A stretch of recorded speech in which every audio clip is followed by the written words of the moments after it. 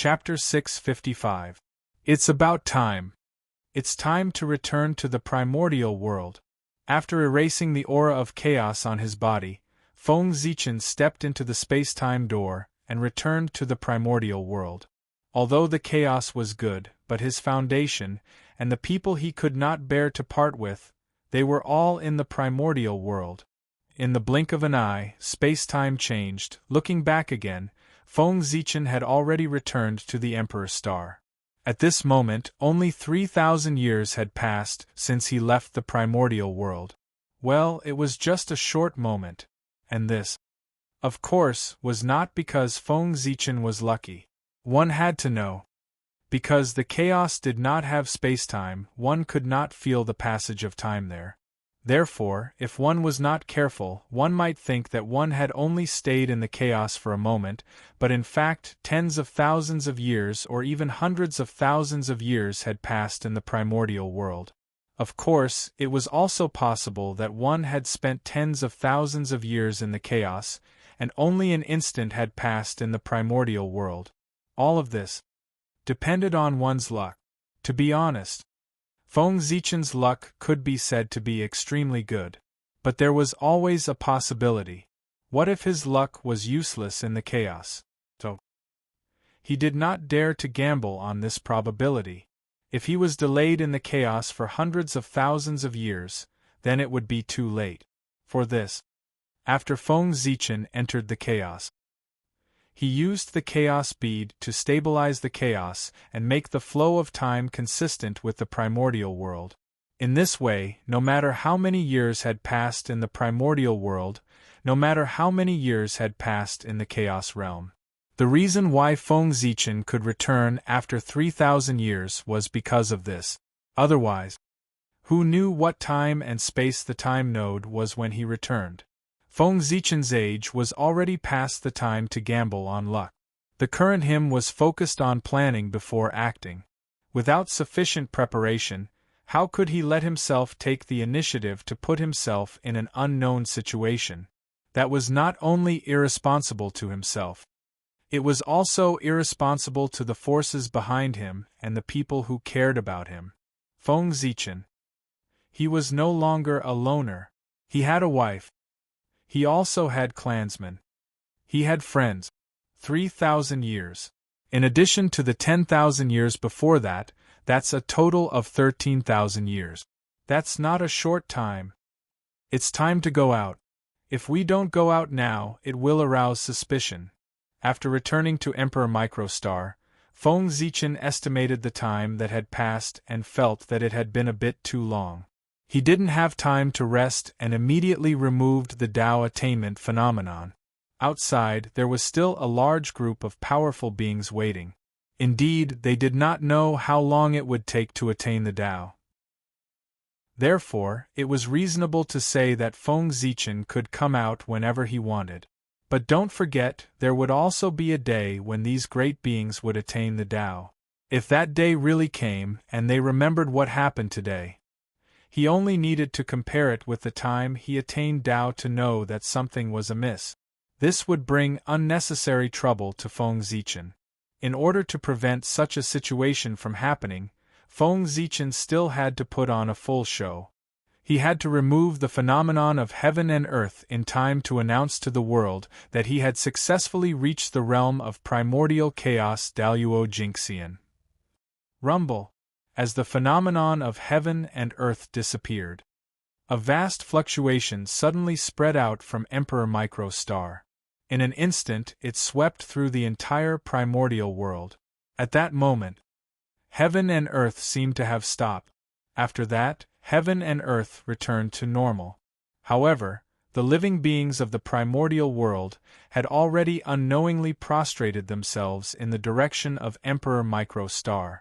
That was Feng Zichen releasing his aura to announce to the world that after Dongwang Tai, the new primordial chaos Daluo Jinxian was born. Of course, in order to keep a trump card, and also to prevent scaring others, Feng Zichen only displayed the cultivation base of the third heaven of primordial chaos to the outside world, not the fifth heaven of primordial chaos. Once he attained the Tao, he would be at the fifth heaven. If word got out, it would be like a myth. It was indeed a little scary. It was better to keep a low profile. At the same time, he could also trick a group of people at the critical moment. The moment Feng Zichen's aura rose, everyone knew that great Emperor Microstar had successfully attained the Tao. In this primordial world, another supreme expert was added to the mix. Suppressing the restlessness in their hearts and restraining the envy in their eyes, the group of great mediums walked out of their cave abodes one after another and headed outside the boundless starry sky to congratulate Feng Zichen for successfully breaking through to primordial chaos Daluo Jinxian. It was no exaggeration to say. The congratulations of everyone came from the bottom of their hearts, because they were all the beneficiaries of Feng Zichen's Tao attainment this time. In the primordial world, there was no such thing. When one person attained the Tao, he suppressed the situation where everyone else could not attain the Tao. In fact, the situation in the primordial world was exactly the opposite. The more people attained the Tao, the easier it was for the people after that to attain the Tao. In the primordial world, above Daluo Jinxian, there was actually no path left. Daluo Jinxian was already at the end of the Tao. But unfortunately, there were many capable people in the primordial world who forcefully broke the limit and walked a path above Daluo Jinxian. This was the origin of primordial chaos, and the new realm had just appeared. There were definitely many imperfections. This required generations of people to work hard to perfect it. And every time there was an additional primordial chaos Daluo Jinxian, the new realm would be perfected a little, and future generations would be able to take fewer detours. Attaining the Tao would also become easier. In this way, everyone had received benefits from Feng Zichen. Even if they did not accept his kindness, they would not speak ill of him. It was just a few words of congratulations. It was not like they would lose a piece of meat if they said it. How could it be compared to the benefits they had received? On the Emperor's star, Feng Zichen saw that everyone was rushing towards the boundless starry sky. It was not good for him to continue sitting down. He quickly got up and went out to welcome them. Poor Wei and the others congratulate your Majesty on attaining the Tao and enjoying the limitless Tao fruit. Your Majesty attaining the primordial chaos Tao fruit is equivalent to breaking free from the cage of heaven and earth. From now on, you will be free and unrestrained. You are really envious of others. When everyone saw Feng Zichen walk out, they all went forward to congratulate him. Fellow Taoists, you are too polite. The Emperor's star is just one step ahead. I think that with your strength, it won't be long before you can take that crucial step and become a primordial chaos Tao realm like me. Waving his hand, Feng Zichen also smiled and congratulated everyone. Just like that. Both sides spoke one after another. Outside the boundless starry sky, they flattered each other. During this period, Feng Zichen did not mention anything about letting everyone enter the boundless starry sky for a chat. As for the crowd, they did not find this strange at all. He did not let everyone enter the boundless starry sky. It was not because there was some secret in the boundless starry sky that could not be discovered by others. It was because there were too many great mediums. If there were 3 or 4, it was fine for Feng Zichen to let them in. But basically all the great mediums of the primordial world had come. How could Feng Zichen dare to let them all in at once? Who knew? Among these great mediums, how many spies of the Chaos Fiend God were there? If they took the opportunity to cause trouble, that would be terrible. In the boundless starry sky, there were 4 great ferocious beasts suppressed. If any one of them was let go, it would be a great disaster for the primordial world. Therefore, Feng Zichen could not gamble. Since he could not determine which group of people were the spies of the Chaos Fiend God, he might as well not let them in. Without a doubt, there must be spies among the great mediums, and there would be many of them.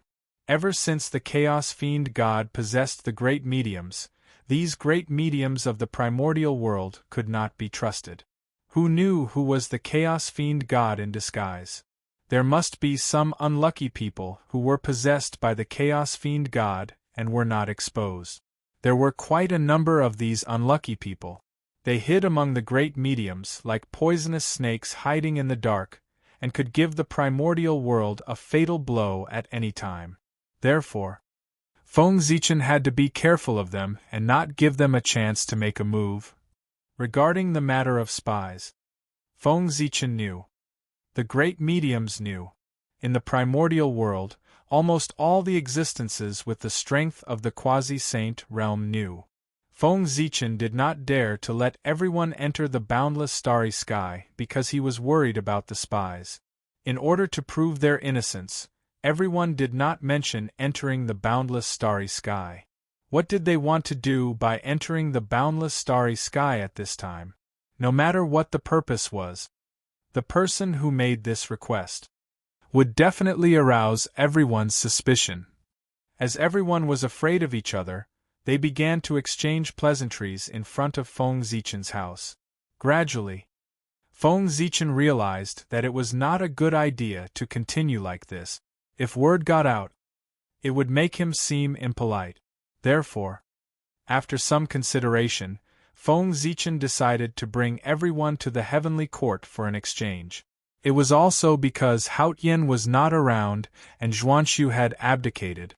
The heavenly court was in a state of being without a master that Feng Zichen dared to do so. If the heavenly court had a master, Feng Zichen's actions would be a slap in the face. No heavenly emperor would be happy. But now, the heavenly court had no master. Of course, he had the final say. Fellow Taoists, it's not convenient for us to talk here. Why don't we go to the heavenly court? It just so happens that we can also discuss the candidate for the next heavenly emperor. The heavenly court has a rule to maintain the operation of the primordial world. It can't be without a master for a long time. After the greetings, Feng Zichen suggested to everyone with a smile. All right. Regarding this, everyone had no objections and agreed. Thus, Feng Zichen led everyone. They headed towards the heavenly court in a mighty manner. Fellow Taoists, now that Zhuanshu has abdicated, causing the position of heavenly emperor to be vacant, the heavenly court cannot be without a master for a day. Do you have a suitable candidate? In the Lingxiao Palace, after some small talk, Feng Zichen finally asked about serious matters. Your Majesty, do we still need the poor Wei and the others to recommend us? Right now, isn't there the most suitable candidate? As soon as Feng Zichen finished speaking, Zhen Yuanzi walked forward and said with a smile, Fellow Taoist Zhen Yuan is talking about? Feng Zichen asked knowingly. He couldn't say his name himself, right? How inappropriate would that be? It's you, Your Majesty. As he said that, without waiting for Feng Zichen to refuse, Zhen Yuanzi continued, Your Majesty is the second in command of the three realms. Now that the heavenly emperor has entered a calamity, it's only right for Your Majesty to step forward and take charge of the heavenly court. This was the truth. It was reasonable and irrefutable. Great Emperor Ziwei was the legal successor of the heavenly emperor. This was recognized by the heavenly Tao. Fellow Taoist Zhen Yuanzi is right. It's most appropriate for His Majesty to step forward and take charge of the heavenly court. If His Majesty hadn't been seriously injured back then, His Majesty would have stepped forward to clean up the mess when the heavenly emperor entered the calamity. Why would he need to give up the 5 emperor positions to the human race?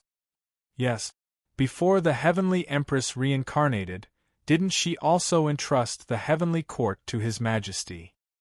After Zhen Yuanzi finished speaking, the remaining great mediums echoed, actually, in their hearts, as long as it wasn't a human who continued to be the heavenly emperor, then it didn't matter who came to be the heavenly emperor.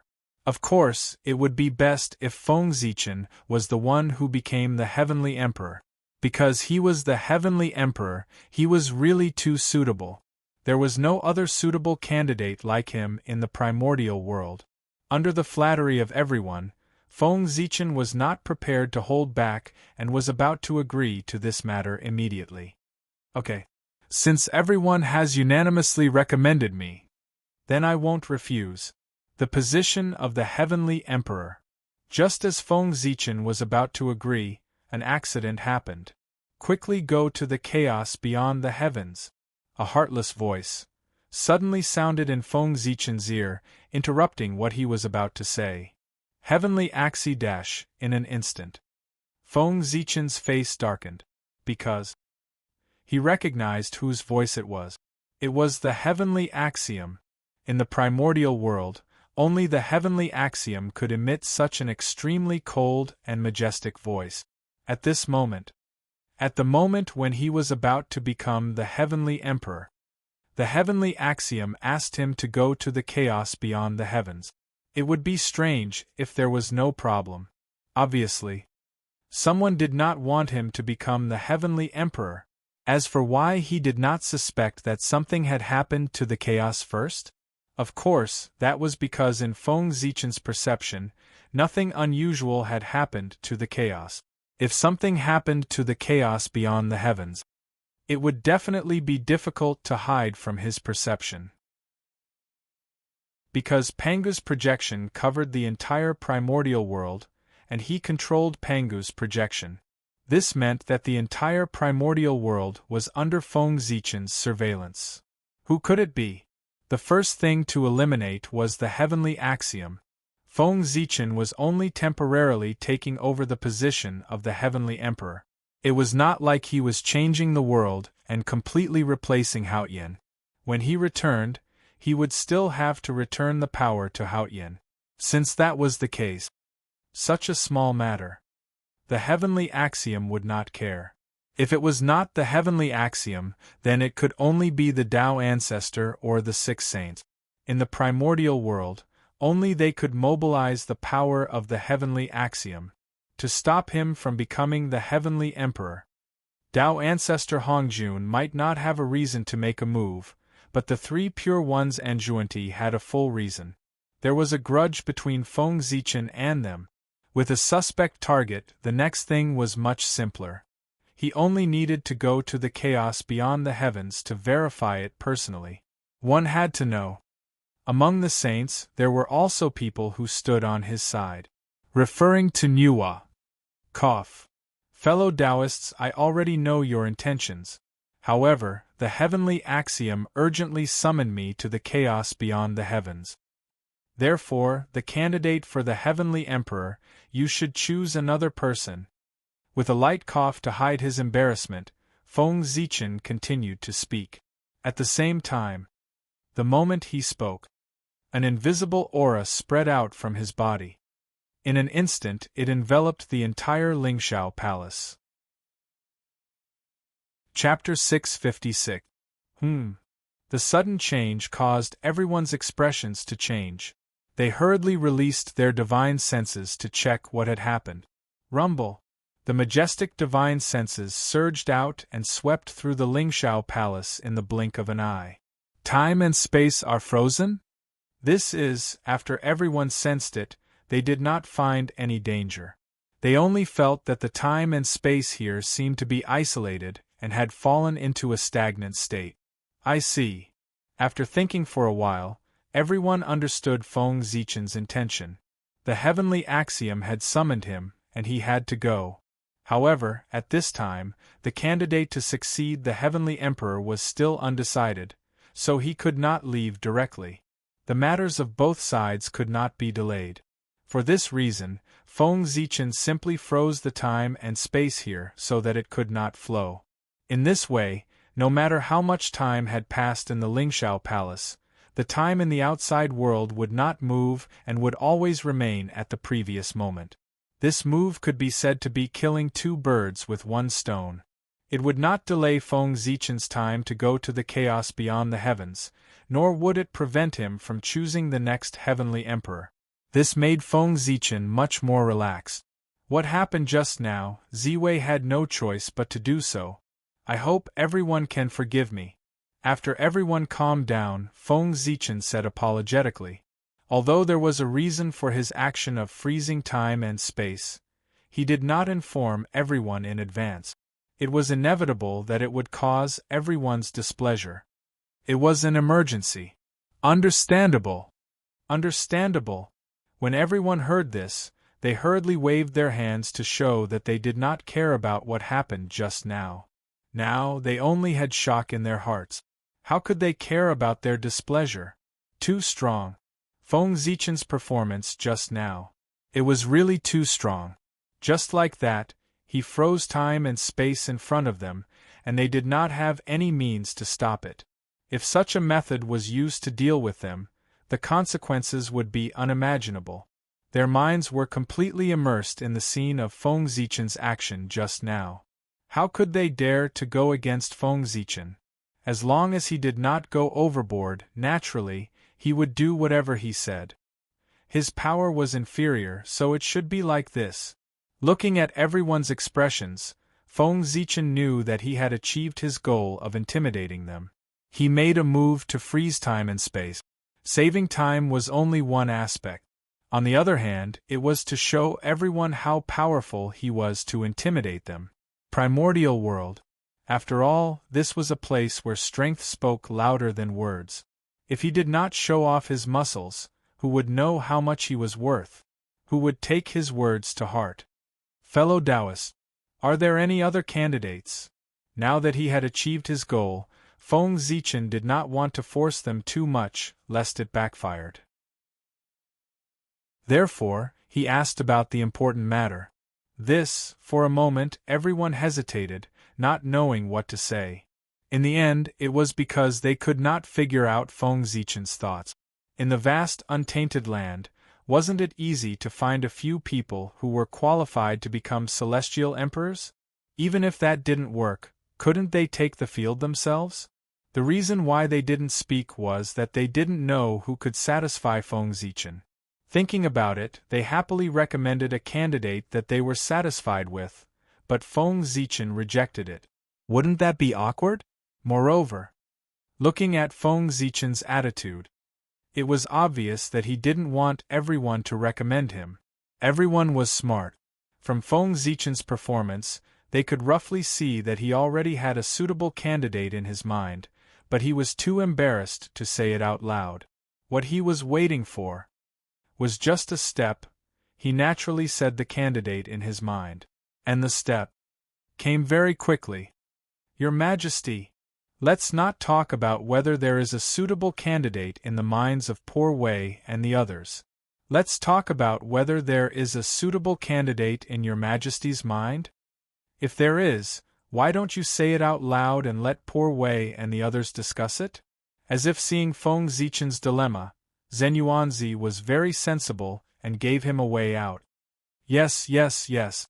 We have already recommended him just now. Now it's time for your Majesty to recommend him. Hearing this, everyone hurriedly echoed.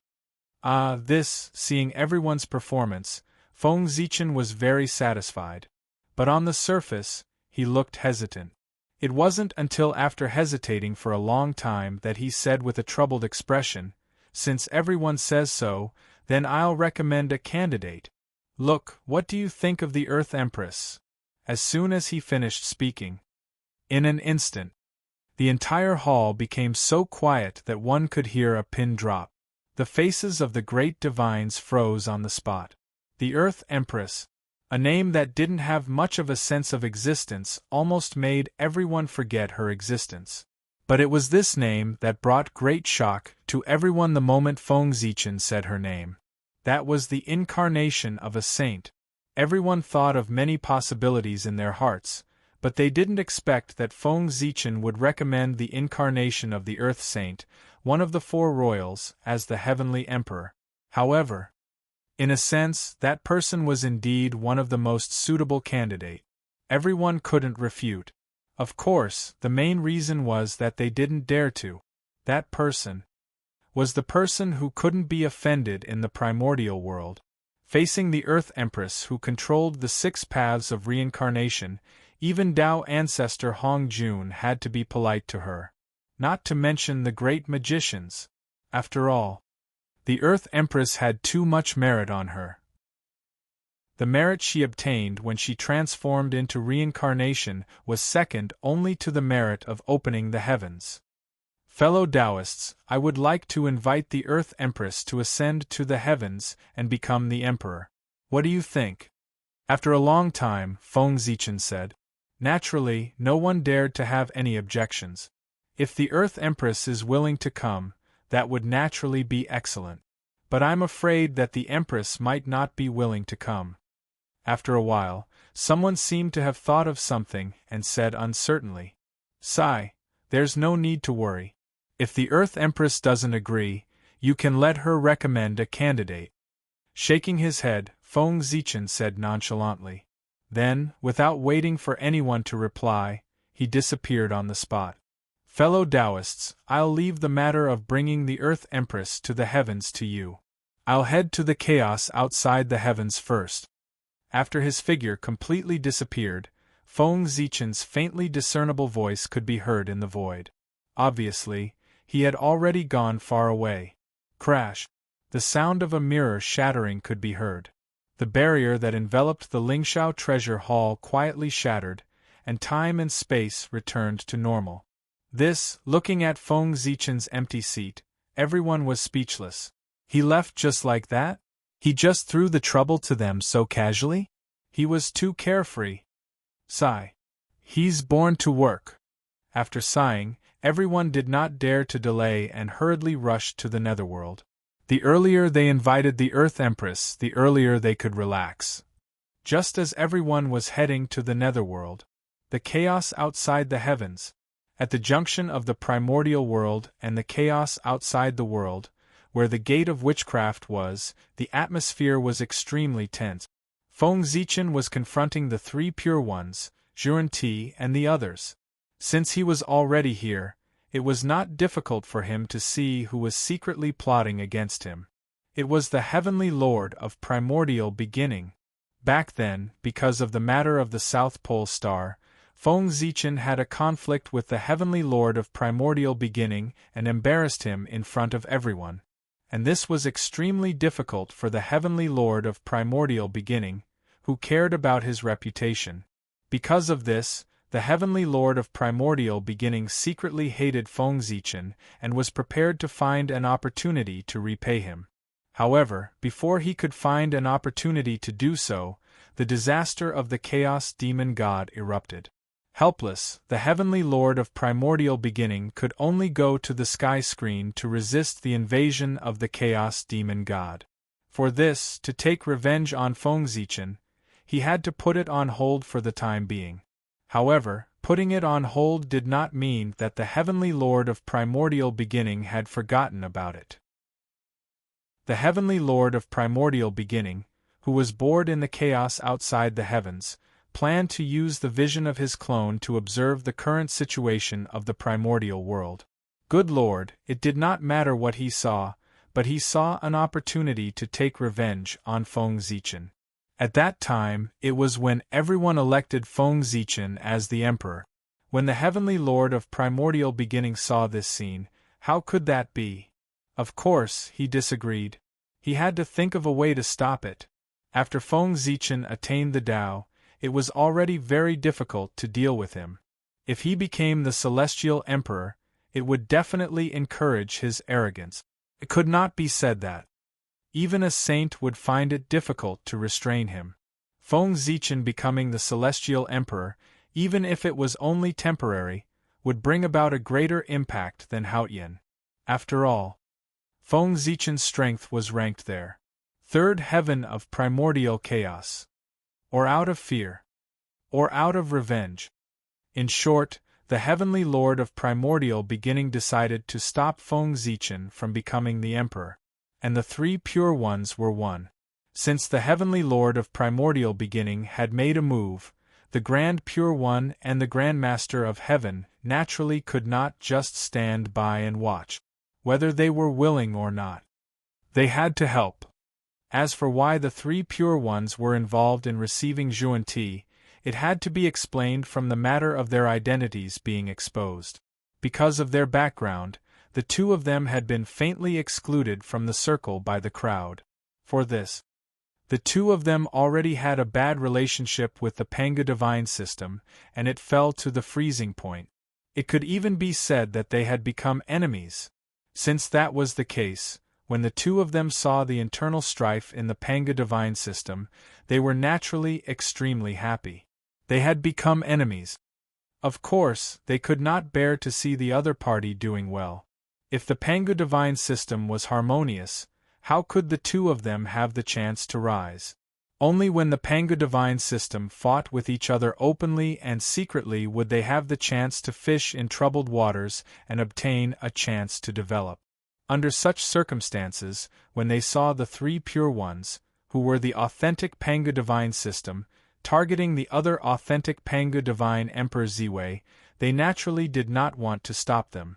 Instead, they wanted to add fuel to the fire and make the relationship between them even worse. Only in this way would it be in their interest. Therefore, it was precisely because of this consideration. When the three pure ones made a move, receiving Zhuan-Ti also secretly helped. The power of the five saints working together was enough to affect the operation of the Way of the Heavens for a short period of time. This was also the reason why the Way of the Heavens called Feng Zichen to the chaos beyond the heavens. It was completely the result of the saints behind the scenes. Heavenly Lord of primordial beginning. What do you mean? Standing in the chaos, Feng Zichen coldly questioned the Heavenly Lord of primordial beginning opposite him. As he spoke, an invisible aura erupted. It pressed forward with a loud bang, crushing the surrounding chaos aura. To be honest, compared to the chaos aura of the great chaos beyond the realm, the chaos aura of the chaos beyond the heavens was as weak as a baby. Too weak. Feng Zichen could shatter it with a slight move. Feng Zichen was very angry, very angry. The position of Celestial Emperor was right in front of him, but it was gone just like that. No matter who it was, they would be angry. Moreover, was Feng Zichen angry about losing the position of Celestial Emperor? He was angry about the occurrence of the variables. The situation had already somewhat exceeded his control. One had to know that the position of Celestial Emperor was related to the future of the human race. In the end, it was lost by the Heavenly Lord of primordial beginning just like that. How could he not hate? If it weren't for the fact that the other party had more people, Feng Zichen would probably have made a move directly. However, he couldn't even defeat the three pure ones when they joined forces, let alone the two of them who were receiving Zhuan-Ti. However, even if he couldn't defeat them, he couldn't lose his momentum. After all, he was in the right. Moreover, the three pure ones probably couldn't afford to lose that person and would join forces to attack him. If Zhuan-Ti was receiving Zhuan-Ti, Feng Zichen believed that the two of them would join forces. However, the three pure ones might not be so. It was not a good thing to care about face. Fellow Taoist Ziwei, what do you mean by this? Seeing Feng Zichen's aggressive posture, the Grand Pure One asked with some displeasure. At the same time as he spoke, he gently waved his hand and created a breeze. He easily resolved Feng Zichen's aura. Seeing this scene, Feng Zichen's pupils constricted. Just from this move, it could be seen that the Grand Pure One's cultivation was not weak. One had to know, in order to gain the upper hand, when Feng Zichen unleashed his aura. Although he did not use the Ziwei Emperor Qi, he used the power of the boundless starry sky. With the domineering power of the boundless starry sky, even if Feng Zichen unleashed it with the cultivation of the third heaven of primordial chaos, its power was not weaker than the full-strength attack of an ordinary primordial chaos expert. It was such an attack. But it was easily resolved by the Grand Pure One. From this, it could be deduced that he had at least the sixth heaven of primordial chaos. Well, most importantly, or because Feng Zichen could not see through the realm of the Grand Pure One. With his cultivation of the fifth heaven of primordial chaos, he could not see the true realm of the Grand Pure One. Without a doubt, the Grand Pure One was definitely stronger than him. That was the sixth heaven, of course. Feng Zichen could not see the realm of the Grand Pure One. However, the realm of others could not be hidden from him. Heavenly Lord of Primordial Beginning, Grand Master of Heaven, Saint Jia-in, and Goddess Nuwa were all at the fifth heaven of primordial chaos like him. However, because of the mending of the heavens, there was something wrong with Goddess Nuwa's condition. She looked a little weak.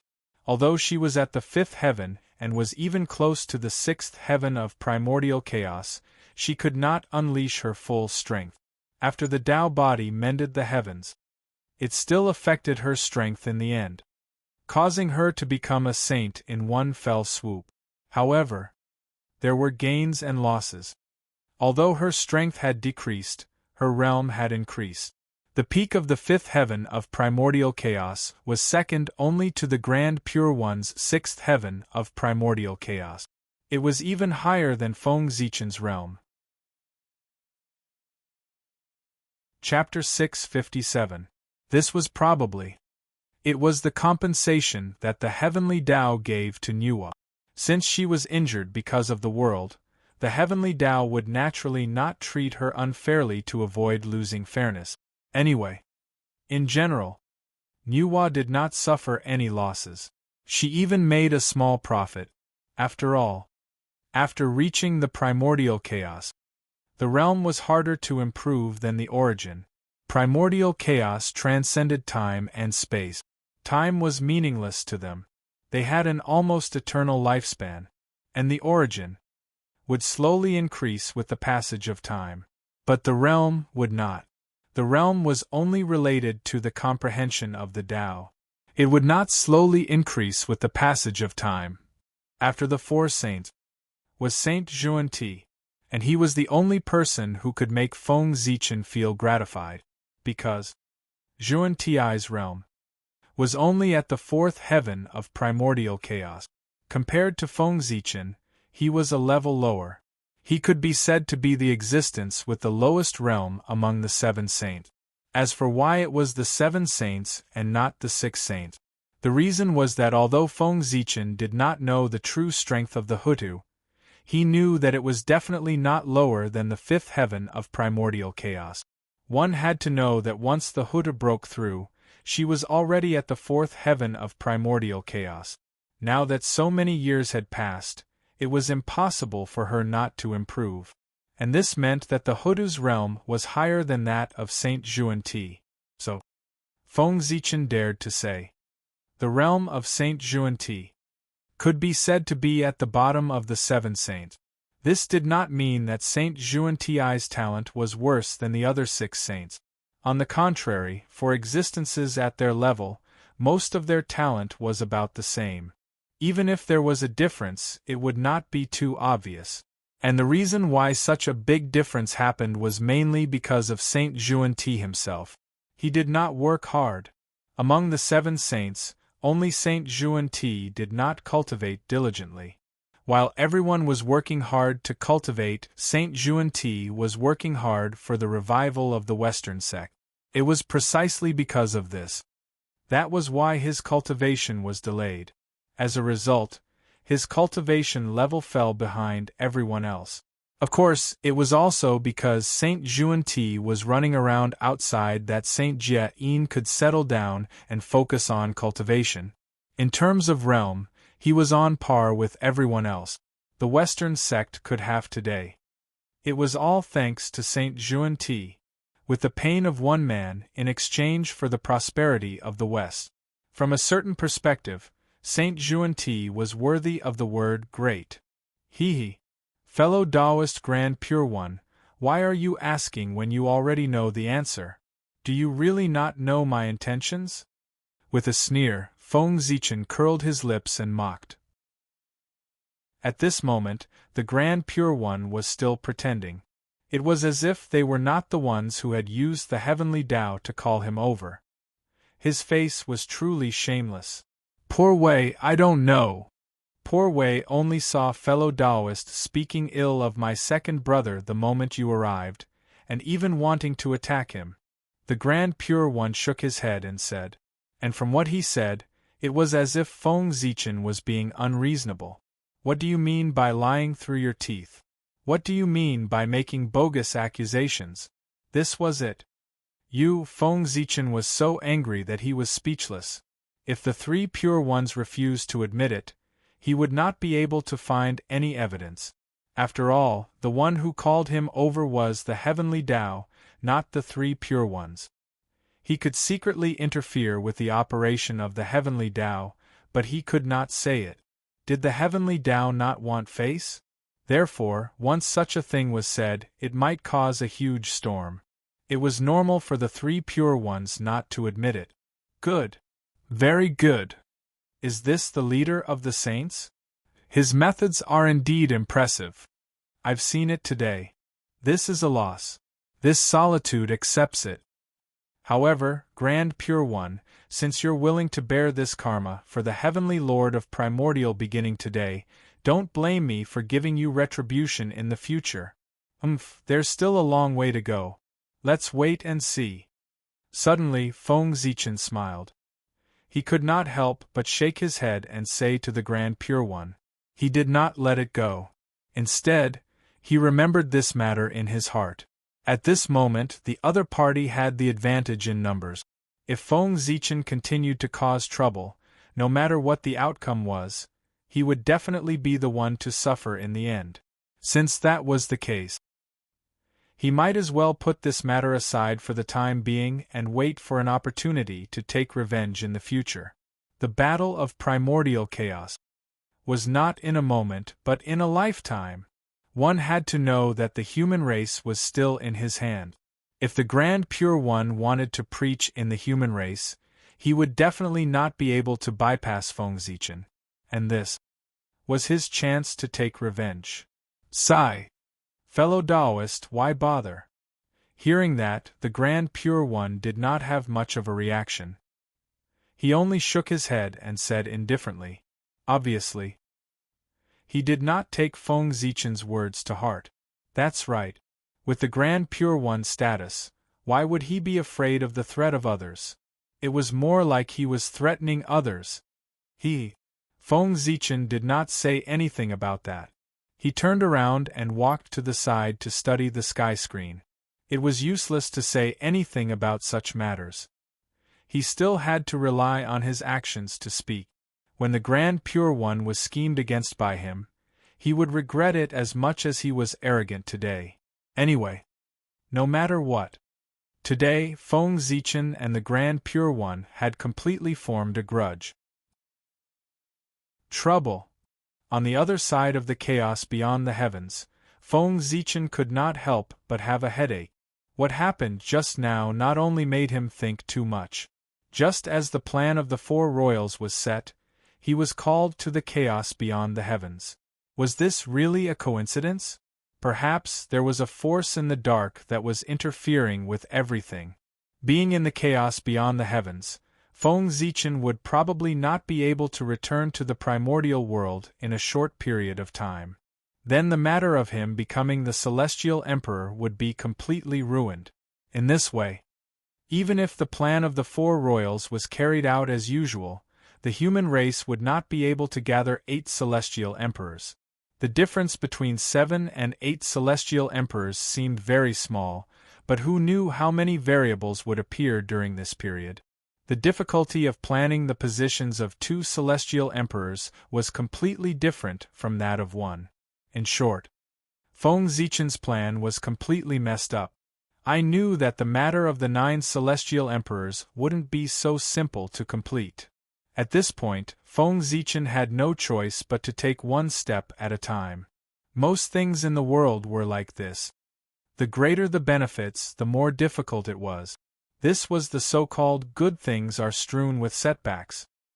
At this moment, in the primordial world, in front of the netherworld, A group of great divine abilities stood there quietly, as if waiting for someone to arrive. They were waiting for the Lady of Earth. With the speed of the great divine abilities, they naturally arrived at the netherworld very quickly. However, it was not until they arrived at the netherworld that they realized that the netherworld was still in a sealed state. In other words, they could not enter. That was awkward. However, even if they could not enter, they still had to do it. Therefore, Zenuanzi stepped forward and contacted the Lady of Earth across world. Why Zenuanzi? Because he was a famous good person in the primordial world. He had face with everyone. Moreover, Zenuanzi and the Lady of Earth were both cultivators of the path of Earth. They had a friendship in the early years. It was best for him to step forward. Just as everyone was silent, the Lady of Earth came slowly. Fellow Taoists, please don't blame me. Now that the Chaos Fiend God is causing trouble in the netherworld, in order to prevent him from escaping the netherworld and causing trouble in the primordial world, we have no choice but to join forces to seal the realm. We can't let outsiders enter at will. Walking in front of everyone, the Lady of Earth said apologetically. That's how it should be. Hearing that, everyone did not show any dissatisfaction and expressed their understanding. The Chaos Fiend God was a huge problem. Compared to him, their grievances were nothing. Fellow Taoists, what brings you here? After exchanging pleasantries, the Lady of Earth asked about their intentions. Empress, Poor Wei and the others are here to invite you to ascend to the heavens. Zenuanzi straightened his face and spoke on behalf of everyone. The Lady of Earth was a little puzzled. Empress, you might not know this, but ever since Emperor Xian abdicated, the position of Celestial Emperor has been empty. However, the heavenly court cannot be without a ruler for a day. Therefore, we have specially come here to invite you to ascend to the heavens and become the Emperor.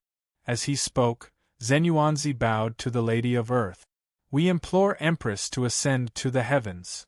When the people behind him saw this, they followed suit and bowed. The Lady of Earth was speechless. She hadn't figured out what had happened yet, and they wanted her to ascend to the heavens and become the Emperor? Her heart stirred slightly. In just an instant, the Lady of Earth knew the cause and effect. She couldn't help but be annoyed with Feng Zichen. What kind of idea did he come up with? Now, there were still a lot of things waiting for her to deal with in the netherworld. How could she have the time to go to the heavenly court to become the Emperor? Fellow Taoists, please get up. There were thousands of thoughts in her mind, but the Lady of Earth didn't forget to ask everyone to get up. What was the point of bowing all the time? I already know the purpose of everyone's visit, but everyone knows the situation in the netherworld. The tribulation of the Chaos Fiend God hasn't passed, so I really can't leave. Shaking her head, the Lady of Earth refused. If there was no threat from the Chaos Fiend God, she would have agreed. But now, there were countless Chaos Fiend gods hidden in the 9 underworlds. In order to prevent them from attacking the 6 paths of reincarnation, none of the top combat strength of the netherworld could leave. So, the Lady of Earth couldn't agree to everyone's request. When everyone heard this, they couldn't help but look at each other, their faces full of embarrassment. This reason, it could be considered as blocking all their words of persuasion. The position of the Celestial Emperor was very important, but the safety of the primordial world was even more important. If the Chaos Fiend God fled to the primordial world because of the Lady of Earth's departure, then their sins would be great. Then, Empress, do you have a suitable candidate in mind? Everyone felt helpless. They knew that it was impossible for the Lady of Earth to become the Celestial Emperor, so they asked. They thought that since they had come this time, they couldn't come in vain. It didn't matter if they couldn't invite the Lady of Earth. It wasn't impossible for her to recommend a suitable candidate. The great Emperor of Ziwei wasn't around. The great Emperor of the South Pole was in seclusion to heal his injuries. After the North Star Emperor faked his death, no one knew where he went. Of the 4 heavenly emperors, The only one who was still active was the Lady of Earth. So, this concerned the candidate of the Celestial Emperor. Who else could they ask? No one else had the right to agree. A suitable candidate? Yes. It's not that there isn't one. The Lady of Earth originally wanted to reject him directly, but suddenly, an idea flashed through her mind. She thought of someone and could not help but change her words. Who? After hearing that the Lady of Earth had a candidate, everyone's hearts skipped a beat and they quickly asked. At this moment, everyone had already made up their minds. As long as the candidate proposed by the Lady of Earth wasn't too ridiculous, no matter who it was, they would directly agree. It was too annoying. This matter was too vexing. It was just choosing a temporary celestial emperor, and there were so many twists and turns. They had to run around. Wasn't it deliberately tormenting people?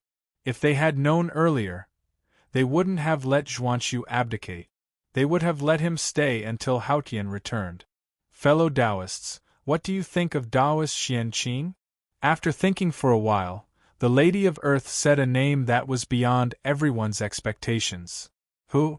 Empress, who are you talking about? Hearing this, everyone was stunned and asked in disbelief. They felt that the Xianqing that the Lady of Earth mentioned was not the same person as the Xianqing that they knew. The 9 heavens immortal venerables of the celestial sect of wonders, Taoist Xianqing. He is also the grand disciple of Tao ancestor Hongjun, the eldest disciple of fellow Taoist Shangqing, and your disciple nephew. Seeing that everyone was puzzled, the Lady of Earth repeated and emphasized Xianqing's origin. A genius of the celestial sect of wonders. The first person of the 3rd generation. This is one of your own. To let one of your own become the celestial emperor, I, the Lady of Earth, am generous enough. Empress, you're talking about disciple-nephew Xianqing. If it's him, it's not impossible.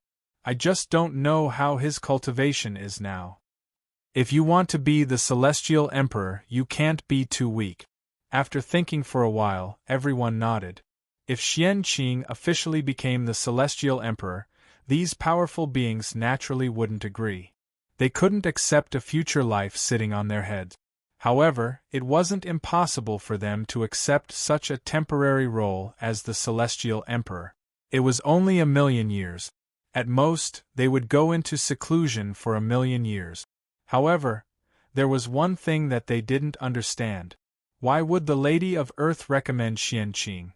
One had to know Xianqing was a member of their celestial sect of wonders. The kind that couldn't be in the middle. Moreover, Xianqing was from the 3 pure ones. As everyone knew, the relationship between the 3 pure ones and the 12 ancestral shamans had always been bad. This made people have to investigate whether there was any conspiracy behind the Lady of Earth's recommendation of Xianqing. However, it didn't matter. Even if there was any conspiracy, it was aimed at the 3 pure ones. It had nothing to do with them. It should be the 3 pure ones' headache. And they. All he had to do was to complete his mission. Empress, since that's the case, Poor Wei and the others will take their leave. Let's go to the East Sea to see how strong Xianqing is. We'll make plans after that.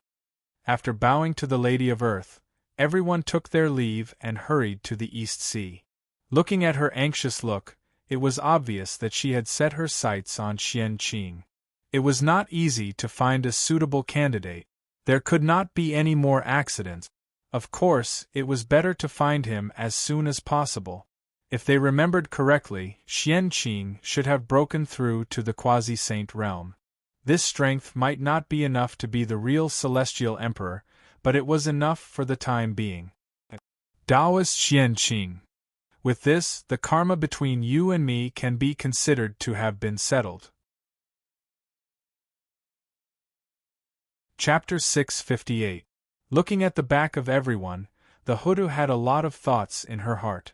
She recommended Xianqing to be the celestial emperor, of course, not because of Fengzichen. In fact, because of the special identity of Xianqing. Fengzichen hid his identity very well.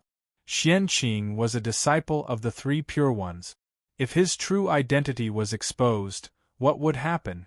If not, the Three Pure Ones, who were enraged out of humiliation, would crush his bones and scatter his ashes. Therefore, in the primordial world, other than him, no one knew the relationship between him and Xianqing. In other words, in the eyes of the primordial world's great masters and even the heavenly Tao, Xianqing was a connate godfiend born from the connate pure qi. He was a separate individual and had nothing to do with Feng Zichen. Then, the problem came. Since the relationship between Xianqing and Feng Zichen was not exposed, why did the Buddha recommend Xianqing to be the celestial emperor? And this had to start from when the Buddha turned into reincarnation. Back then, when the Buddha turned into reincarnation in the Sea of Blood. Xianqing had once used the white lotus of purification to purify the vengeful souls and perfect the netherworld, helping the Hutu. For this, karma was formed between the two of them. Whether the Hutu was willing or not, she owed Xianqing a favor. Then, Xianqing obtained the consent of the mighty figures of the netherworld and opened up the 10 directions Pure Land in this world. He used the white lotus of purification as a boat to guide the billions of suffering people in the primordial world. And the 10 directions Pure Land became the nail that the celestial sect of wonders buried in the netherworld. At the same time, it was also the only force of the celestial sect of wonders in the netherworld. The 10 directions Pure Land was formed. What was settled was only the karma between Xianqing and the netherworld, but the karma between him and the Hutu was not settled. No matter what Xianqing's original purpose was, he did contribute when the Hutu turned into reincarnation. The Hutu had to accept his favor, whether she was willing or not. This was karma. All along, the Hutu had wanted to repay this karma to maintain the clarity of her soul. But she had never found an opportunity. Because Xianqing was too outstanding, the Hutu could not find a suitable thing to compensate him. Things had been put aside, and as time passed, this matter gradually turned into a sore point for Hutu. Logically speaking, a mere strand of karma should not have affected Hutu so much. However, Xianqing was a disciple of the Three Pure Ones. There was no need to talk about the relationship between the Three Pure Ones and the 12 Grand Sorcerers. In that case, as the ancestor of sorcery, the last thing Hutu wanted in her life was to have anything to do with the Three Pure Ones. But because of Xianqing, he was involved with the Three Pure Ones. This was something that Hutu couldn't tolerate. That was why she had been thinking of ways to end the karma with Xianqing. But it was a pity. No matter what Hutu did, she failed. As the leader of the 3 generations, Xianqing really didn't lack anything. Originally, as time passed, Hutu was about to give up. He decided to let nature take its course. After all, saints were immortal. In their long lives, there would always be a time when they would repay their karma. But she didn't expect that with the arrival of these people, Hutu would see the possibility of repaying her karma. If Xianqing was promoted to the position of celestial emperor, wouldn't the karma between him and her be settled? The celestial emperor was the supreme being of the primordial world. He had the luck of heaven and earth in his body. He had great creation and great merit. He could be said to be boundless. If Xianqing became the celestial emperor, even if it was only temporary, he would be able to obtain unimaginable benefits. Perhaps this experience would be his capital to become the primordial chaos Daluo Jinxian in the future. The benefits of this. It was enough to end the karma with Xianqing. That was what Huda thought. That was what she did. Therefore, she directly recommended Xianqing to everyone. Moreover, she wasn't afraid that everyone would refuse. Because Huda didn't intend to ask for everyone's opinion at all. It wasn't easy for her to find a way to repay her karma. How could she let it go? In fact, regardless of whether everyone agreed or not, Huda would push Xianqing to the position of celestial emperor to end the karma. Don't doubt that as the only saint who could appear in the primordial world, Huda had this ability. She was invincible. That was the current Hutu. If everyone disagreed, then they would fight until they agreed. It was also because everyone was tactful that they didn't say anything to refuse. Otherwise, they would probably suffer a lot of physical pain. After all, the witch race's violent temper. That was famous in the primordial world. Everything was perfect, but from the beginning to the end, Hutu and the others had never considered Xianqing's attitude. They weren't worried that he would refuse. That was true. Everyone was here. There was no room for Xianqing to refuse. Besides, he wasn't prepared to refuse. East Sea. Penglai Immortal Island. Xianqing, who was in seclusion, suddenly felt a terrifying aura coming from afar. At that moment, he couldn't care less about his seclusion. He rushed out of the island and looked into the distance. After him, a figure walked out from the depths of the East Sea. He looked into the distance with a face full of surprise and uncertainty. This was a peerless expert of the Dragon Clan. When the experts of the Aqua Clan were heading to the easternmost region, he had been secretly guarding the East Sea to prevent anyone from seizing the foundation of the Dragon Clan. Today, he, who was sleeping, was awakened by the terrifying aura coming from afar. He thought that something had happened in the East Sea, so he hurriedly ran out to observe the situation. Hiss! These auras are so familiar. They are, above the East Sea. Xianqing looked at the large auspicious clouds floating in the distance in bewilderment. He couldn't figure out why everyone had rushed to the East Sea. Looking at their route, their goal was the Penglai Immortal Island. In the sky, the auspicious clouds were endless, almost covering half of the sky. Seeing this, Xianqing didn't know who had come. He had lived so long in vain. But he didn't know why they were here? Did something big happen? Or were they here to cause trouble for him? Thinking of this, Xianqing couldn't help but reflect on his recent actions. But he suddenly realized that he had been in seclusion on the Penglai Immortal Island recently. He hadn't done anything. So, they weren't here to cause trouble for him. Something big had happened, and it had something to do with him. Faintly, Xianqing felt his mind shake, and a divine light appeared in front of his eyes. It was as if something amazing was about to happen to him. A whim. This was a sign that something good was about to happen. Thinking of this, Xianqing completely relaxed. He squeezed out a smile and greeted the people who had rushed over from afar. Uncle Masters, why didn't you greet Xianqing before you came here? So that Xianqing could be prepared and not be rude. Coming in front of everyone, Xianqing bowed and said, "Yes. Not bad. The cultivation of a late-stage quasi-saint is not bad. What do you think, everyone? It's him. How about it?" Everyone ignored Xianqing. They just went forward and carefully sized him up before communicating with each other. Sure. As if they had reached some consensus, everyone nodded. Uncle Masters, what do you mean by this? Being sized up by a group of single old men, Xianqing was very uncomfortable and couldn't help but ask. Disciple-nephew Xianqing, you're in luck. Now that the position of Heavenly Emperor is empty, in order to prevent the Heavenly Court from being without a master for a long time, it will affect the normal operation of the primordial world. Goddess Hutu recommended you to the Poor Way and the others so that you can ascend to the Heavenly Emperor. So, disciple-nephew, if there's nothing else, you can go to the heavenly realm with the Poor Way and the others. Withdrawing his gaze from Xianqing, a great magician said with an expression that said, "You're in luck." Hearing this, Xianqing was at a loss. To be honest, he was really shocked. The surprise had come too suddenly.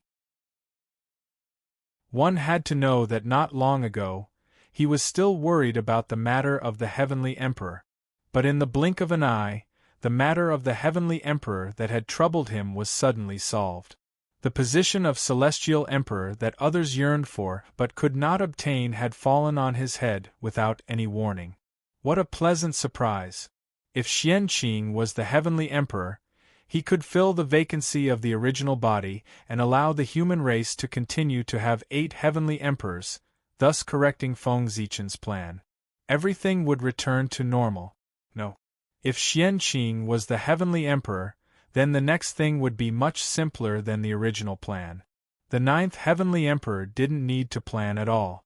As long as he let nature take its course, it would naturally appear.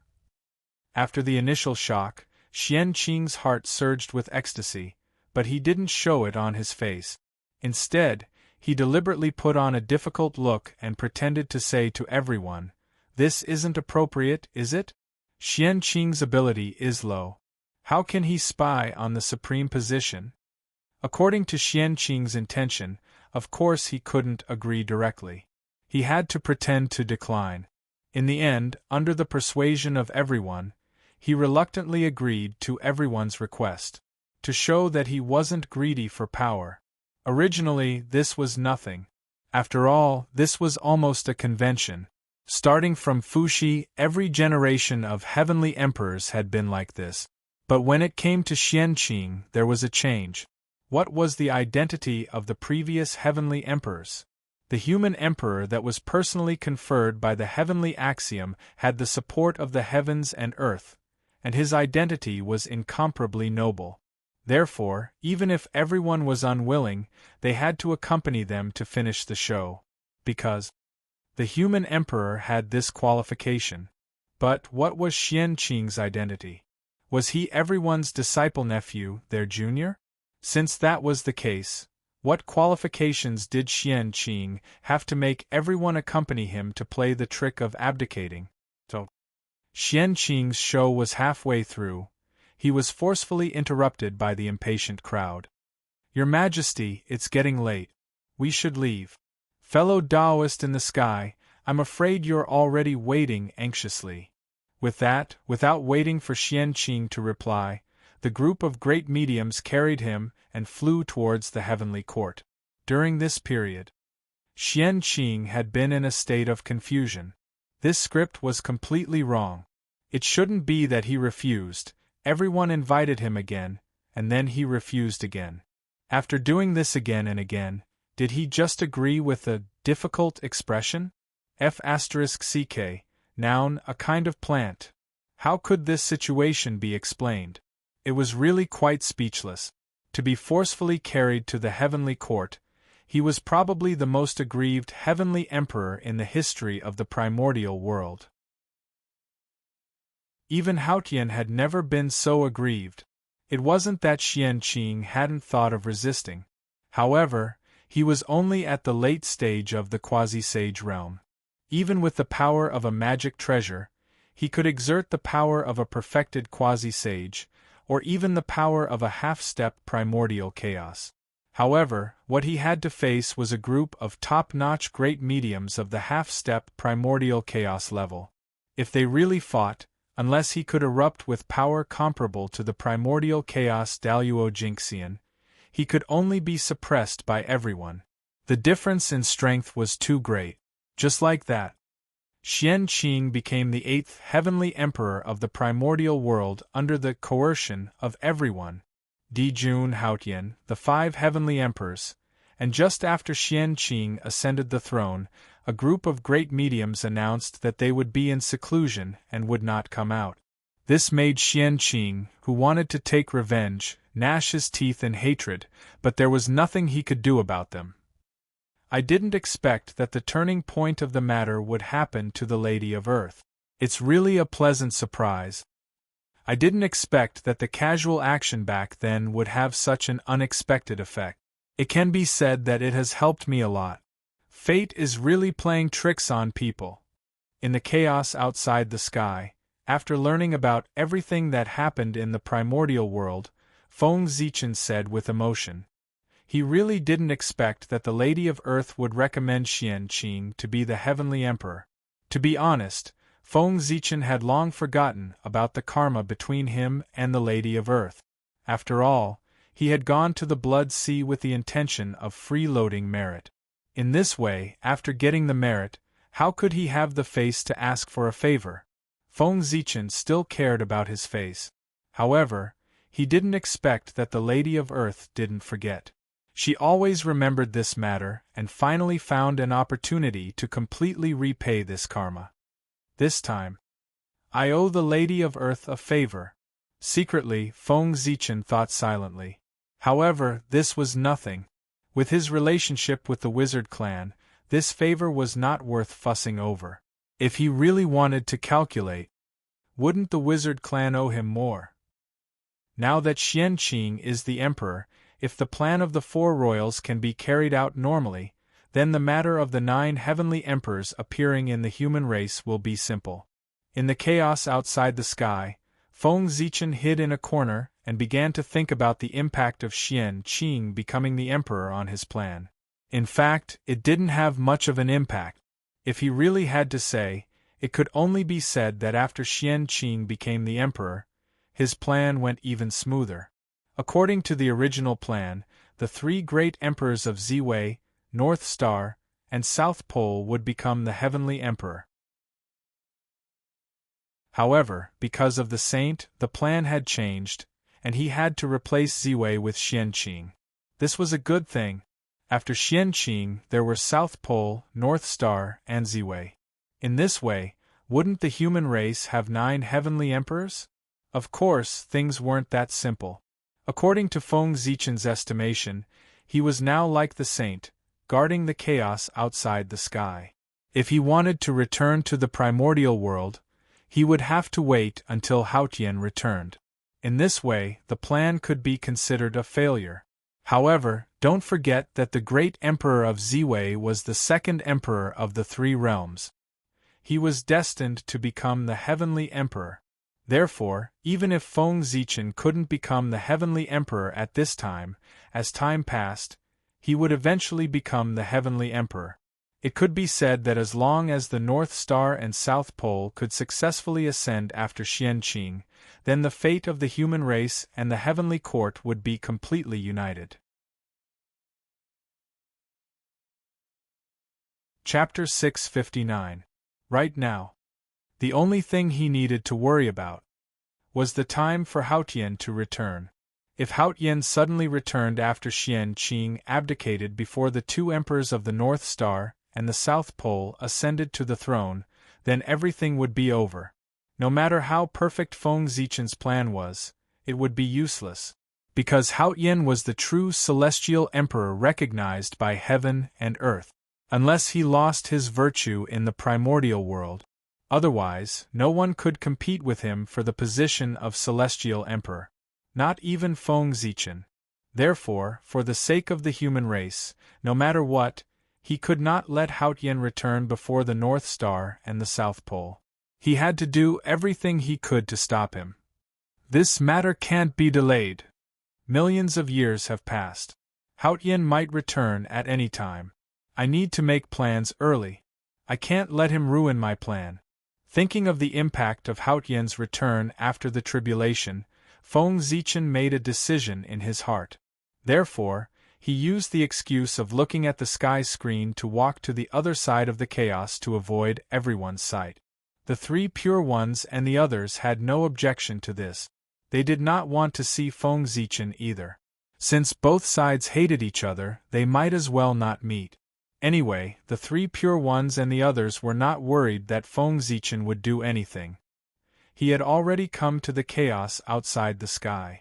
Could he still jump across the boundless chaos and interfere with the normal operation of the primordial world?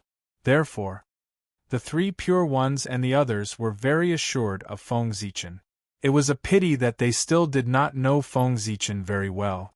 Not to mention the chaos outside the sky, even in the chaos outside the world, Feng Zichen had a way to interfere with the normal operation of the primordial world. The huge projection of Pangu standing above the primordial world was the reason why he could still control the primordial world after leaving it. After all, the name of Pangu went deep into every corner of the primordial world. Feng Zichen walked for a long time in the chaos outside the sky. He only stopped when he could not see the figures of the 3 pure ones and the others. It's here. Calming his mind, Feng Zichen followed the connection and established a connection with the projection of Pangu standing above the primordial world. Sacrifice. An extremely small fluctuation emitted from Feng Zichen's body, crossed the boundless chaos, and entered the projection of Pangu. Then, this inconceivably huge existence suddenly opened its eyes. Soon after, an invisible aura burst out and shook the entire untainted land. Rumble. At this moment, all the living beings in the untainted land, including the powerful divines and the saints in the chaos outside the sky, felt their hearts throbbing inexplicably. They could not help but feel a chill in their hearts as if they were being targeted by some great existence. But no matter how they probed, they could not find the source of this throbbing. Just as everyone was puzzled, another supreme power swept over and swept past their bodies. After that, these powerful beings all forgot what had just happened. It was the same for the saint. The reason for all of this was the power of Pangu's projection. Pangu's strength could be seen from this. Of course, not everyone was affected by the power of Pangu's projection. After all, Pangu's projection was only Pangu's projection. It was not the real Pangu, so its power was not limitless. And this upper limit was the perfected primordial chaos. Therefore, Tao ancestor Hongjun, who was in the Purple Cloud Palace, was not affected by this power. He still remembered everything that had just happened. What? Pangu? Why would Grand Monarch Pangu's power suddenly appear? Could it be that there's some change in the primordial world that the poor Wei doesn't know about? In the Purple Cloud Palace, Tao ancestor Hongjun stared at the primordial world in surprise, hoping to find something wrong. But unfortunately, he stared with his eyes wide open for a long time, but he did not find anything unusual. The primordial world was still operating normally. It shouldn't be. After staring for a long time, Tao ancestor Hongjun did not see anything. He could only helplessly withdraw his gaze and continue to comprehend the heavenly Tao. He blamed all of this on the fact that Pangu's power was too strong, beyond his understanding. Therefore, he could not see anything. It was normal for Tao ancestor Hongjun to think so. After all, it was not the first time that he could not see the impact of Pangu's attack. For example, last time, Pangu's will suddenly appeared and blasted at the Chaos Demon God from afar. He could not see what Pangu's purpose was. This kind of thing might be shocking once or twice, but after experiencing it many times, he would get used to it. Just as Tao ancestor Hongjun continued to comprehend the Tao, in a place that he could not see, under the influence of Pangu's projection, the vast and unfathomable heavenly Tao slowly changed. The heavenly Tao changed.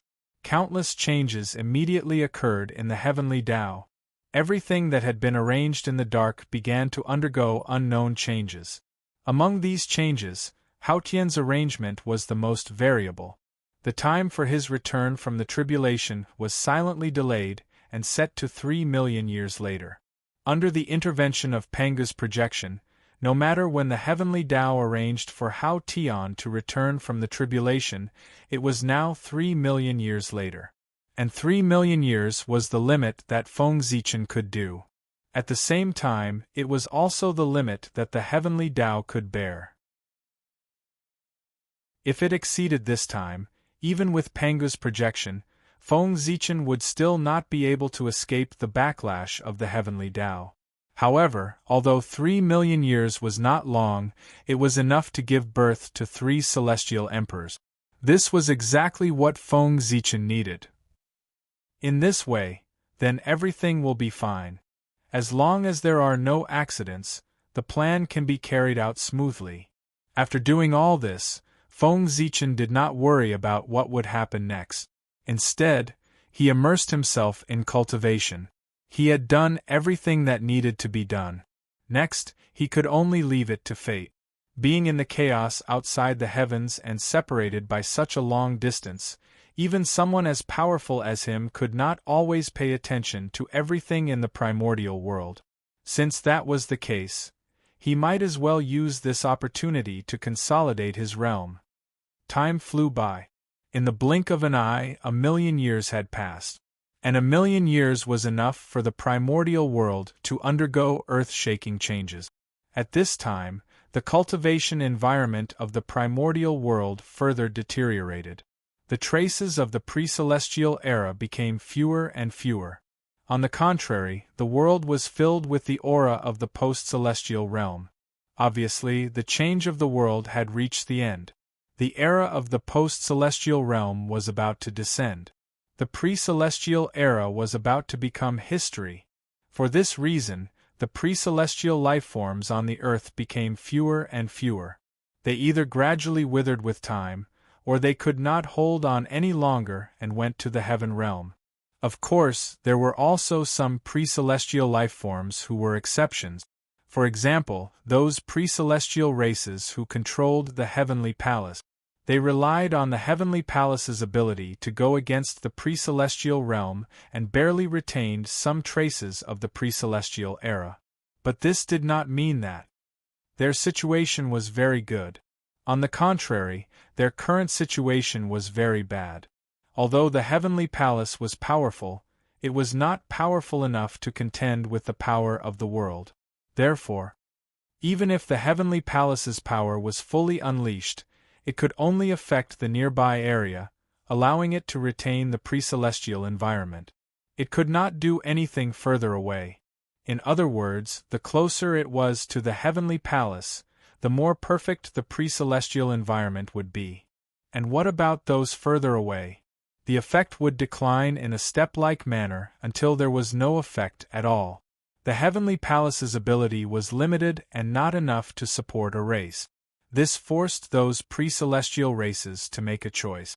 They let the direct descendants live near the heavenly palace and occupy the best place. The collateral descendants lived in the periphery of the heavenly palace. By doing so, they preserved the congenital bloodline of the direct descendants.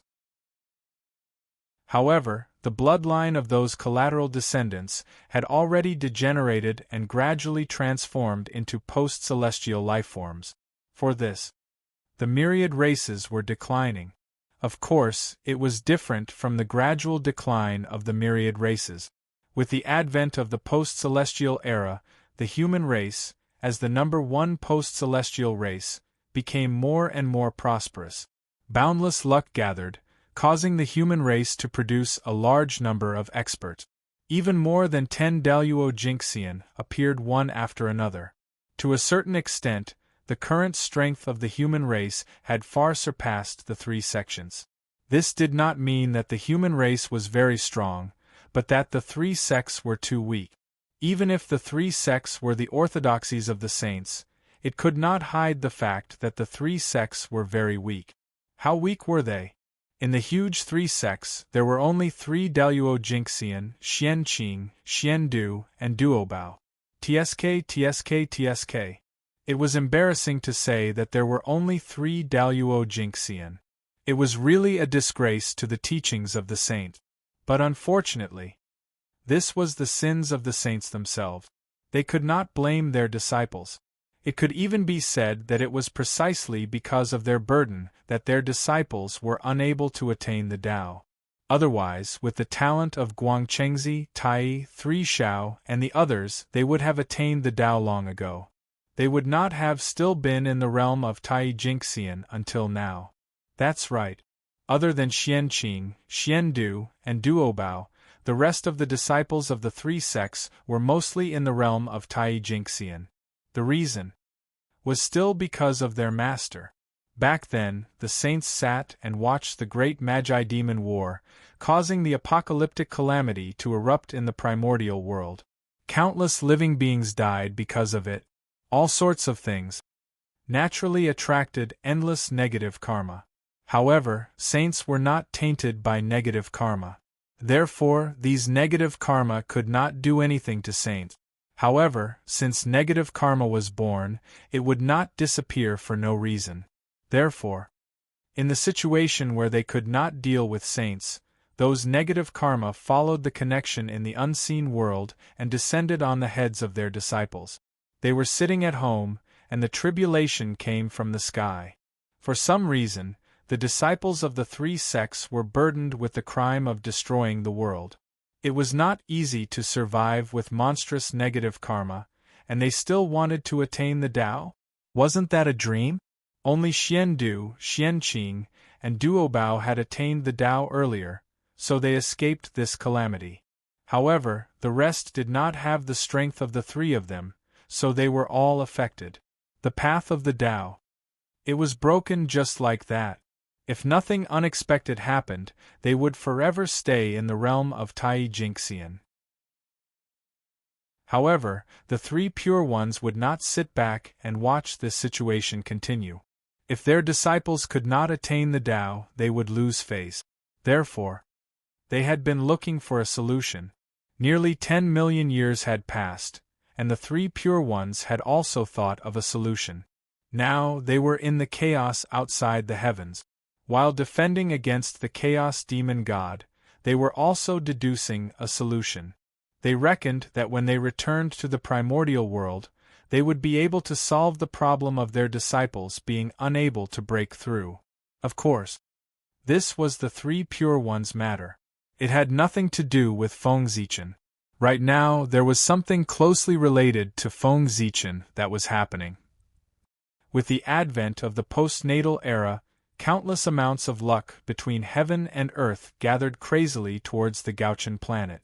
The luck was so dense that it almost condensed into a huge storm visible to the naked eye in the sky above the Gauchen planet. Boom, boom, boom. The wind whistled and made a huge sound of friction with the air, attracting the attention of a large group of powerful beings. Oh my God, so much luck! Seeing the scene on the Gauchen planet, the group of powerful beings were so shocked that they were speechless. Luck that was almost condensed into a substance. When had they ever seen such a scene? It was really too much. After the shock, there was only envy left in everyone's hearts. With so much luck, if they could share some of it, even if it was only 1/3, it would not be long before they could push them to the realm of primordial chaos Daluo Jingxian. But unfortunately, this kind of thing could only be thought about. This was the luck that the heavens and earth gathered spontaneously. It could not be snatched or destroyed. Therefore, even if everyone was envious, they could not touch it at all. Without a doubt, this luck all belonged to Feng Zichen, the emperor of the Gauchen. With the arrival of the postnatal era, as the number one living being in the postnatal era, Feng Zichen also began to gradually show his sharpness. The luck of heaven and earth gathered, this was the first step. After that, there were endless benefits waiting for him. If Feng Zichen could seize the opportunity and imitate the great Tao passed down by Tao ancestor Hongjun, then under the push of endless luck, he might have the possibility of becoming a Tao ancestor. The postnatal Tao ancestor was Feng Zichen's future Tao ancestor. I didn't expect that the number one living being in the postnatal era would have such benefit. The great Taoist priest's encounters are really enviable. With the help of this luck, I'm afraid that it won't be long before there will be another primordial chaos Daluo Jingxian in the primordial world. Looking at the luck on the Gauchen planet, everyone said with envy. Back then, they felt that as the number one living being in the postnatal era, Feng Zichen would definitely have great fortune in the future. However, they did not expect that this fortune would be so great. It completely exceeded their imagination. That was also true. At that time, the primordial world was at the peak of the postnatal era. At that time, who would have thought that such a glorious postnatal era would wither and be replaced by the postnatal era? Everything was fate. There was no point in being envious. However, from the looks of this luck gathering on the Gauchen planet, the Emperor of the Gauchen was indeed faking his death last time. Really, sigh. Through this luck, it was not difficult for everyone to sense the true situation of the Gauchen. If the Gauchen had really fallen, then the postnatal luck would not appear at all. At the very least, it would not appear before he was resurrected. This was because the dead had no karmic luck.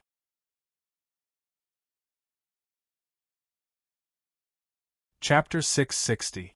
Only when a living person's aura permeated between heaven and earth could the providence from all directions gather. Sigh. This is the second time. I wonder what His Majesty is planning for him to repeatedly fake his death.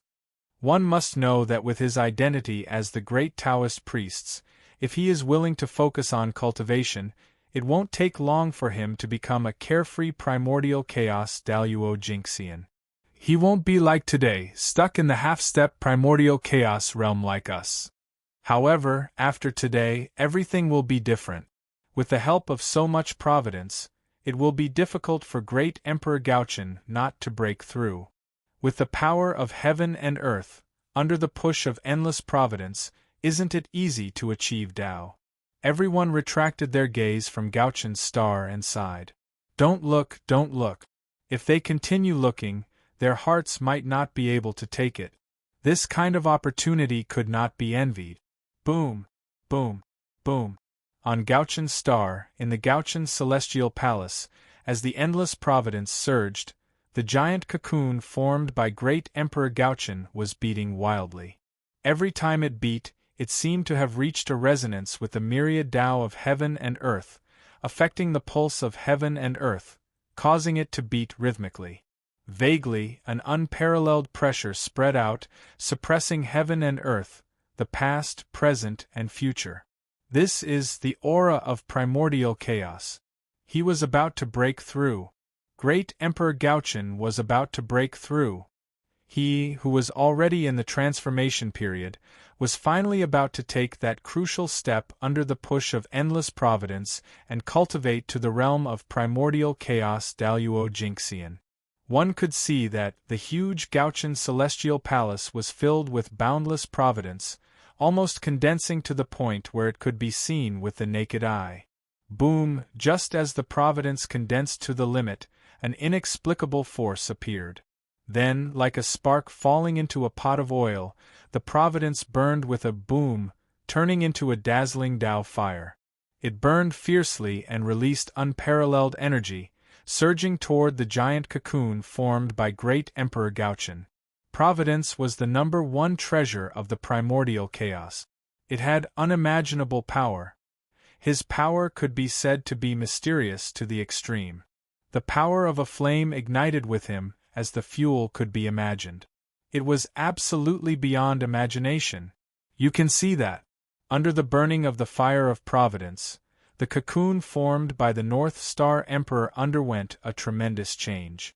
Sizzle, wisps of black smoke rose from it and slowly dissipated into the void. Those were the impurities from the North Star Emperor's body.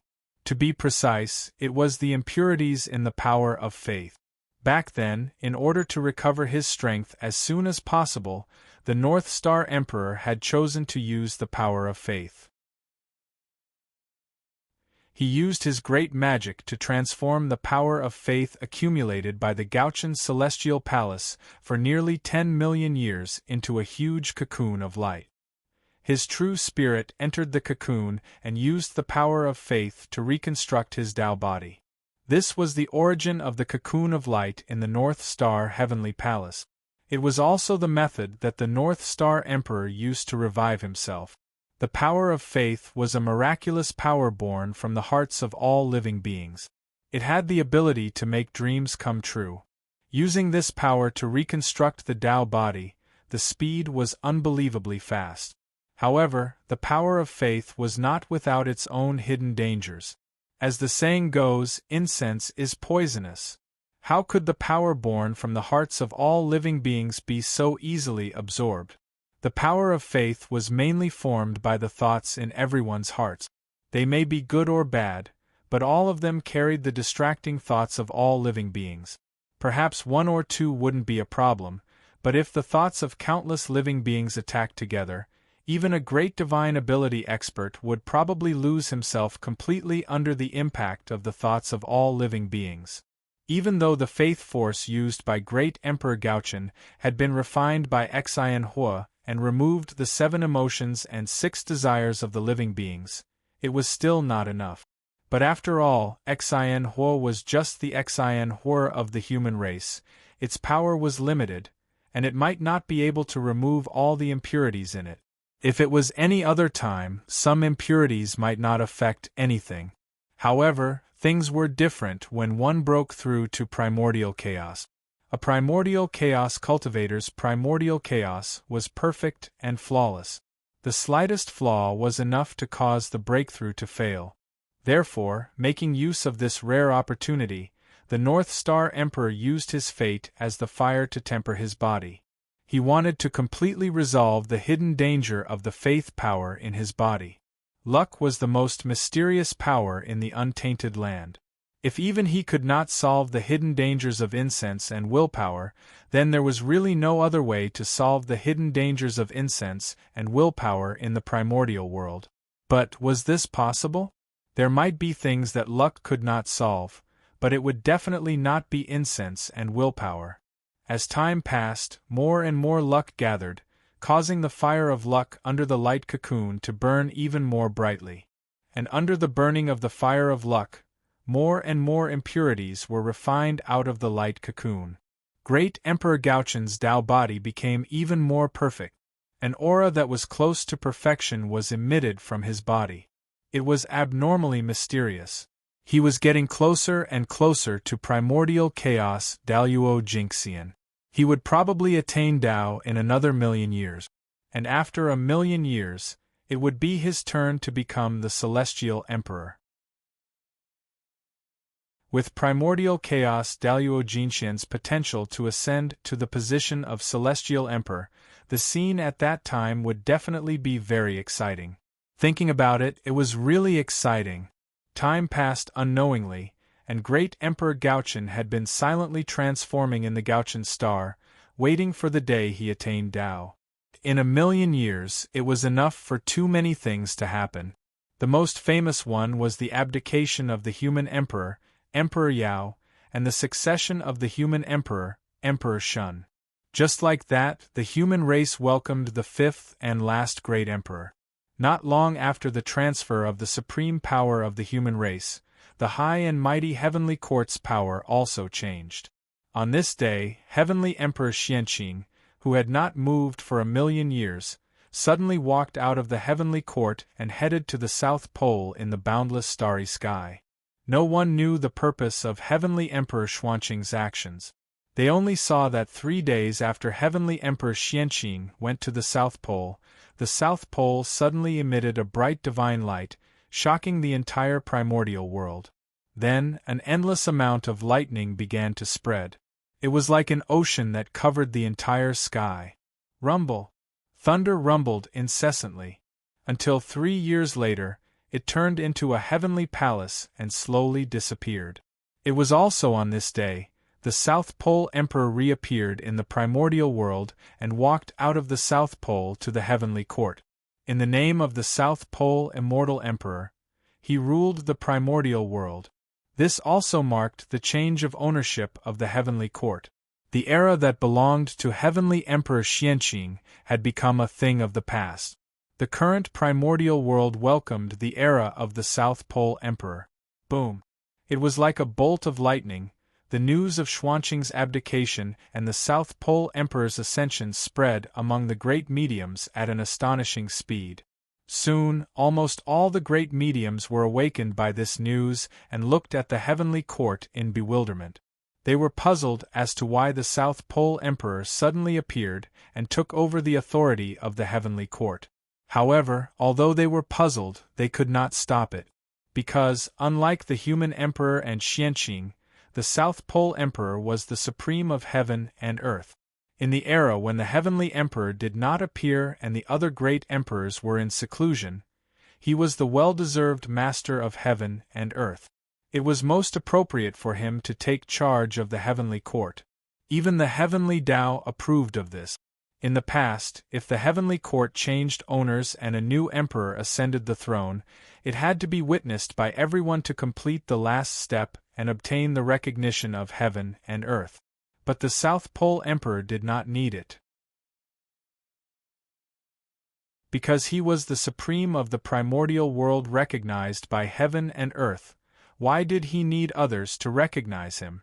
A group of great mediums had the ability to stop the human emperor from becoming the heavenly emperor, but they did not have the ability to stop the 4 heavenly emperors from becoming the heavenly emperor.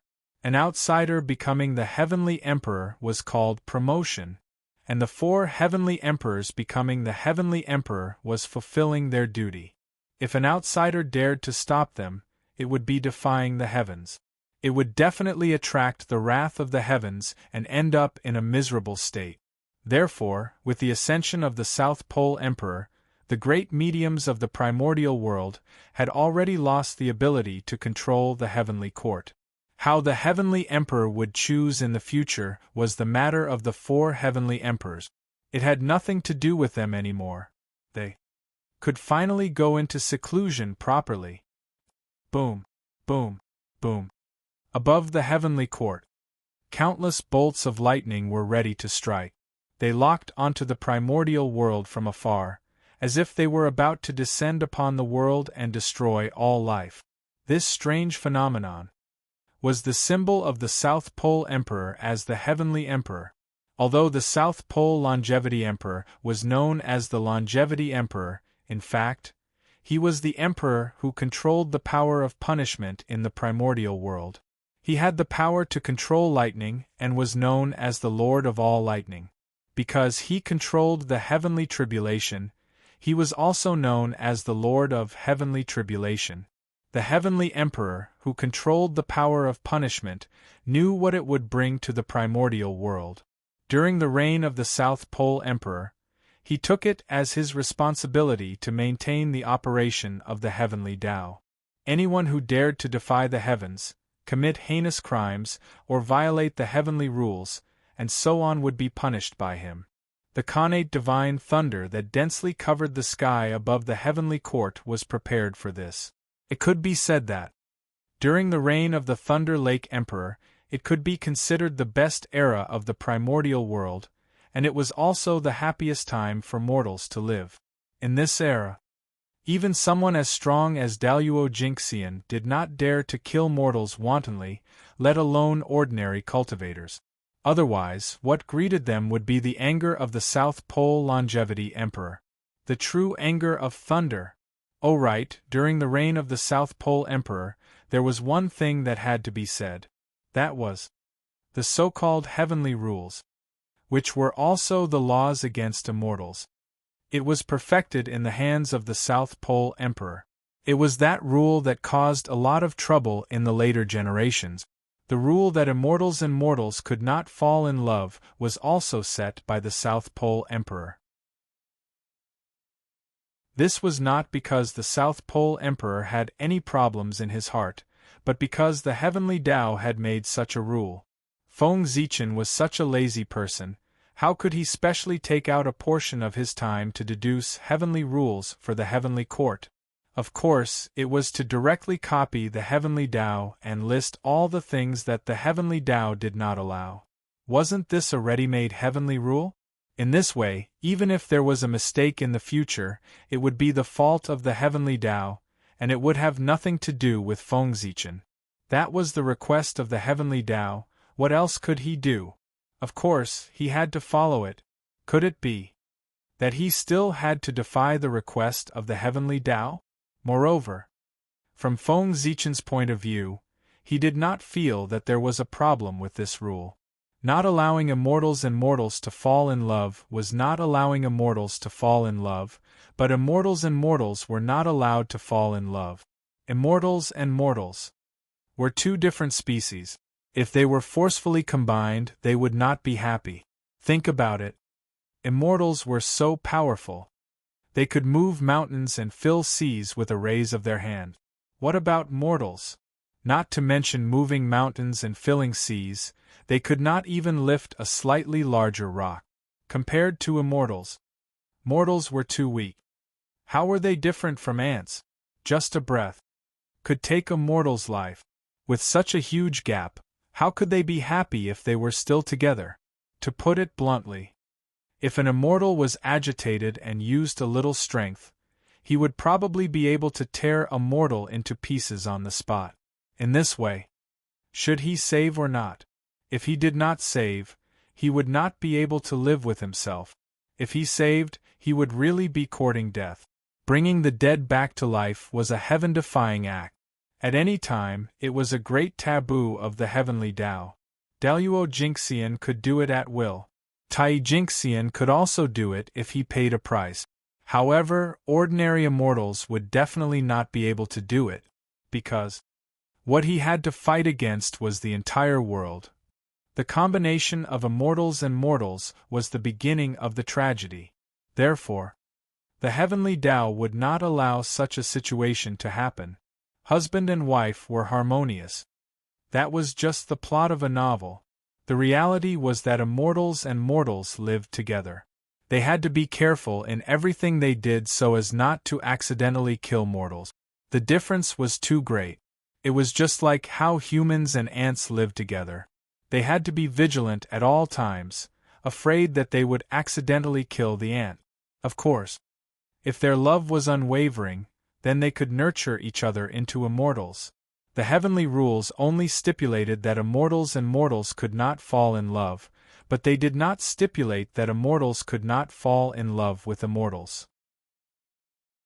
If they wanted to fall in love with mortals, they could either cripple their own cultivation, reincarnate, or nurture each other into immortals.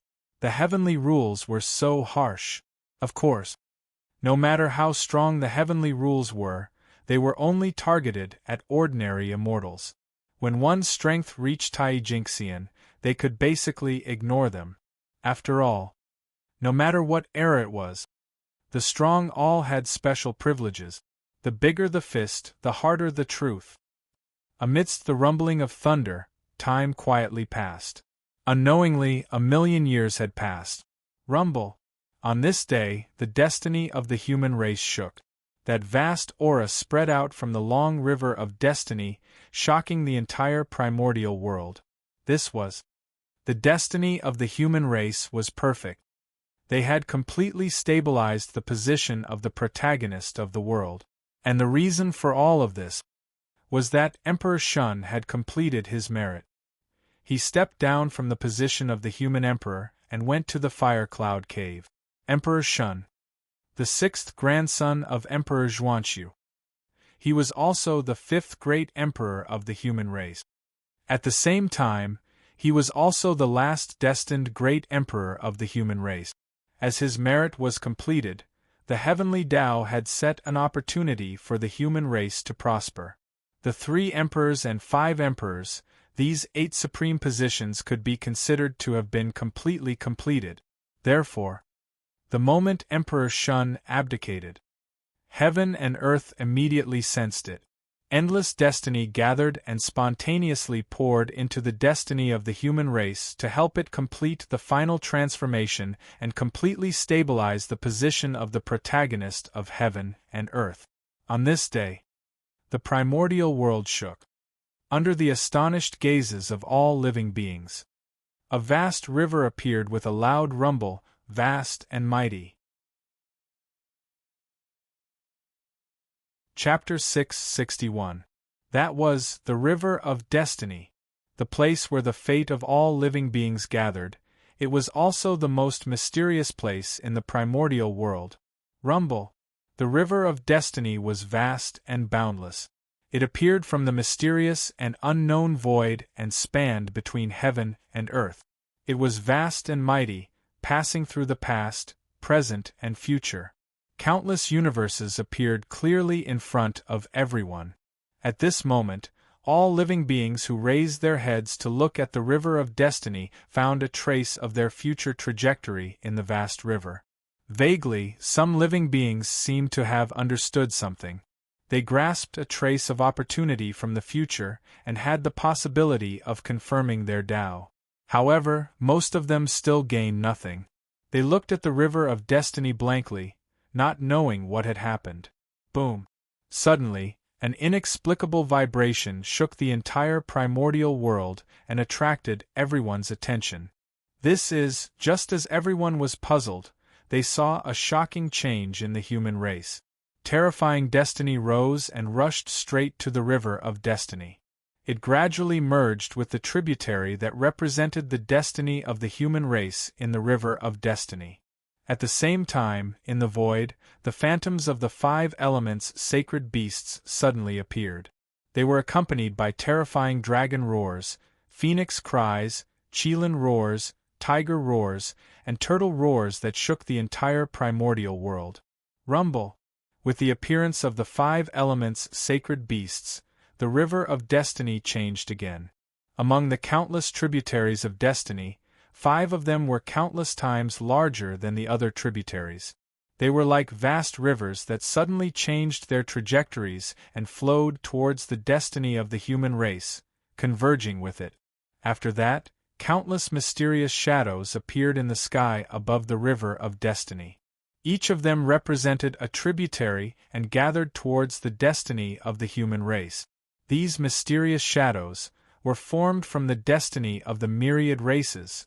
The tributaries of the river of destiny that they represented converged into the human race, which meant that the destiny of the myriad races was flowing towards the human race, harming the myriad races to raise the human race. In terms of destiny, the human race could be said to be number 1 in the primordial world. However, if one wanted to become the main character of the world, being number 1 was not enough. Because number 1 was only the strongest, it did not mean that one was invincible. The second, third, fourth, and even later existences might be able to defeat the first if they joined forces. Therefore, if the human race wanted to truly become the main character of the world, they had to suppress the primordial world in terms of destiny. Even if all the factions of the primordial world joined forces, they would not be able to suppress the human race in terms of luck. He had gathered the destiny of all races in order to establish the destiny of the human race to suppress the primordial world. However, luck suppressing the primordial world was only the beginning. Afterwards, as the human race developed, its karmic luck would grow stronger and stronger until it completely devoured the karmic luck of all other races and occupied the entire river of fate. In fact, take the human Tao and replace it, to redefine humanity with the human race. Rumble! Under the infusion of the providence of the myriad races, the providence of the human race became stronger and stronger. One could see that the tributary that represented the karmic luck of the clan within the river of destiny was growing wider and wider as countless tributaries poured into it. Crash! It was like the sound of a flowing river, clearly transmitted to everyone's ears. It was the sound of the river of fortune flowing. Now, under the blessing of the myriad race's providence, his appearance had changed greatly. If the human race's karmic luck had been a small river before, then the human race's karmic luck was now as vast and boundless as an ocean. Vast and deep. This was the current river of fortune of the human race. He could no longer be called a tributary. In the vast river of destiny, the countless tributaries became smaller and smaller, almost to the point where they could not be seen with the naked eye. On the other hand, the destiny of the human race was the opposite. He was like a vast ocean, occupying the center of the river of destiny and flowing towards the unknown. The river was so vast that it almost occupied more than half of the river of destiny, squeezing the living space of the other tributaries of destiny. And in the process of flowing, some smaller tributaries of the river of destiny began to slowly merge into it under the summoning of an inexplicable force, becoming a part of the river of destiny of the human race. Boom! The river of destiny was so vast that it could be said to be boundless, and the destiny of the human race could occupy half of it. From this, it could be seen that the destiny of the human race had far surpassed that of the Magi and demon race at their peak. Even the celestial sect of wonders could not be compared to it, and this was the protagonist of heaven and earth. Not only was he number 1, but he also used the power of a single race to monopolize more than half of the primordial world's destiny, completely eliminating the possibility of others surpassing him. Otherwise, he could not be called the protagonist of heaven and earth. The protagonist of heaven and earth. He was the protagonist of the primordial world, his glory illuminating the entire primordial world, and he was unparalleled. If his glory was overshadowed by others, how could he still be called the protagonist? Boom! Just as the destiny of the human race reached its peak, suddenly, a supreme pressure spread out from the river of destiny. The strength of that power caused the entire primordial world to tremble. Then, a resplendent Tao light erupted, even more dazzling than the sun, illuminating the boundless universe and countless space-time. That was Exhilarating, the symbol of the human race's destiny. He appeared, rose slowly from the river of destiny. His glory was so resplendent, even the sun and moon could not compare. Boom, boom, boom! The moment Exhilarating appeared, the destiny of the human race suddenly began to shake violently and released a mysterious power that spread throughout the entire human race in an instant. And under the influence of this power, all kinds of mysterious insights arose in the hearts of many human experts. At this moment, their understanding of the great Tao had deepened, and they had a deep understanding of things that they did not understand before. Their realms were increasing, almost as if they were blessed. All the human experts chose to break through at this moment. Boom, boom, boom! Powerful auras rose from the human race and brazenly collided with the river of destiny, causing it to shake non-stop. Then, specks of light that looked like stars rose from the river of fate and disappeared into the void. This was someone was proving the Tao, transcending from the river of destiny. Boom! Dozens of powerful auras rose from the human territory, vast and mighty, filling the entire primordial world. That powerful pressure made all living beings feel reverence from the bottom of their hearts. Daluo Jinxian. Someone in the human race had become a Daluo Jinxian. And it was not just one, but a total of 36. At the moment when the human race became the protagonist of the world, under the surge of destiny, it actually gave birth to a total of 36 Daluo Jinxian for the human race. 36 Daluo Jinxian. Although it was far from being comparable to the Magi and demons at their peak, it was indeed the number one in the primordial world. There was no other race with such a foundation. Moreover, the 36 Daluo Jinxian were only the beginning. Under the infusion of the human race's destiny, even more human experts fell into Tao enlightenment. It would not be long before more Daluo Jinxian were born in the human race. At the very least, it would not be much less than before. And this was under the restrictions of the world. If the heavenly Tao was willing to let go of the restrictions, just the infusion of destiny just now would be able to give birth to no less than 100 Daluo Jinxian for the human race. But unfortunately, the world had changed. The cultivation environment of the ancient times was no longer there. The current primordial world had completely become the postnatal era. The laws of heaven and earth seemed to be covered with a layer of gauze, becoming hazy and difficult to comprehend. It was more than 100 times more difficult than in the ancient times. In addition to the other restrictions, if the living beings wanted to become Daluo Jinxian, it could be said to be thousands or tens of thousands of times more difficult than ancient cultivators. It could even be said that, if the living beings wanted to become Daluo Jinxian, the difficulty was exactly the same as the difficulty of the ancient cultivators to become quasi-saints.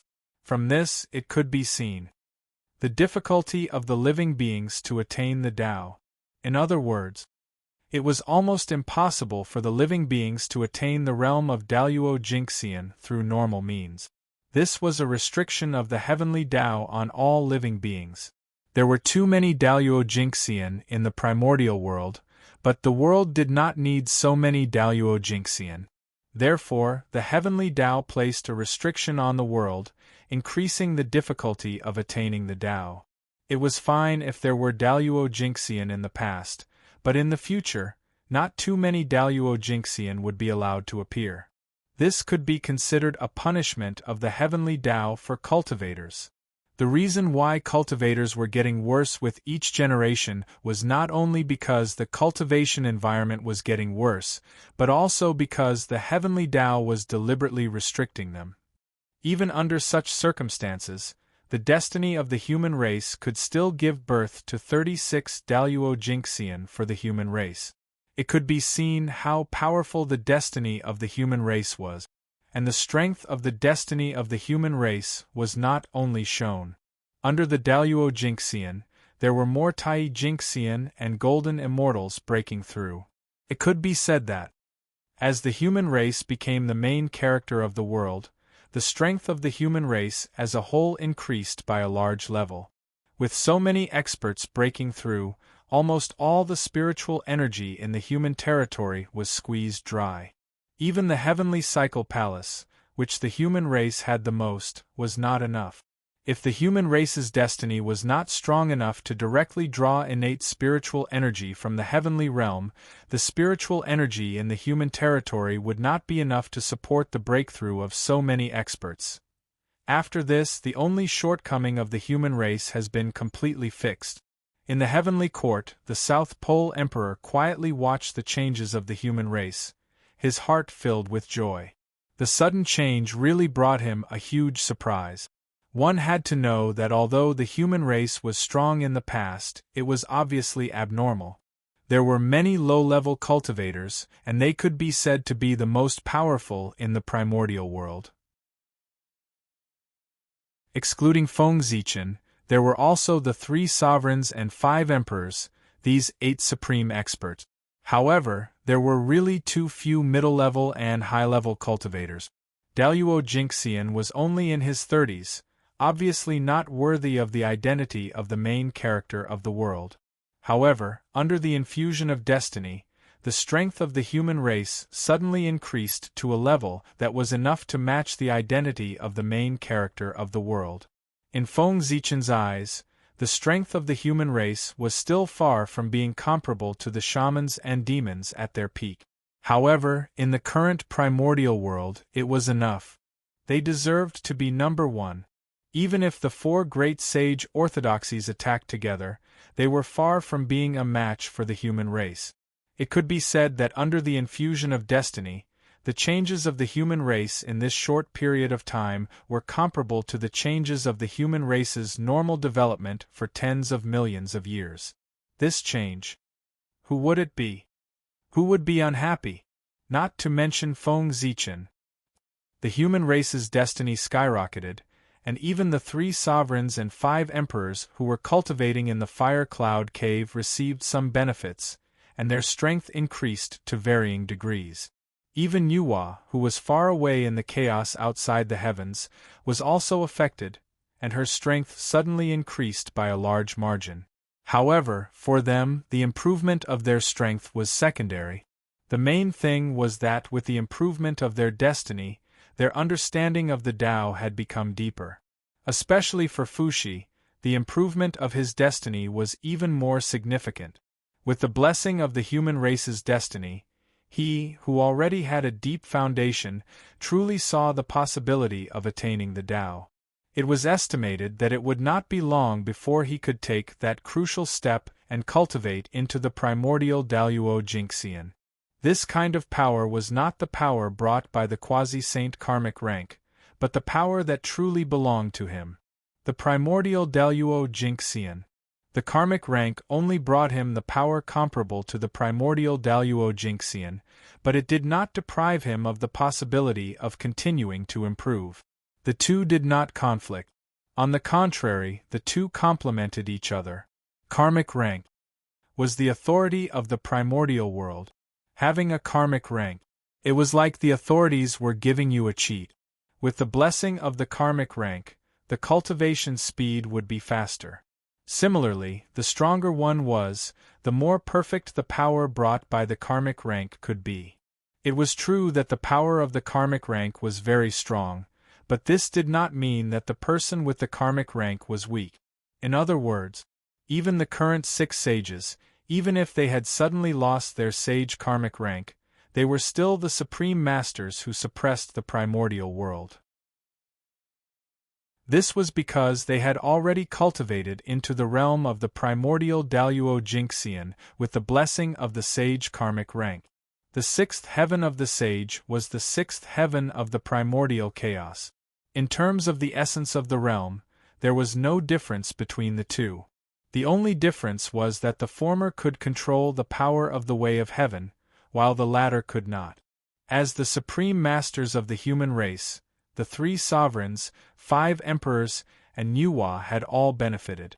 In terms of contribution to the human race, Feng Zichen, who was also the North Star Emperor, would naturally benefit more than them. Boom on the North Star. An invisible force descended with a loud rumble.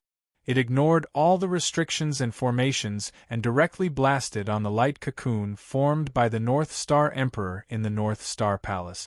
The North Star Emperor, who was at the critical moment of transformation and was only half a step away, directly took the last step with the help of this force and completed the final transformation.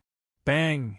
There was a shocking explosion, and the light cocoon formed by the North Star Emperor shattered and turned into light spots that filled the sky and disappeared. At the same time, a supreme pressure swept out in all directions with the North Star as the center. In the blink of an eye, it spread to the entire primordial world. Whoosh! At this moment, the world went silent. In front of this supreme pressure, the world seemed to have frozen. Time and space stopped moving, and the rules also stopped operating. Only on the North Star, a figure that was surrounded by Taoist rhymes and filled with a mysterious aura slowly appeared. That was the North Star Emperor. He had attained the Tao. In a trance, endless light bloomed from his body. It was extremely bright, and the world lost its color. Only the bright light of the Tao filled the air. P.S. Today is the birthday of my book friend, the Sky Guide. I would like to say to him, Happy birthday! I hope he can see it.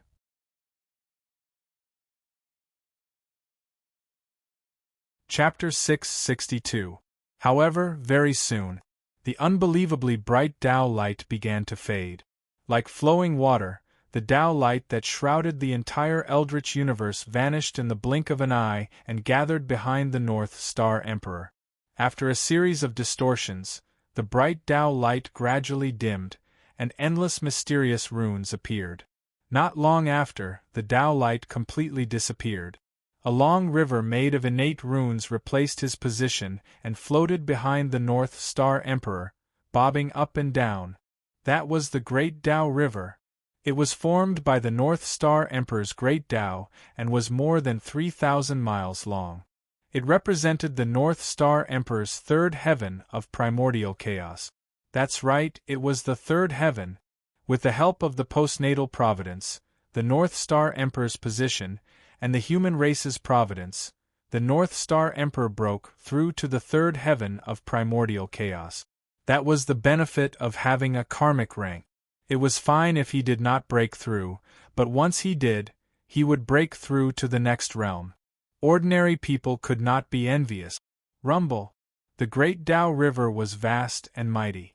It was only 3,000 miles long, but it gave people a feeling that it was incomparably huge.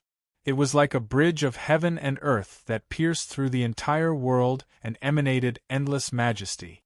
Splash! Suddenly, the Great Tao River moved. Endless innate runes flowed like flowing water and made splashing sounds, breaking the peace of heaven and earth. Then, as if something was broken, heaven and earth resumed its flow. Time and space were no longer stagnant, and the laws began to operate again. Everything returned to normal. Rumble.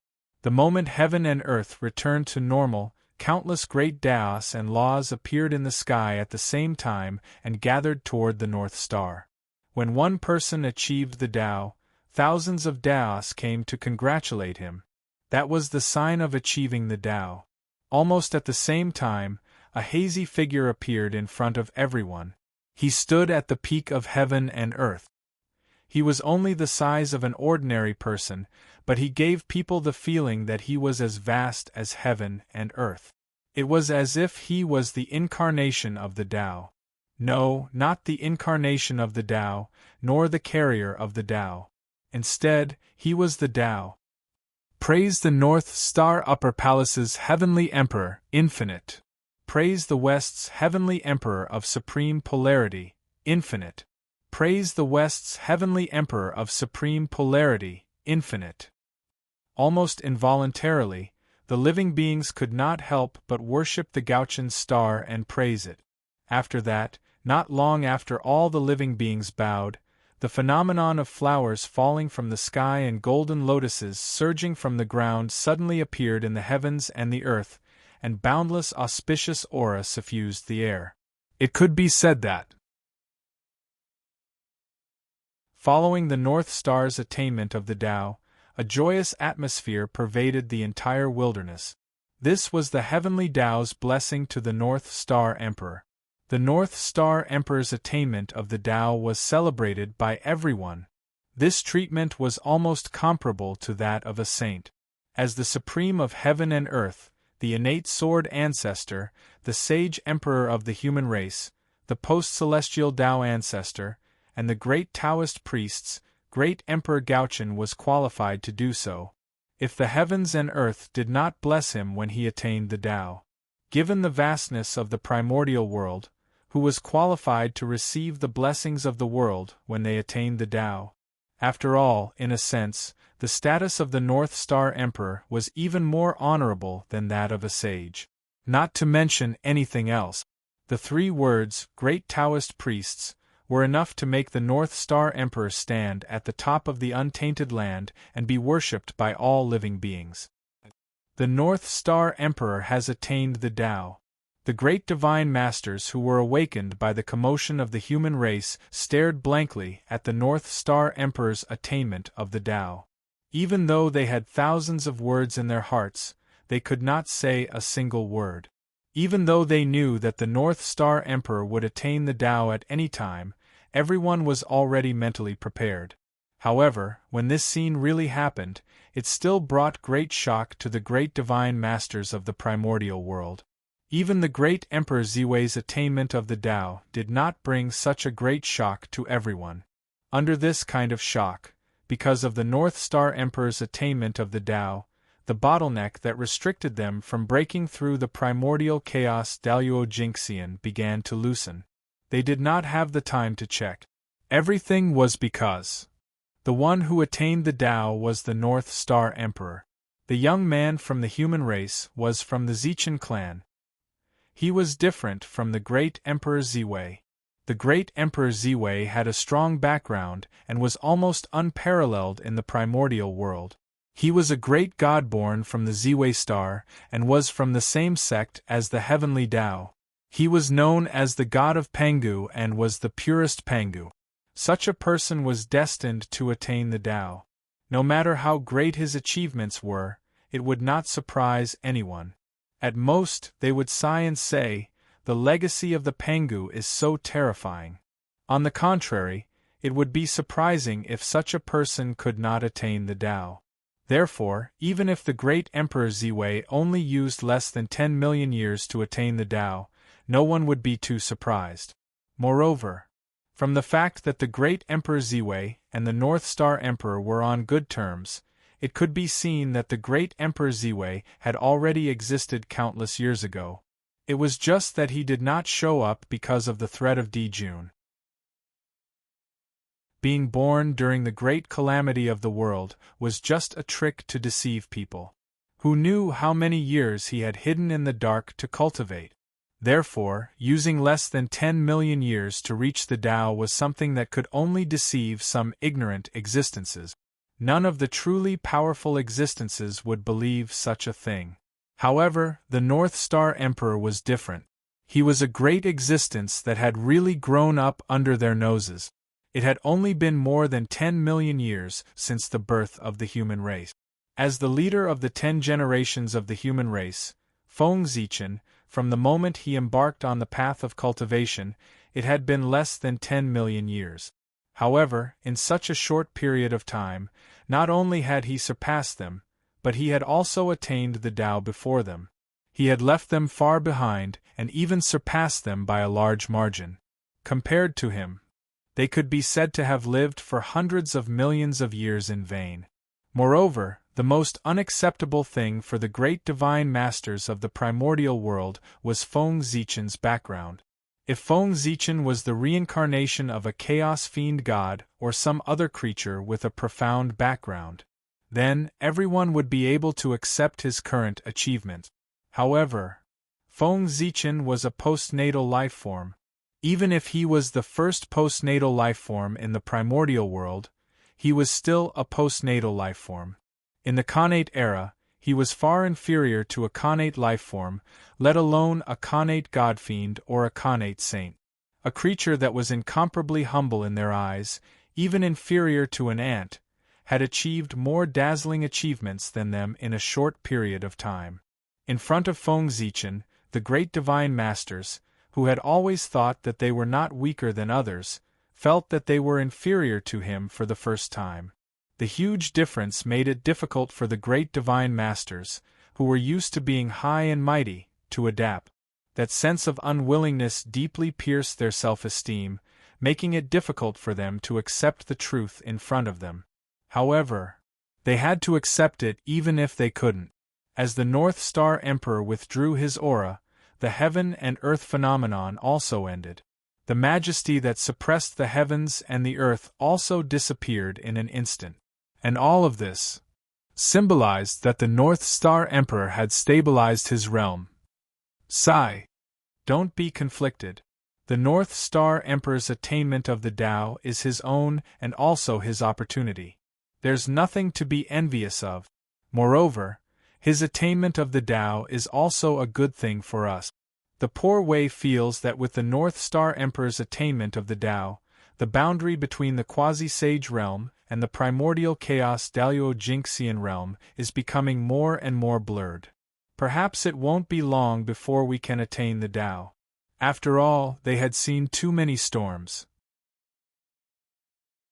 After losing their composure for a short while, everyone quickly stabilized their Tao hearts and improved a little, making their hearts to pursue the Tao even more determined. Then, everyone put away their complicated emotions and flew towards the boundless starry sky with a calm attitude to congratulate the North Star Emperor's attainment of the Tao. Just as everyone moved, the North Star Emperor and the South Pole Emperor moved at the same time. The difference was that one was walking towards the boundless starry sky, while the other was heading towards the boundless starry sky. At the same time, in the primordial world, changes occurred again. With the North Star Emperor's attainment of the Tao, the fate of the human race gradually disappeared, and the river of fate also disappeared. Without the suppression of the two, the aura that belonged to the human race was no longer concealed and was exposed to the heavenly way. In the human race's territory, 36 auras that belonged to the Daluo Jinxian and tens of thousands of auras that belonged to the Tai Jinxian burst out without any reservation. Rumble! The terrifying aura rose from the human race's territory and rushed to the sky, stirring up the boundless wind and clouds. Even the heavenly court was shaken by the aura. One could see how powerful it was. Good heavens! With such a powerful force, it could be said to be comparable to a quasi-sage expert, let alone surpassing the golden immortal realm. The human race's action was no less than challenging the heavenly way. Rumble! In the blink of an eye, the moment the human race's aura was exposed, the sea of laws at the intersection of heaven and earth shook violently as if it was enraged. Boundless laws swept out as if they were going to suppress everything. Clatter! The sound of chains rattling could be heard from the void. Then, in the sea of laws, streaks of divine light descended and turned into divine chains of order that charged toward the human race. Swish, swish, swish, swish, swish, swish, before the human experts could react. The divine chains of order formed by the divine light had already crossed the boundless void and arrived in the human race's territory. They wrapped around the human experts' bodies and locked them firmly. Then, streaks of divine light flashed. The human experts who were entangled by the divine light had disappeared without a trace. They had been led to the heavenly realm. Not long after, more than half of the human experts had disappeared. However, while some people were slow to react, there were naturally others who reacted quickly. As soon as the river of fate disappeared, some people realized that something was wrong. Almost instinctively, they rushed into the heavenly palace. Thus, under the protection of the heavenly palace, these human experts were not sensed by the divine light and were spared. Even so, more than 80% of the human experts were still forced to ascend to the heavenly realm. After this incident, the human race's strength in the primordial world could be said to have suffered a great loss. When they were forcefully received by the divine light, their bodies were branded with the heavenly Tao. With this Tao imprint, even if their strength was suppressed, they would not be able to return to the primordial world in a short period of time. This was because with the heavenly Tao imprint on their bodies, they would definitely be rejected by the primordial world. They could only return to the primordial world after the heavenly Tao aura disappeared. There was another important point. The heavenly Tao aura on the imprint would disappear, but the imprint itself would not disappear. The imprints could be stacked. The more imprints one had, the harder it would be to get close to the primordial world. At the same time, when the imprints accumulated to a certain number, it would attract a heavenly tribulation or even a heavenly punishment. This was a method used by the heavenly Tao to counter cultivators. It was to prevent cultivators from frequently exposing their strength in the primordial world. If they wanted to erupt once and leave, they could come back later. That was impossible. The loopholes of the heavenly Tao were not so easy to exploit. Those who dared to exploit the loopholes of the heavenly Tao would definitely pay the price. This was because the heavenly Tao would not reason with you at all. If they found a loophole, they would fill it. As for those who took advantage of the loopholes, they would kill them casually. Therefore, even if there was a passage to the heavenly realm in the heavenly palace, the human experts who were guided away by the divine light could not return through these passages. At least, that was the case for a short period of time. However, they did not have to return. This was because the primordial world would welcome the 6 celestial emperors of the human race, the North Star Emperor. As everyone knew, the true identity of the North Star Emperor was the ancient sacred emperor of the human race, the Zichan clan. Since he would be the celestial emperor, these human experts who had just ascended to the heavenly realm would naturally have the opportunity to show their prowess. Of course, even if the human race on the ground had lost 80% of their strength, they still had the power to suppress the entire primordial world. This was not an exaggeration. The current human race was more than 10 times stronger than before. It was not an exaggeration to say that it was 100 times or 1,000 times stronger. With such strength, even if they had lost 80% of their strength, they were still stronger than before. Since that was the case, it did not make sense that the weak human race in the past could suppress the primordial world, but now the stronger human race could not do so. Good. Very good. The current human race finally has a trace of the shadow of the primordial world's great race. In the chaos outside the heavens, Feng Zichan sensed the changes in the human race, and he could not help but feel happy. Of course, he dared to show such a performance because he was not afraid that the 3 pure ones and the others would discover his relationship with the human race. That was because the North Star Emperor had achieved the Tao. As a good friend of the North Star Emperor, he would naturally be very happy to see his good friend achieve the Tao. On this point, no one could find fault with it. Unlike Feng Zichan's joy, the 3 pure ones' faces were completely dark. As for Zhuan Ti and the other 2, they were watching from the side. This time, the human race had prospered. Because of the Khanate ferocious beasts, the chaos of the demon sect, and the disaster of the chaos fiend god, most of the 3 pure ones' plans had failed. Especially the heavenly lord of primordial beginning. It could be said that he had suffered a great loss. No, it should be said that he had lost everything. Although the Grand Pure One and the Grand Master of Heaven had suffered some losses, they had each obtained the position of the Imperial Preceptor. As for the Heavenly Lord of Primordial Beginning, not only did they not get anything, but they also lost a lot. Back in the Purple Cloud Palace, everyone had already agreed to give the position of the Imperial Preceptor to the 3 sections. Chapter 663. As for why it was 3 sects and not 4? That was naturally because everyone followed the usual practice and excluded the Western sect. The matter in the East. How could he allow the Western barbarians to interfere? After the 3 sects obtained the position of the teacher of the 3 emperors, the Grand Pure One personally descended to the mortal world to teach the emperor of the human race, Fuxi. Although the identity of the emperor was noble, the Grand Pure One was the heavenly Tao saint.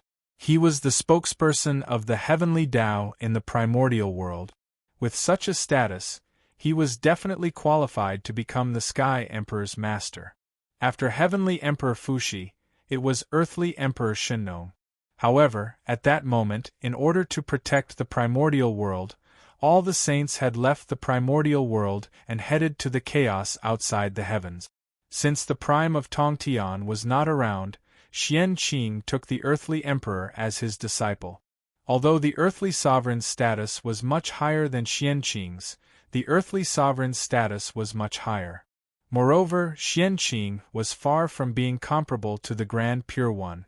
But in the end, the Earthly Sovereign was also a human. On the other hand, Xian Qing was the immortal master of the human race. He was the teacher of all the immortals of the human race, and was worshipped by the entire human race. Therefore, as long as the Emperor of Earth was still a human, he would have to call Xian Qing teacher. With this identity, Xian Qing was naturally qualified to be the teacher of the Earthly Sovereign. Ren School had the Grand Pure One and Jie School had the 9 heavens, immortal venerables. However, Chan School had nothing. Although the 12 golden immortals all had extraordinary backgrounds, their achievements were extremely limited.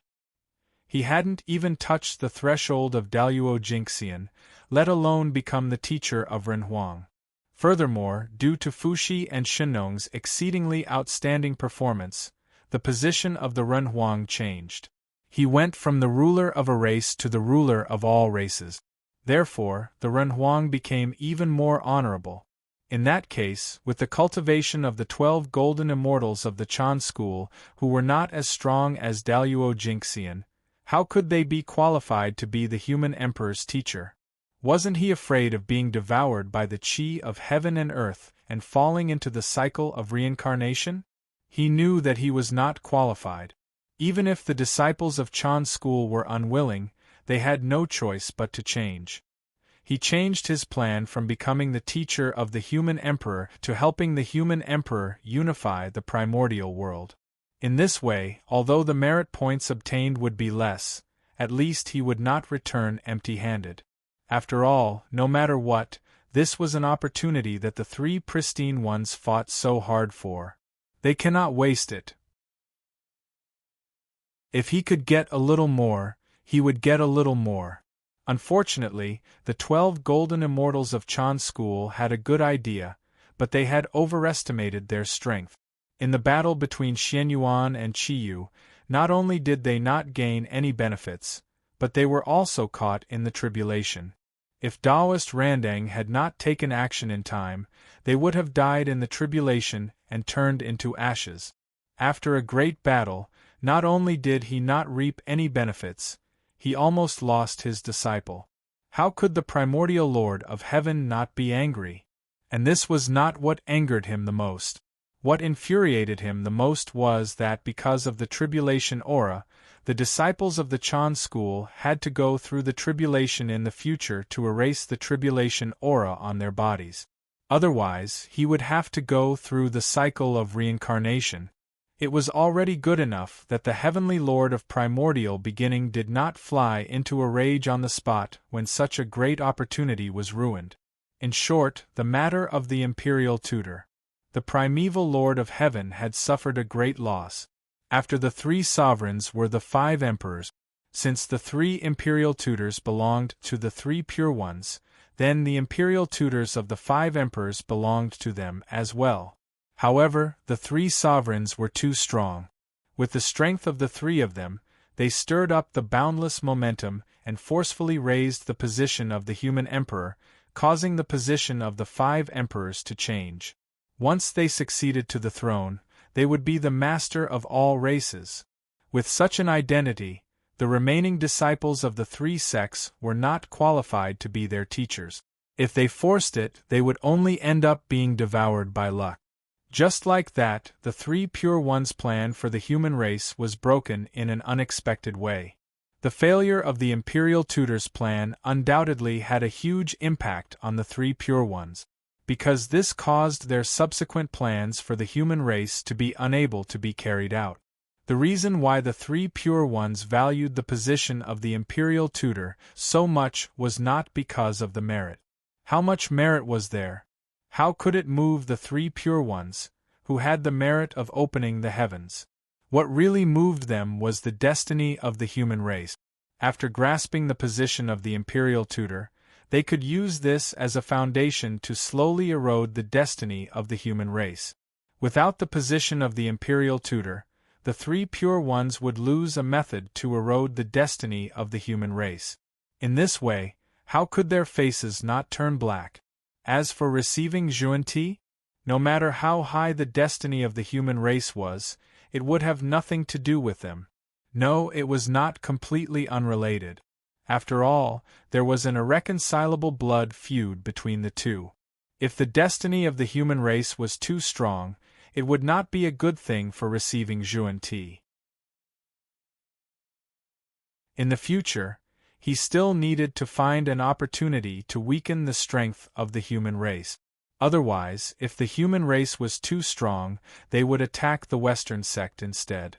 In the chaos outside the sky, unlike the 3 pure ones' gloomy expressions, the joy on Yua's face was almost undisguised. She was too happy. No matter how much she fantasized, she would never have thought that the postnatal race that was created to achieve the Tao. Today, she had achieved something that even the Magi and demons had not done at their peak, and become the main character of the primordial world. That was the main character of the world, a powerful race that controlled half of the destiny of the primordial world. Although the destiny of the human race was not completely controlled by Nuwa, as the creator of the human race, as long as the human race was not destroyed, she would always control a portion of the destiny of the human race. This was a unique benefit of the creator of the human race.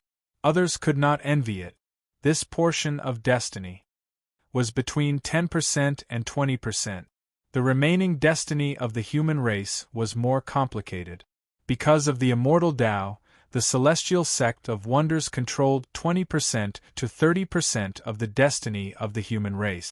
The immortal Tao was the foundation of the celestial sect of wonders. Later on, it expanded into the Tao of alchemy, the Tao of refining, and several other cultivation paths.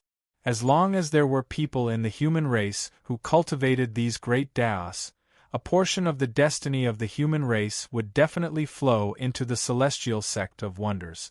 This was something that could not be helped. To be honest, the reason why the celestial sect of wonders could dominate the primordial world was that the immortal Tao had become the mainstream of the primordial world's cultivation. The immortal Tao was the foundation of the celestial sect of wonders.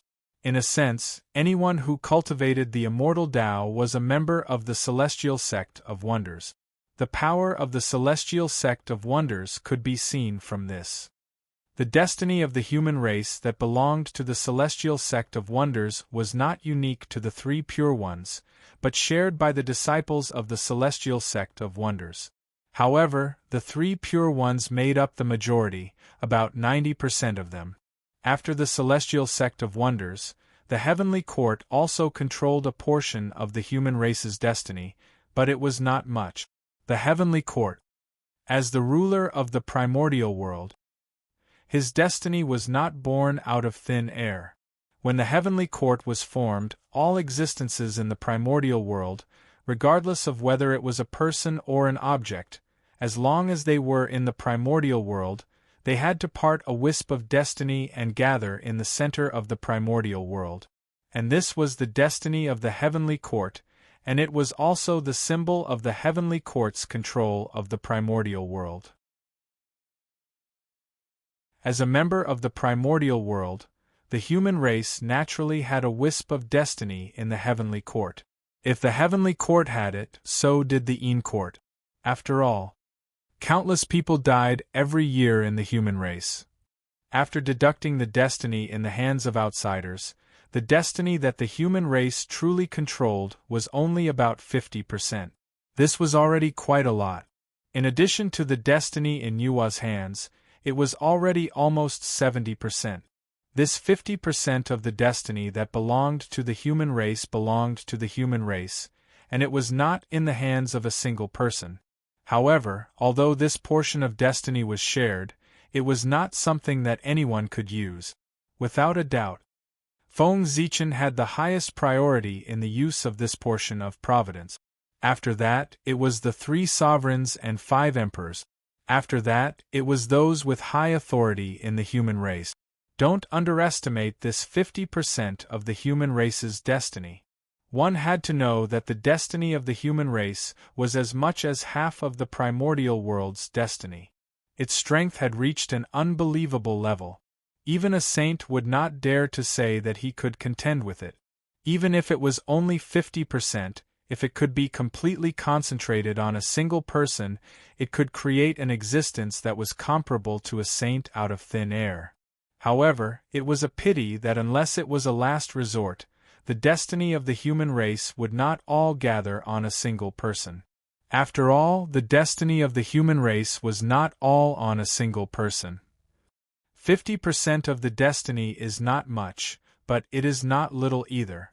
However, for the human race, it is already the bottom line. It can't be less. If it is less than 50%, the human race will be in danger of losing its dominance. In the chaos outside the sky, Feng Zichen thought to himself, the human race only controlled 50% of the destiny. This was an extremely dangerous signal for him. One had to know that destiny was not unchanging. If someone controlled more than 50% of the destiny of the human race, then if this person wanted to do something to the human race, Feng Zichen would not be able to stop him at all. Therefore, 50% of the destiny was Feng Zichen's bottom line. However, this was far from enough. He still needed more. Only when more of the destiny of the human race was in the hands of the human race could the human race truly control their own destiny and not become someone else's puppet. 50% of the destiny of the human race outside, other than the 10% of the destiny of the Nuwa that could not be changed, the rest of the destiny was Feng Zichen's goal. Destiny was not unchanging. External factors had a great impact on it. If the immortal path's influence in the human race was weak, then correspondingly, the destiny of the human race that it controlled would be reduced. At present, Feng Zichen's primary goal was to suppress the immortal path and weaken the influence of the 3 pure ones on the human race. And on this point, the North Star Emperor was already planning. Looking from the chaos outside the sky back to the primitive land. At this moment, with Emperor Shun's abdication, everyone elected Yu as the leader of the human race to rule the primitive land. However, due to the end of the Emperor's destiny of the human race, Yu was only respected as King Yu, not Emperor Yu. However, even though the Emperor's destiny of the human race had ended, the Emperor's aura of the human race did not weaken at all. It still existed in the form of a 9-clawed divine dragon, hovering above the ancestral land of the human race, emitting endless majesty that deterred all races. Perhaps, with the support of such a strong emperor's aura, it would produce an emperor's purple aura for the human race. It was not impossible for King Yu to take another step forward and become one of the 9 great emperors of the human race. What a strong emperor's aura! Perhaps this is where Yu's opportunity lies. With this, he can take another step forward and become a great emperor. If this is really the case, the destiny of the human race will definitely be stronger.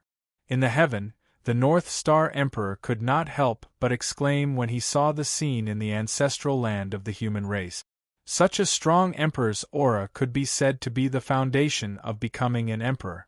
As long as the human race could develop steadily in the coming days without any major issues, the matter of you becoming the Motherf *King Human King was basically set in stone.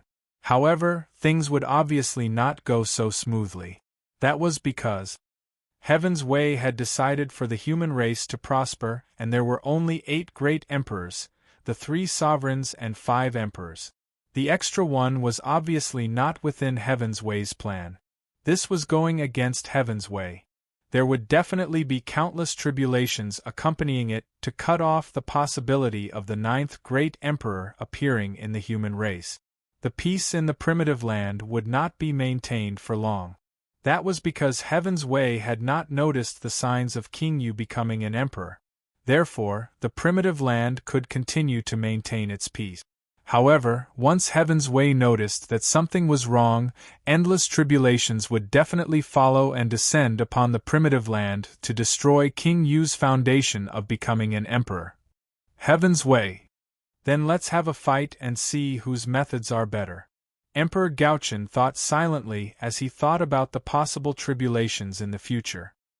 He had already expected the tribulations that King Yu would face when he became an emperor. After all, the birth of a great emperor was never simple. The birth of every great emperor would be accompanied by endless blood and fire. Feng Zichen was not afraid of going against Heaven's Way. That was because he was very familiar with going against Heaven's Way. After all, he had done it many times. That's right, the current North Star Emperor was already a heavenly emperor. Not long after he attained Tao, the great emperor of the South Pole gave him the position of heavenly emperor. Emperor Yu's matter is not urgent. The most important thing now is the immortal Tao. After putting Yu's matter aside, Gaochen could not help but feel a headache when he thought about the immortal Tao in the primitive land and the decline of the Tao of Godfiends. As the postnatal era completely descended, what Feng Zichen was worried about finally happened. The Tao of Godfiends gradually declined, and the immortal Tao that was suppressed by it gradually recovered. Regarding this, Feng Zichen was also helpless. The cultivation of the Tao of Godfiends really consumed too many resources. The current environment could not support the cultivation of this Tao at all. There was no possibility of taking another step forward. Who would be foolish enough to persist? Therefore, the decline of the Tao of Godfiends was inevitable. It was not because the Tao of Godfiends was too weak. On the contrary, it was because it was too strong that it attracted the jealousy of the heavens and limited its development. In the future, the Tao of Godfiends would probably become the private land of prodigies. Not all prodigies cultivated the Tao of Godfiends. But those who cultivated the Tao of Godfiends were definitely prodigies. Ordinary people could not even enter the door. Regarding this, Feng Zichen was naturally unwilling. But he had no choice. The more powerful something was, the more restricted it would be. Moreover, the Tao of Godfiends was an existence that could allow one to go against the heavens. This was simply heaven-defying. The heavenly Tao allowed the Tao of Godfiends to develop for nearly 10 million years without making a move. It was already giving Feng Zichen enough face.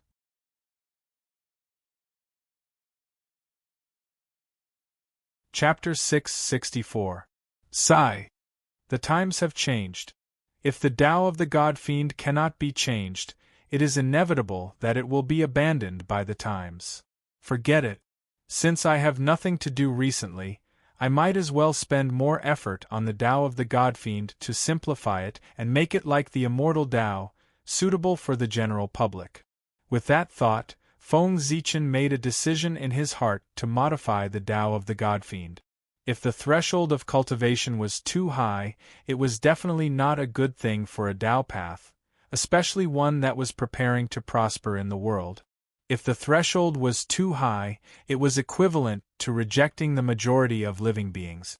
However, if that was the case, what was the use of being able to produce world-shaking experts? If there were too few people, they would not be able to support a Tao. Not to mention competing with other orthodoxies for the providence of heaven and earth. The longevity of a Tao path had nothing to do with whether it was the strongest or not. It had to do with whether it was the most suitable for all living beings. Compared to the Tao of the God-fiend, the immortal Tao was indeed weaker. However, its threshold was extremely low, and almost everyone could get started. And this was the advantage of the immortal Tao. In this world, there might be times when there were no prodigies born. However, there would never be a lack of ordinary people. The weakness of the Tao of the God-fiend was that it relied too much on prodigies. If there were no prodigies born in several generations, wouldn't the Tao of the God-fiend be cut off? Therefore, Feng Zichen thought of modifying the Tao of the God-fiend. To compete with the immortal Tao, the first thing the Tao of the God-fiend had to do was to lower the threshold. Otherwise, there was no need to compete. The Tao of the God-fiend had already lost from the beginning. Just like that, Feng Zichen was immersed in modifying the Tao of the God-fiend. Just like that, time passed by unknowingly. In the blink of an eye, 10,000 years had passed. Rumble. On this day, the heavenly court, which had not moved for a long time, suddenly emitted a huge fluctuation. A huge phantom of a stone tablet loomed in the sky above the heavenly realm. In an instant, a terrifying aura spread throughout the entire primordial world in the blink of an eye. It was like a mountain pressing down on the hearts of all living beings. What happened? Such a commotion naturally alarmed the great beings who were cultivating diligently.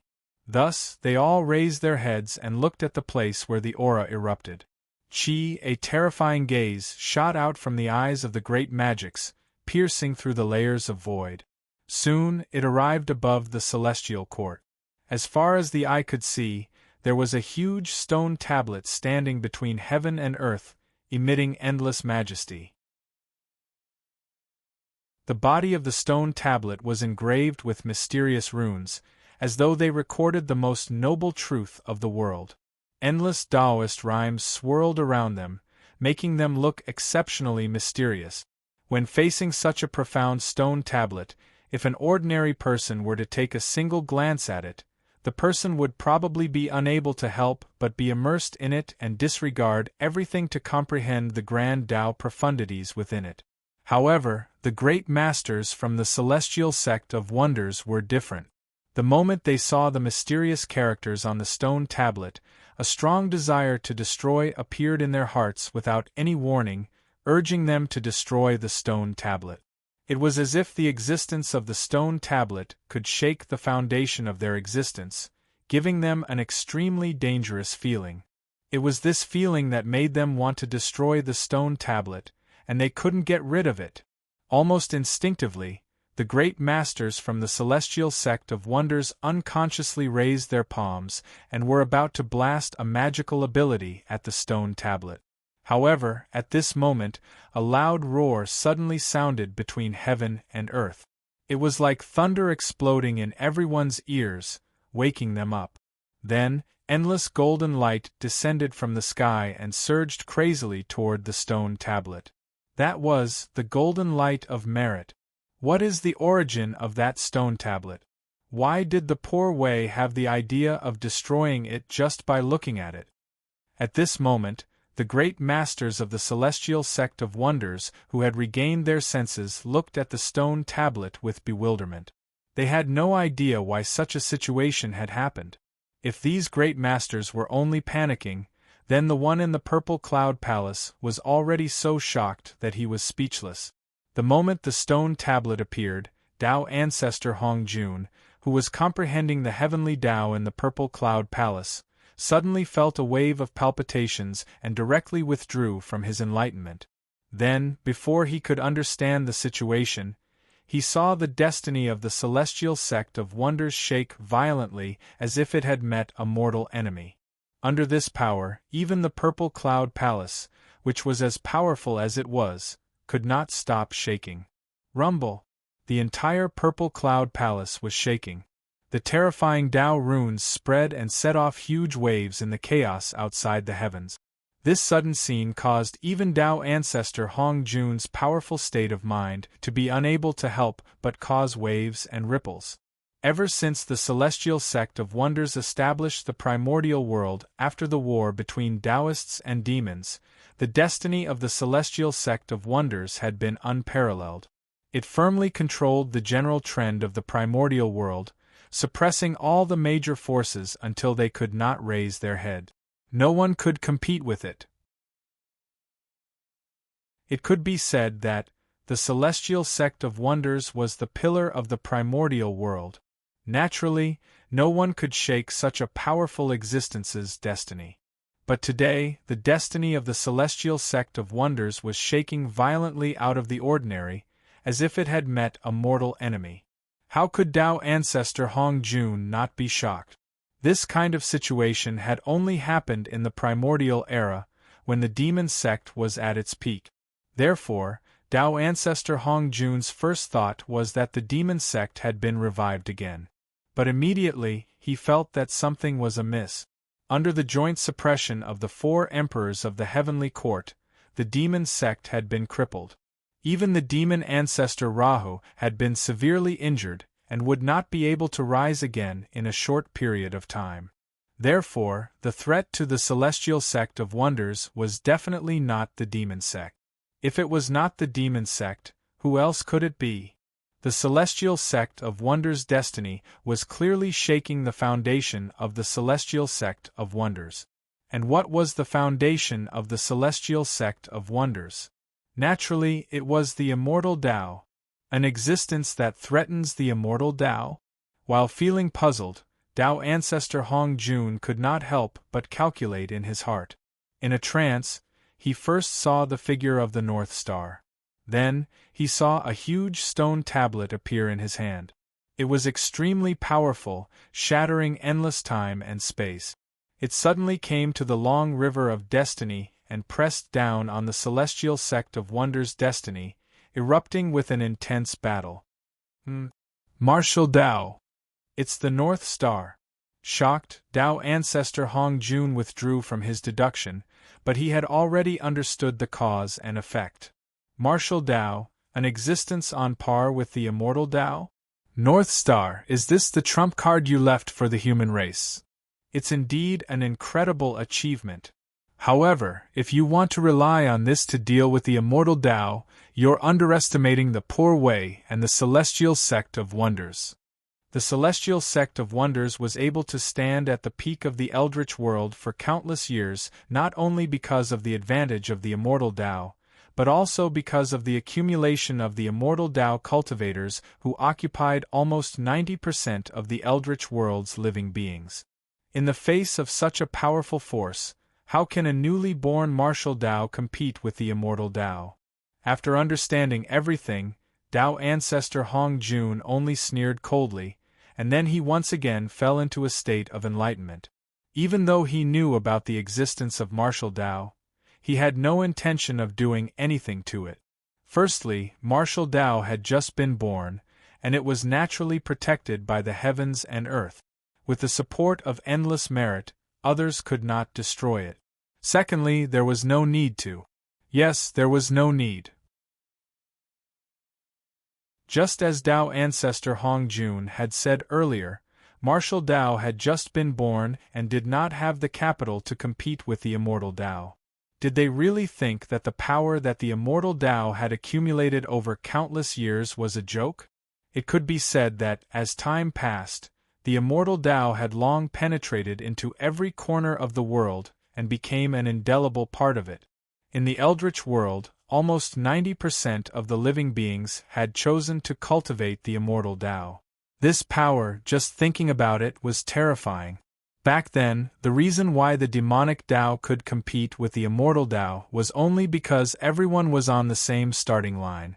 And now, the Celestial Sect of Wonders had long reached the end, but the martial Tao had just started from the beginning. With such a huge gap, how could the two compete? There was no comparison at all. If the immortal Tao was surpassed by the martial Tao under such circumstances, then it could only be said that the experts of the celestial sect of wonders were worse than pigs. They might as well all die of stupidity. In short, regarding the competition with the martial Tao, Tao ancestor Hong Jun could not be considered to have interfered. He had already merged the Tao and become a part of the heavenly Tao. Although the luck of the celestial sect of wonders was not something dispensable to him, it was not of much use. Moreover, anything that was beneficial to the eldritch world, even if it hindered the development of the celestial sect of wonders, he would still support it. This was the price of merging the Tao. He had no choice. Not to mention, right now, the most important thing for Tao ancestor Hong Jun was to pursue the realm of the Wuji Daluo Jinxian. Some mundane matters should not affect him. However, even so, Tao ancestor Hong Jun did not do nothing. Just as he was cultivating in seclusion again, information about the martial Tao naturally appeared in the sea of consciousness of the second-generation disciples of the celestial sect of wonders. After all, it was the great Tao that he had created himself. Tao ancestor Hong Jun had some selfish motives. Ha ha! Very good. In a hall somewhere in the heavenly court, Feng Zichen looked at the stone tablet floating in the air in front of him, and could not help but nod his head in satisfaction. This stone tablet was called the Heavenly Tablet of Martial Tao. The mysterious runes recorded on the tablet were the general outline of martial Tao. And without a doubt, the so-called martial Tao was a simplified version of the path of gods and demons. Compared to the path of gods and demons, the martial Tao was undoubtedly much weaker. Not only was its combat strength far inferior, but even its ability to go against the innate heavens was also removed. This formed the martial Tao in front of him. However, although the martial Tao was weak, its threshold had dropped too much.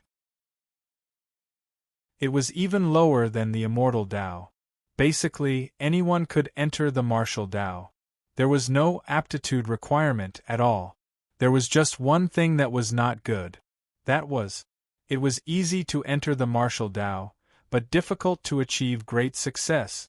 If one wanted to achieve great success in the martial Tao, it was much more difficult than achieving great success in the immortal Tao. However, it did not matter. The martial Tao was not prepared for those with good talent. The meaning of the martial Tao was to facilitate those with insufficient aptitude to step onto the path of cultivation. Those with good talent did not need to cultivate the martial Tao. At the end of the martial Tao, there was still the path of gods and demons waiting for them. The end of the martial Tao was the beginning of the divine Tao. The end of the martial Tao here did not refer to the Tao. It was when the martial Tao foundation establishment reached an extremely perfect realm. There was no way to advance. In this way, one could break the shackles of the martial Tao and step into the domain of the path of gods and demons. Could be said that the martial Tao was the foundation of the path of gods and demons. The meaning of its existence, other than helping those with poor talent to step onto the path of cultivation, there was another purpose. That was to select talents for the path of gods and demons. Only those with the most outstanding performance when the martial Tao foundation establishment could step onto the path of gods and demons. Although the path of gods and demons and the martial Tao were two different great Taos, in fact, they were the same great Tao. The difference was, one walked the elite path, the other walked the popular path. The path of gods and demons was Feng Zichen's painstaking effort. How could he give up so easily? Naturally, he had to think of a way to preserve it completely. Even if there was the martial Tao, he could not cut off the inheritance of the path of gods and demons. Therefore, he had just thought of this way to have the best of both worlds. Not only did he preserve the path of gods and demons, but he also derived a martial Tao that was more suitable for the human race. The heavenly steel of martial Tao, go. In the heavenly court, Feng Zichen raised his arm slightly and pointed out. Immediately, the heavenly steel of martial Tao shook. A wave of martial Tao true will soared into the sky and pierced through the 33 heavens. Then, the heavenly steel of martial Tao broke through the void of the heavenly realm and directly passed through the sea of laws. With an incomparable aura, it crashed into the human race's ancestral temple. Rumble! At this moment, the destiny of the human race shook. Almost at the same time, the cultivation method of the martial path appeared in the minds of all the human race cultivators. In just an instant, martial Tao spread throughout the entire human race. The heavenly steel of martial Tao. It could be said that it was Feng Zichen's proud work. It was an object that preached the Tao, a divine ability, and a magic treasure. It was said that it was an object that preached the Tao because it recorded the truth of the martial Tao. It was said that it was a divine ability because in order to carry the truth of the martial Tao, Feng Zichen had changed the supreme divine ability that he had created from comprehending Mount Buzhou, the Mount Buzhou seal, and used its immortal divine power to transform into the main body of the heavenly steel of martial Tao. It could be said that, a heavenly steel of martial Tao, it was equivalent to a small Mount Buzhou. And it was Mount Buzhou that carried the true will of martial Tao. Its power could be imagined. As for calling it a magic treasure, it was because at the moment of the birth of the martial Tao, boundless merit fell from the heavens and all fell into the heavenly steel of martial Tao. Even Feng Zichen's portion was injected into it. For this, with the help of merit, the heavenly steel of martial Tao was able to turn into reality. It became a top-notch postnatal merit supreme treasure. Moreover, the limit of the heavenly steel of martial Tao was not limited to this. As an object that preached the Tao, the heavenly steel of martial Tao carried the martial Tao. For this reason, it would definitely be worshipped by the human race in the future. In this way, the heavenly steel of martial Tao would not lack incense and willpower in the future.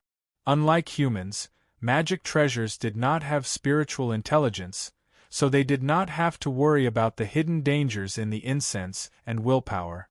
Therefore, with the support of the incense and willpower, even if the heavenly steel of martial Tao could not transform into a primordial treasure, however, its power would also become stronger and stronger.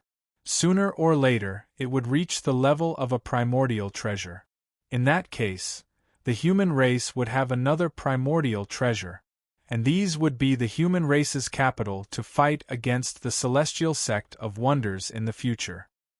After the birth of martial Tao, the luck of the human race has increased a lot. However, none of this is important. What's important is that with the birth of martial Tao, the human race will have the capital to fight against the immortal path. We won't become the puppets of the celestial sect of wonders. Looking at the changes in the human race, Feng Zichen's face revealed an unfathomable expression. Of course, he could also think of what Tao ancestor Hongjun could think of. But what he thought was even further than Tao ancestor Hongjun. The times were always changing. Therefore, in the primordial world, there was no cultivation path that could guarantee that they could always adapt to the times and not be abandoned by the times because they were backward. Therefore, even if it was as strong as the immortal path, there would be a day when it would be abandoned by the times. And at that time, it would be the opportunity for the martial Tao.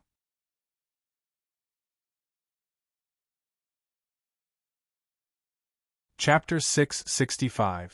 If Feng Zichen remembered correctly, in the near future, due to the further deterioration of the world's environment, the immortal path that everyone could cultivate would gradually become unsuitable for everyone. There would always be a portion of people who could not enter because of their poor aptitude, and this group of people would increase as time passed. This kind of situation was inevitable in the development of the era. Even the powerful immortal path could not avoid it. But martial arts would not. The extremely low threshold made it almost impossible for martial arts to be affected by the external environment. unless the world completely entered an era of no return. Otherwise, even in the age of chaos, martial arts would still have room to survive. And this was an advantage that the immortal path did not have, and also the hope of martial arts surpassing the immortal path. Martial arts had a lot of potential. Of course, all of this was Feng Zichen's imagination.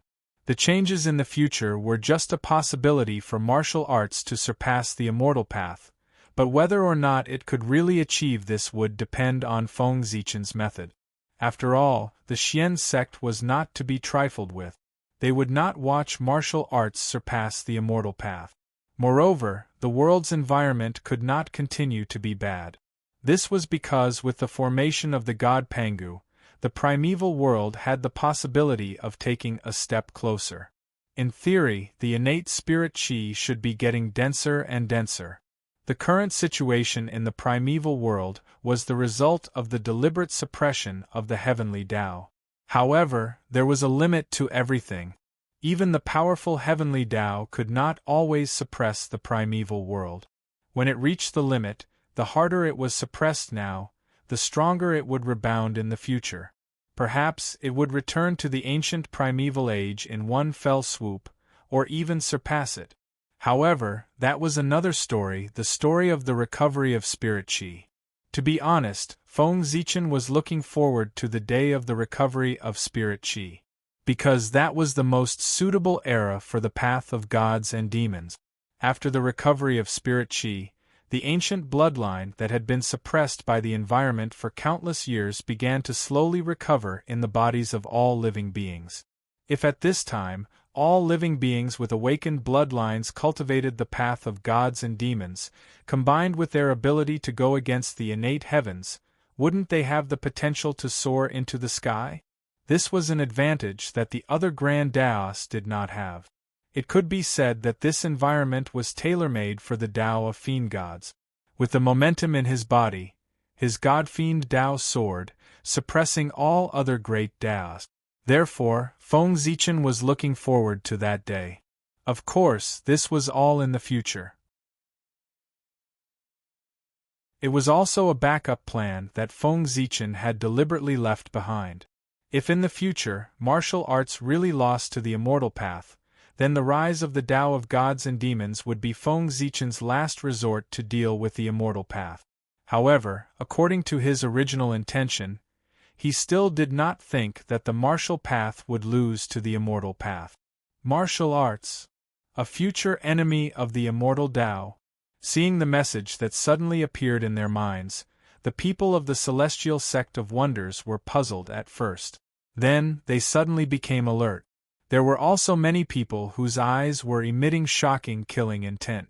According to their thoughts, anything that could threaten the immortal path should not exist. The immortal Tao was too important to them. It could be said that their achievements today were not only due to their own efforts, but also the help of the immortal Tao. Without the immortal Tao, they would not have been able to step into the realm of Sage-to-Be so quickly. Perhaps they would have been in the realm of Daluo Jinxian for countless years before they could see the hope of breaking through. It was the appearance of the immortal Tao that allowed them to see the path after Daluo Jinxian. They did not know when it started, but the relationship between these great beings and the immortal Tao had long become inseparable. They were the ancestors of the immortal Tao, the objects of worship of countless immortal Tao cultivators in the world, and they had the karmic position of heaven and earth. If the immortal Tao fell, these halos would fade from the people of the celestial sect of wonders. The various blessings that came with it would also disappear. In this case, how could they tolerate it? Emperor Gaochen, is it? I didn't expect that in a moment of carelessness, this person would become a great threat to the immortal Tao. After learning the news of martial arts, for a moment, everyone was extremely disgusted with Feng Zichen, the creator of martial arts. It was this person. He had shaken their interest. He really deserved to die. Thinking of this, everyone could not help but have the intention to kill Feng Zichen in their hearts. Whoosh, with the ability of the great beings, once their intention to kill was raised, heaven and earth would immediately respond. endless blood clouds appeared, as if covering the sky and the sun, shrouding the entire vault of heaven. At the same time, a murderous aura suddenly came from heaven and earth. It was cold and penetrating, and the temperature of the entire eldritch land could not help but drop a few degrees. Even the living beings of heaven and earth could not help but inexplicably shiver under this murderous aura, and great fear grew in their hearts. At this moment, an angry roar suddenly came from heaven and earth, carrying with it an unparalleled force, dispelling the haze that shrouded the hearts of all living beings. Impudent. An impudent voice came from above the celestial court, containing the fury of thunder, like the roar of the Tao, exploded in the eldritch land, and in one fell swoop, extinguishing the murderous aura of the great beings of the celestial sect of wonders. This was Feng Zichen's voice. The murderous aura of the great beings of the celestial sect of wonders could be felt by all living beings of heaven and earth, let alone Feng Zichen. It could be said that the crowd did not hide their murderous aura at all, and with an extremely arrogant attitude, they went straight to the celestial court. This was simply a provocation, and it showed that the crowd did not put Feng Zichen in their eyes at all. How could Feng Zichen tolerate such an arrogant attitude of the other party? Not to mention, he had just reached the realm of the primordial chaos Daluo Jinxian, and was looking for an opportunity to establish his power, but now someone had taken the initiative to come to his door, almost without hesitation. He directly roared, with the unparalleled power of the primordial chaos, wanting to teach everyone a lesson. Humph! After the roar, everyone only felt that the dragon's roar was endless in their ears, oppressing their minds, and could not help but let out a muffled groan. Ha! You want to kill me with such ability? It's simply an ant trying to shake a tree, overestimating your own strength. In the celestial court, Feng Zichen seemed to have noticed everyone's performance and could not help but mock them. This was a ruthless slap to the other party's face. As for keeping the peace, that was impossible. Ever since the birth of martial arts, no matter what kind of relationship he had with the celestial sect of wonders, he had now become a great enemy that would not rest until one of them was dead. The celestial sect of wonders. They absolutely could not tolerate him. Since that was the case, why should they show mercy? Naturally, they would seize the opportunity to humiliate the other party to death. Gauchen, when everyone heard that, they were really embarrassed and angry. They were embarrassed because what the other party said was the truth. He was the primordial chaos Daluo Jinxian, and his strength was far beyond theirs. Moreover, he was the current celestial emperor. If they really fought, they would definitely not be a match for him. They were angry because the other party's words were too unpleasant. It was really infuriating. Gauchen, you've gone too far. Just as everyone was unable to get out of the embarrassing situation, a bolt of divine lightning suddenly flew from the chaos outside the heavens and blasted fiercely toward the celestial court. Tai Ching divine lightning. Feng Zichen's pupils constricted slightly, but he recognized the origin of the divine lightning in front of him. It was the supreme divine lightning of the celestial sect of wonders, the Tai Ching divine lightning. The grand pure saint had made his move. That made sense. As the eldest senior brother of the celestial sect of wonders, and also the acting sect master, how could he not make a move when such a big thing happened to the celestial sect of wonders? If he really sat and watched the group of celestial sect of wonders being wantonly humiliated by Feng Zichen without doing anything, then it could be said that the celestial sect of wonders' reputation had been completely lost. How dare you, Grand Pure Saint? How dare you attack the celestial court? Even if you're a saint, you'll have to pay the price. The moment he saw the Tai Ching divine lightning, Feng Zichen's heart did not feel any fear. There was only endless anger in his heart. No matter what the Grand Pure Saint's reason was, if he dared to blast the Tai Ching divine lightning towards the celestial court, then he must pay the price. Because what was trampled on was not only Feng Zichen's dignity, but also the dignity of the entire celestial court. There was no dignity. How could the celestial court command the eldritch world? If Feng Zichen retreated at this moment, then the celestial court would have to bow down to the saints from now on. Absolutely not. The celestial court was the orthodox of the eldritch world, and also the most powerful force in the eldritch world. Kill. Divine steel of martial arts, suppress it for me. Furious, Feng Zichen activated the Mount Buzhou mark in his body. Combining the power of martial arts, it transformed into a gigantic steel that crashed towards the Tai Ching divine lightning. Martial arts supreme skill, divine steel of martial arts. In an instant, the image of an ancient steel appeared from the void, exuding an enormous aura that could suppress all things, holding the Tai Ching divine lightning in place. The true meaning of martial arts in the divine steel of martial arts came from Mount Buzhou. If the Tai Ching divine lightning was in its peak state, it might be able to resist a little. However, crossing the endless chaos had already consumed too much of the Tai Ching divine lightning's power. As such, the current Tai Ching divine lightning was no match for the divine steel of martial arts. Boom! The divine steel of martial arts shook, and the image of Mount Buzhou appeared vaguely, exuding a monstrous aura that suppressed the surrounding space. One could see that the Tai Ching divine lightning was unable to resist this power as it kept shrinking. In the blink of an eye, it turned into a lightning pearl and fell into the celestial court. Boom! After that attack, the remaining power of the divine steel of martial arts did not dissipate. It broke through the endless void and charged towards the chaos beyond the heavens. Taoist Tai Ching, when you return from the chaos beyond the heavens, we will settle this karma. The North Star Emperor put away the lightning pearl formed by the Tai Ching divine lightning and snorted coldly. He did not charge towards the chaos beyond the heavens. At this critical moment for the human race, it was not appropriate for him to leave the eldritch world. Otherwise, he would not let today's matter go so easily. However, the Grand Pure One's attack this time had formed a huge karma with the celestial court. Whether it was the four heavenly deities or Haotian, they would have to fight with him in the future to settle this karma. The two of them were not fighting to determine the victor, but to express their attitude. Therefore, after that attack, the two of them stopped. This farce ended, and the eldritch world returned to peace.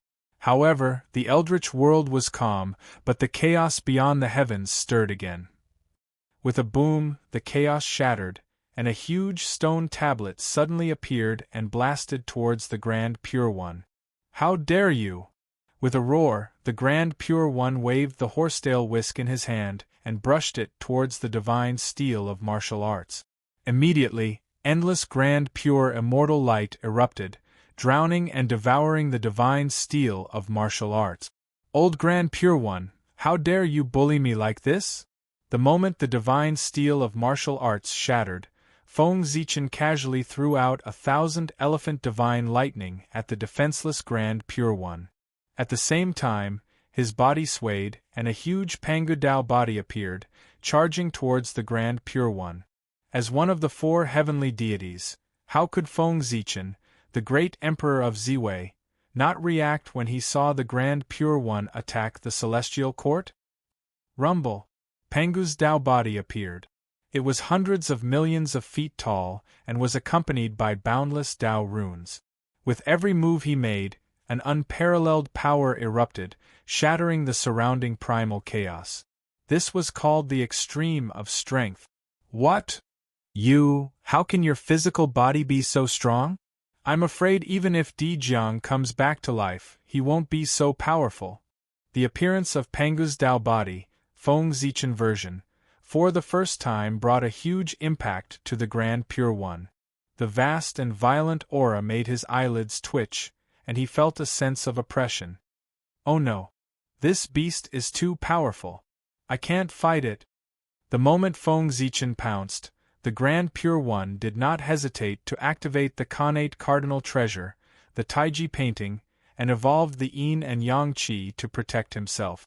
Feng Zichen was unfazed by this and continued to throw a punch. He wanted to use the power of the Taiji painting to verify the power of his physical body. After the baptism of the Great Tao, his physical body had undergone a shocking transformation. His strength had reached an unbelievable level. Strong, unimaginably strong. Although his Dharma powers and soul were also very strong, they were much weaker in front of his physical body. It could be said that Feng Zichen's physical body was his strongest technique at the moment. He could shatter the Tao with his bare hands. The power of a single attack could shatter the world. Boom! When Feng Zichen punched out, even the powerful Tai Chi diagram could not help but creak under the pressure. Then, the yin and yang qi that it had evolved shattered, revealing the grand pure one inside. Oh no! In his field of vision, a fist kept enlarging. The grand pure one did not have time to be shocked. He hurriedly took out the heaven-earth mystic yellow merit pagoda and placed it above his head. Wisps of heaven and earth mystic yellow qi hung down to block Feng Zichen's punch. With a bang, Feng Zichen's punch collided with the heaven-earth mystic yellow pagoda. Although it did not break through its defense, it sent him flying. Very good. In the distance, the Grand Pure One stood up in a slightly sorry state. His face was no longer as calm as before. There was only endless anger. Fellow Taoist Ziwei, let the poor Wei experience your supreme method of suppressing the primordial world. As soon as he finished speaking, the Grand Pure One had the heaven-earth mystic yellow pagoda above his head. He held the connate cardinal treasure, the Taiji painting, and charged towards Feng Zichen with a murderous expression. All right. I've long wanted to experience the methods of the leader of the saints. With a thought, Feng Zichen faced him with his bare hands. He could not use the Hongmeng Daozhong. The Zhouxing painting was no match for the Taiji painting. Since that was the case, he would use his physical body to resist the Taiji painting. Anyway, with the strength of his physical body, it was no weaker than a middle-grade connate cardinal treasure. Boom! As soon as they fought, the disadvantage of Feng Zichen's insufficient realm was highlighted. He was almost suppressed by the Grand Pure One. However, the Grand Pure One could not hurt him.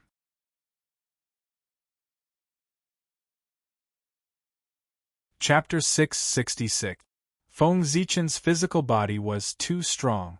No matter what mysterious techniques the Grand Pure One used, or what shocking mystical abilities he had.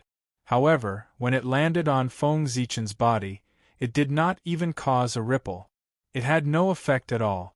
That was to say, the Tai Chi diagram, as the ultimate treasure of creation, was so powerful that it could block Feng Zichen's increasingly crazy attacks and even cause him harm. However, how astonishing was the recovery ability of Pangu's Tao body.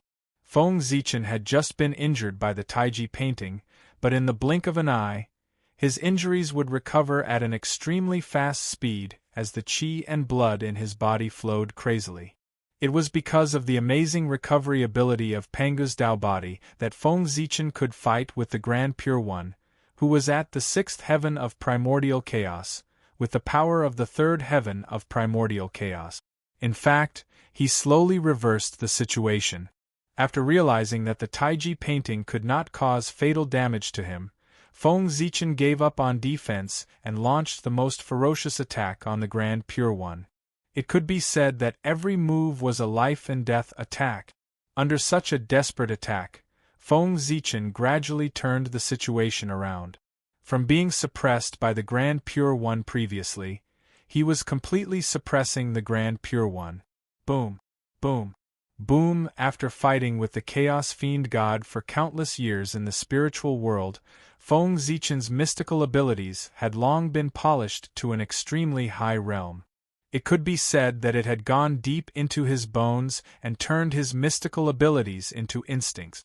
Every punch, every kick, even a strand of hair and a gaze were all incomparably powerful mystical abilities. With a thought, it was an explosion of energy waves that could destroy the world. Under Feng Zichen's attack, the chaos outside the sky boiled, as if it could not withstand the power, and was about to collapse.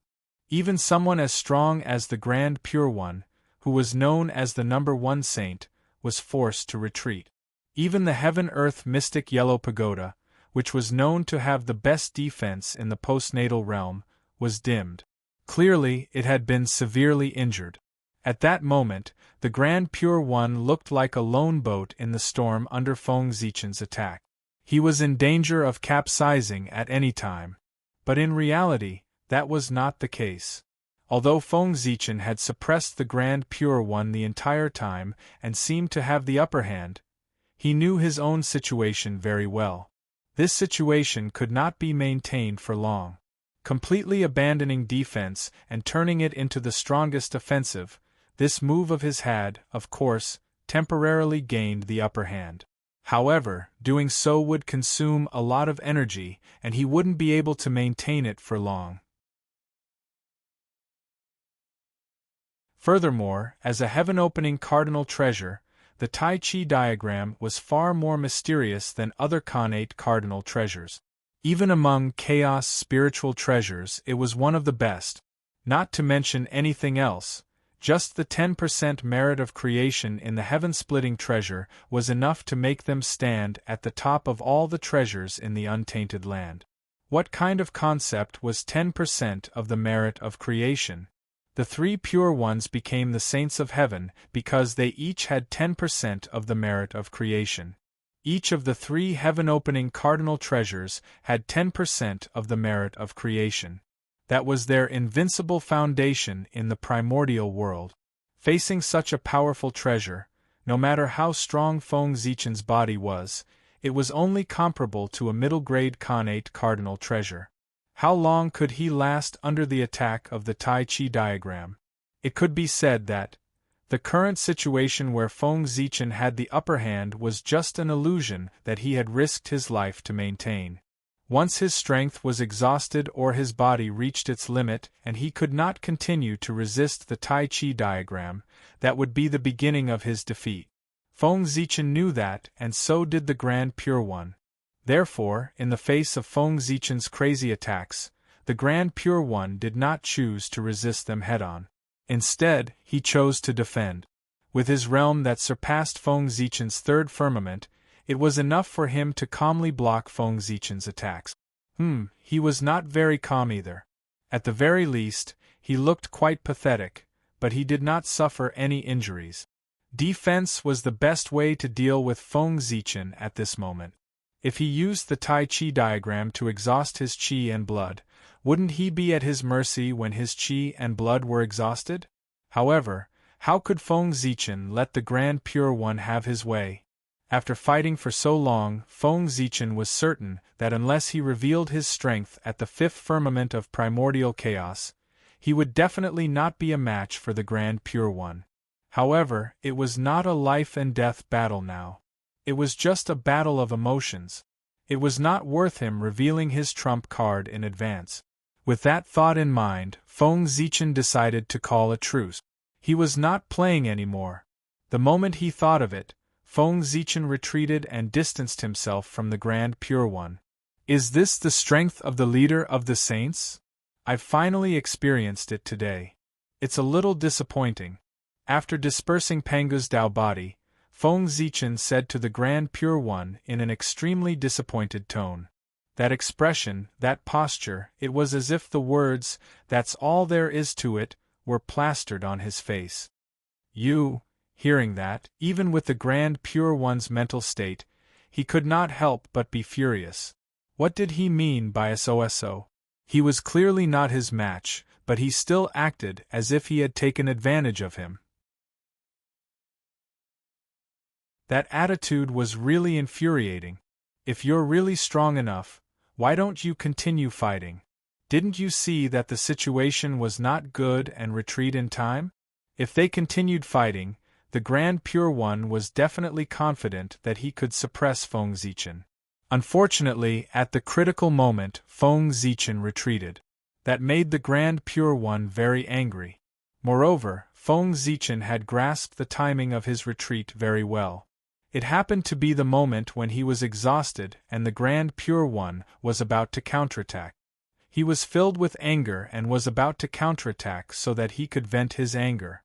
However, at that moment the other party retreated. He retreated, faced with such a situation. The Grand Pure One felt that there was nowhere to vent his anger. He could not help but feel aggrieved. Especially once Feng Zichen left, to create a false impression for others. When the Grand Pure One faced Great Emperor Ziwei, he could not resist at all. He could only be beaten passively. Thinking of that, the Grand Pure One felt even more aggrieved. The Grand Pure One was furious. It had been a long time since he had the intention to kill Feng Zichen. Humph! You can fight whenever you want and stop whenever you want. How can there be such a good thing in the world? Fellow Taoist Ziwei, the poor Wei has yet to enjoy the battle just now. Why don't we have another battle? Although he said that, the Grand Pure One did not give Feng Zichen any room to refuse. As he spoke, he had already raised the Taiji painting and attacked Feng Zichen. Rumble! The Grand Pure One attacked with hatred and almost used all his strength. In his hands, the power of the Taiji painting was completely restored. The yin and yang qi was vast and mighty, splitting heaven and earth and creating the two elements. Then, a resplendent golden bridge appeared. It was incomparably huge, like the Tao mark in the middle of the Taiji painting. It spanned across heaven and earth, separating the two elements, drawing yin and yang and fixing the earth, fire, water, and wind. In an instant, a power that could suppress heaven and earth spread out from the golden bridge. Immediately, Feng Zichen felt that the space around him had solidified, and a boundless pressure was generated, trying to crush him. The Taiji painting was used by Pangu to suppress the riot in the primordial world when he was opening the sky. Thinking about it, the Taiji painting at its peak could even suppress the primordial world, let alone Feng Zichen. However, the same Dharma treasure in the hands of different people would have different power. In Pangu's hands, the Taiji painting could suppress the primordial world. However, in the hands of the Grand Pure One, the Taiji painting did not have such power. Although it was still very strong, it was not invincible. Zhouxing painting rise. With a thought, Feng Zichen raised the Zhouxing painting and developed a resplendent galaxy to resist the pressure brought by the Taiji painting. Compared to before, the power of the Zhouxing painting was even stronger. It was vaguely showing signs of breaking through to a superior grade connate cardinal treasure. Destruction and establishment were not only useful to cultivators, but also to Dharma treasures. During the battle with the fiend ancestor Rahu, the Zhouxing painting was severely injured. After the battle ended, Feng Zichen placed it in the core of the boundless starry sky and used the power of the stars to repair its injuries. This recovery would take several million years. When Feng Zichen took it out of the core of the boundless starry sky, not only did the Zhouxing painting recover completely, but its power also increased greatly. It was only a step away from forming the 48th connate divine restriction and becoming a superior grade connate cardinal treasure. Rumble! The golden bridge shook. A destructive power erupted, and the connate Tai Chi Chi wantonly surged into the starry sky above Feng Zichen's head. Immediately, the stars exploded one after another, and the galaxy withered. The vast starry sky was on the verge of collapse. The Zhouxing painting was no match for the power of the Taiji painting.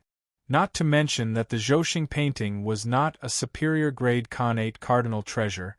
Even if it was, it would not be a match for the Taiji painting. After all, although the Taiji painting was called a connate cardinal treasure, its power far exceeded this level. Rumble! In the blink of an eye, the starry sky above Feng Zichen's head shattered and turned into the Zhouxing painting again, flying back into his hand. Without the obstruction of the starry sky, the power of the Taiji painting directly affected Feng Zichen's body. The terrifying pressure was about to crush him. However, Feng Zichen did not care about that. He did not unleash his true strength, nor did he use the Hongmeng Daozhong. He treated it as if it did not exist. That was because he was not fighting alone. He had an ally. Seeing that the golden bridge formed by the Taiji painting was about to press down on Feng Zichen's body, a huge cauldron with 4 feet and 2 handles suddenly appeared in the middle of the two. The aura that could suppress the universe erupted and resisted the golden bridge. The supreme-grade Khanate cardinal treasure, the cosmic cauldron, Nuwa had finally attacked. Eldest senior brother, please stop. A faint voice sounded. Nuwa leaped in front of the Grand Pure One and interrupted his next actions. Junior sister Nuwa, do you want to be enemies with the Poor Way too? Seeing Nuwa stop him, the Grand Pure One's expression turned cold as he asked in a low voice. As he spoke, the Heavenly Lord of Primordial Beginning and the Grand Master of Heaven also moved.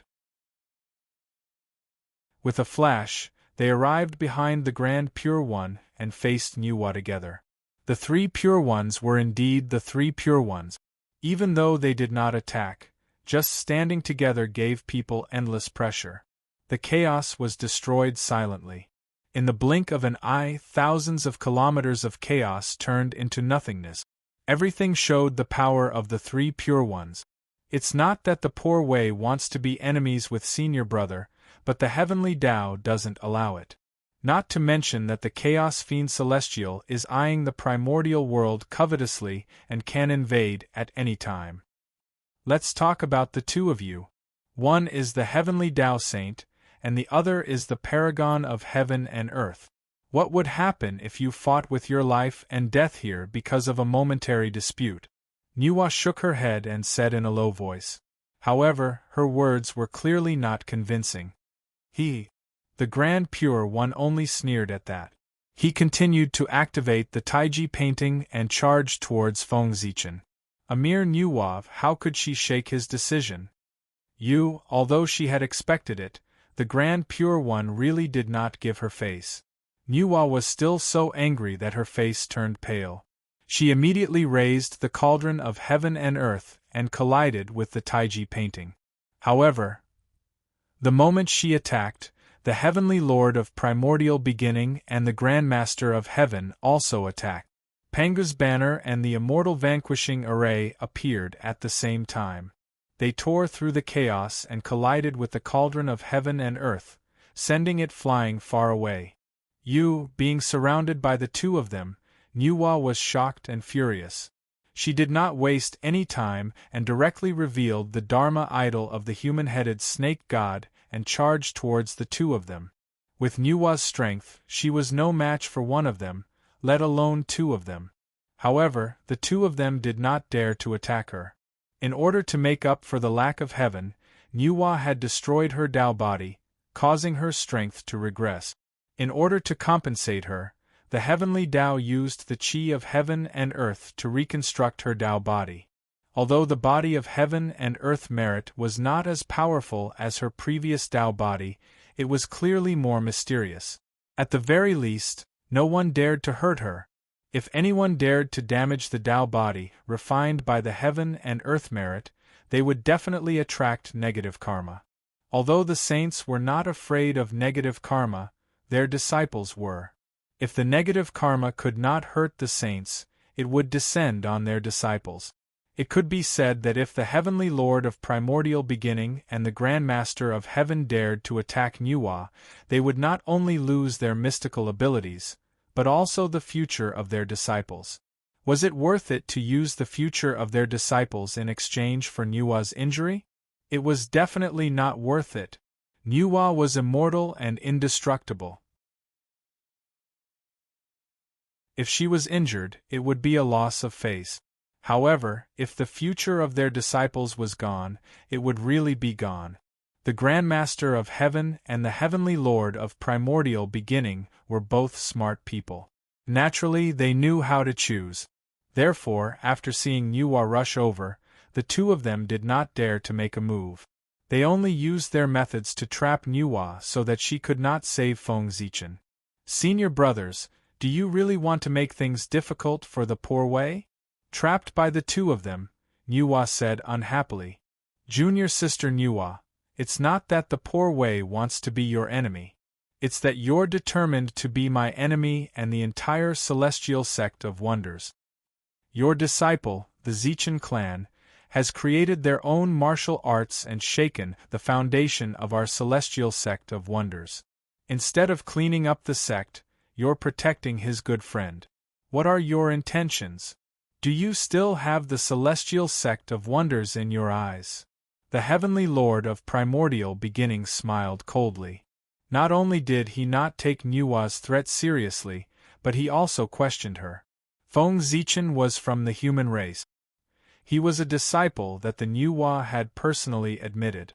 Moreover, he had the capital to show off to everyone back then. Now, he had created his own martial arts and shaken the foundation of the celestial sect of wonders. He had become the greatest sinner of the immortal Tao. As his backer, it was natural for Nuwa to be angered by the people of the celestial sect of wonders. The martial arts created by Brother Gaochen can pose a threat to the immortal Tao. Doesn't that prove his excellence? The disciple is more outstanding than the teacher. Doesn't that mean that the Empress has taught well? Since that's the case, why is the Empress Nuwa angry? Could it be that I have to be like you, the heavenly lord of primordial beginning? All of your disciples are useless. After tens of millions of years, none of them have succeeded in proving their Tao. Is that how you're considered outstanding? Before Nuwa could reply, Feng Zichin, who was fighting the Grand Pure One, took the time to mock the heavenly lord of primordial beginning. His disciple's cultivation was not good enough. That was the pain in the heavenly lord of primordial beginning's heart. That was because his disciple could not prove his Tao. It was not that he was not outstanding enough, but that he had implicated him. Therefore, the heavenly lord of primordial beginning had always felt guilty towards his disciple. It was precisely because of that he had become abnormally protective. He wanted to use such a method to compensate his disciple. But now, Feng Zichin used that to mock him. How could the heavenly lord of primordial beginning tolerate that? He exploded on the spot. Bastard, you're courting death. Grabbing the Pangu banner, the heavenly lord of primordial beginning slashed fiercely at Feng Zichin. Rumble! Streaks of chaotic sword chi burst out, carrying traces of the heavenly god's murderous aura. They shattered the chaos and emitted a mighty force that could split the world. Back then, when the Pangu axe shattered, Pangu used the Pangu banner to shatter the chaos and continue to split the world. Although the three heaven-splitting treasures were all the strongest Dharma treasures of the primordial world, their focus was different. The Taiji painting was a suppression treasure, the Pangu axe was a killing treasure, and the Chaos Bell combined the advantages of the two. It could attack and withdraw. For this reason, among the three heaven-splitting treasures, the Pangu banner had the strongest killing power. It could even be said that in the primordial world, the Pangu banner was the #1 killing treasure. In front of him was the Taiji painting, and behind him was the Pangu banner. Facing the #1 suppression treasure and the #1 killing treasure of the primordial world at the same time, no matter how confident Feng Zichin was, he did not dare to say that he could block the attacks of the two. But he still did not panic, because he still had a trump card. Seeing the Taiji painting and the Pangu banner charging over, Feng Zichin actually put away the Zhousing painting, as if he had given up resisting. Just when everyone was puzzled, Feng Zichin shouted calmly, "Don't worry. Tao Ancestor, are you still not going to make a move?" As soon as he finished speaking, the world fell silent in an instant. Then a sigh was heard. Then an unparalleled force erupted and brushed past everyone's bodies. Next the world spun. When Feng Zichin came back to his senses, he found that he was no longer in the chaos outside the heavens, but in the purple cloud palace. Turning his head to look, he saw that the 6 sages had all appeared here. Obviously, the Tao ancestor had used a supreme method to teleport them from the chaos outside the heavens to this place. Thinking of this, Feng Zichen could not help but suck in a breath of cold air. Too powerful. The Tao ancestor had probably reached the realm of the Wuji Daluo Jinxian. Otherwise, he would not have captured them so easily. One had to know that. When the Tao ancestor made a move, they did not even notice it, let alone resist. If the difference in strength was not too great, such a situation would not have happened.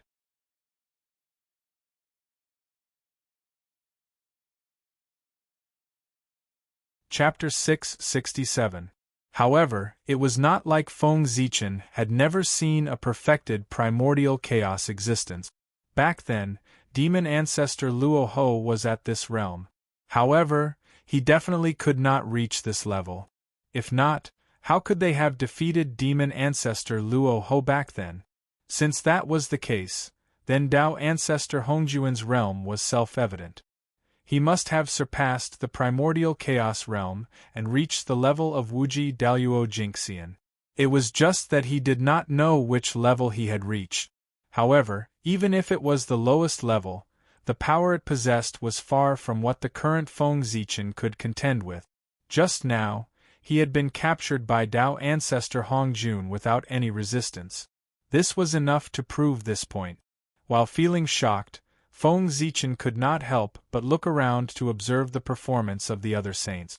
However, what he saw in front of him were calm faces. However, the unconcealable shock in their eyes showed that they were not as calm as they appeared. Obviously, the strength displayed by Tao ancestor Hongjun had deeply shocked them.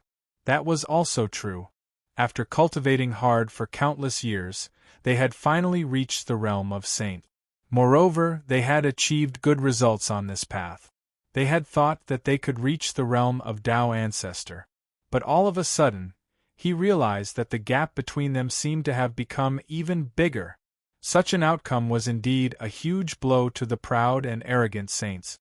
However, compared to the saints, Feng Zichen was much calmer. Because he had cultivated to the primordial chaos realm in a short period of time, he had developed the confidence of being invincible. Although Tao ancestor Hongjuan's realm was high, it was not unattainable. As long as he was given time, he would surpass him sooner or later. Feng Zichen was very confident about this. Once upon a time, saints were high and mighty figures in his eyes. But now? He had grown to the point where he was comparable to saint. Even among saints, there were only one or two people who were stronger than him. To be able to surpass saints. Naturally, he could surpass Tao ancestor Hongjun. Feng Zichen was no longer the human youth who struggled to survive in the past. He was now a well-deserved big shot in the untainted land. His every word and action could influence the general trend of the land and decide the rise and fall of countless races. It stood at the peak of the world.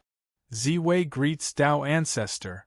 Nuwa Taiqing greet master. Jane Zhuanti greets teacher. Suppressing the shock in their hearts, everyone stepped forward and bowed to Tao ancestor Hongjun.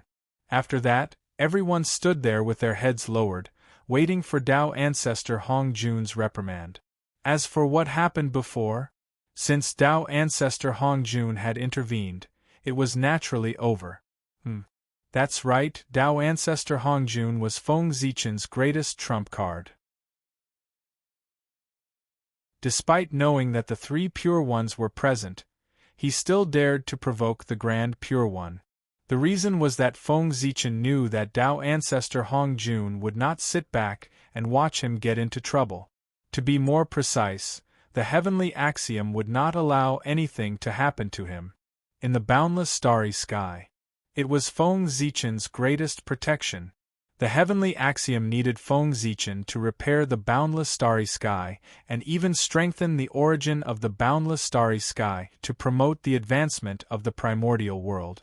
For this, as long as Feng Zichen could not destroy the world, the heavenly axiom would always protect him.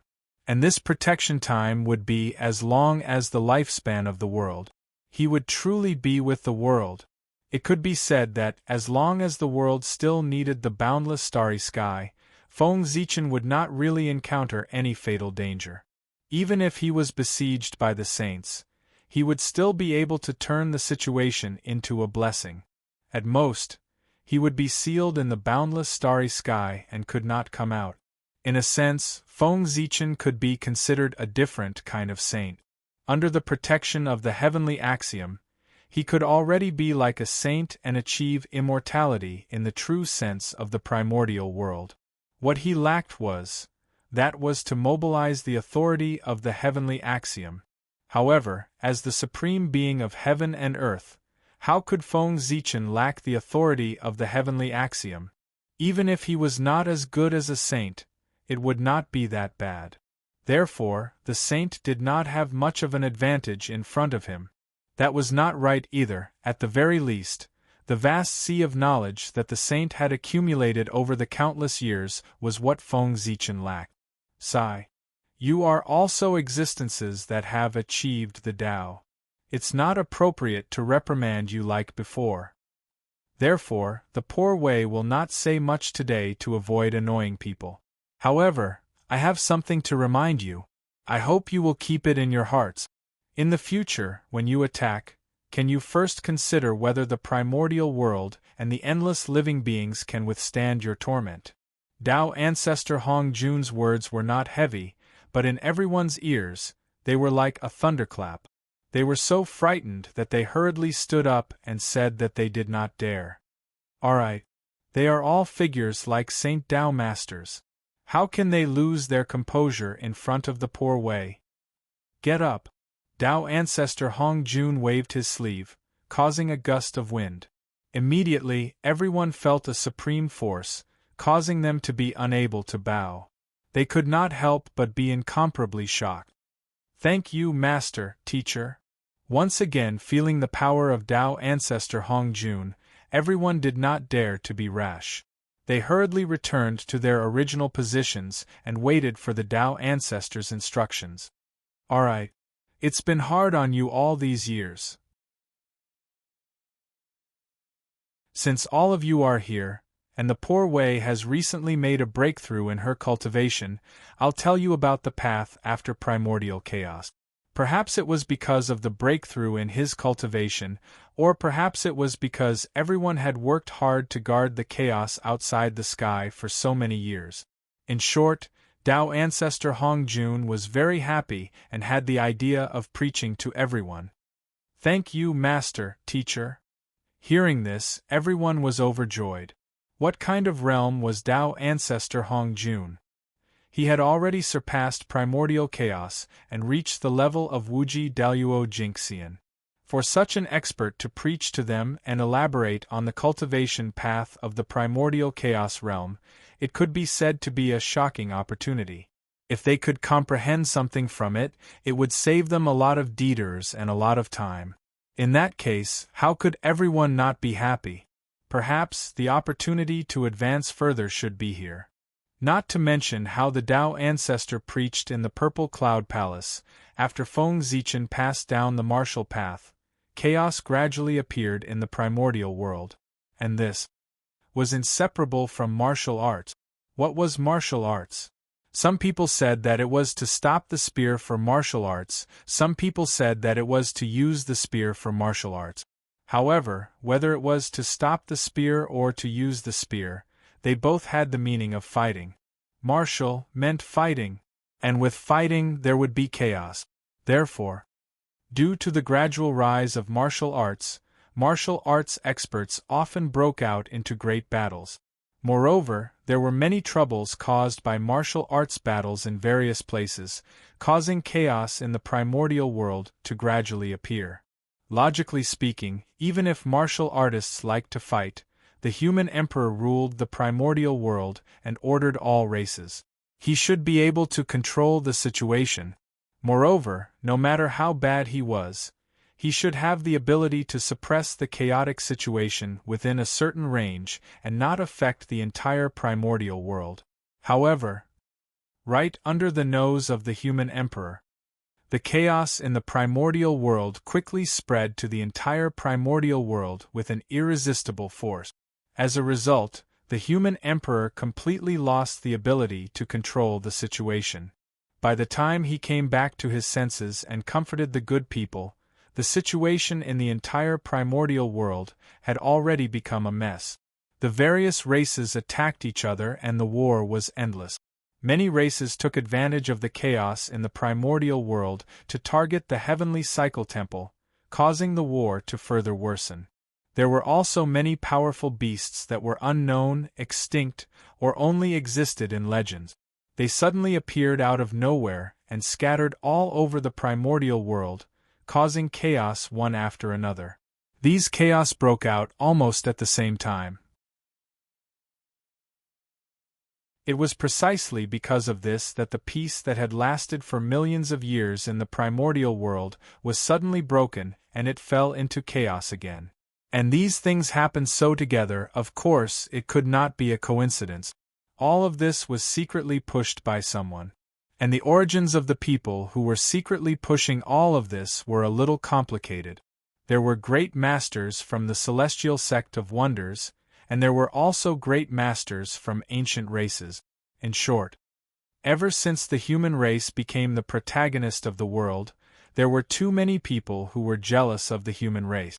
There were too many people who wanted to take a share of the human race's destiny.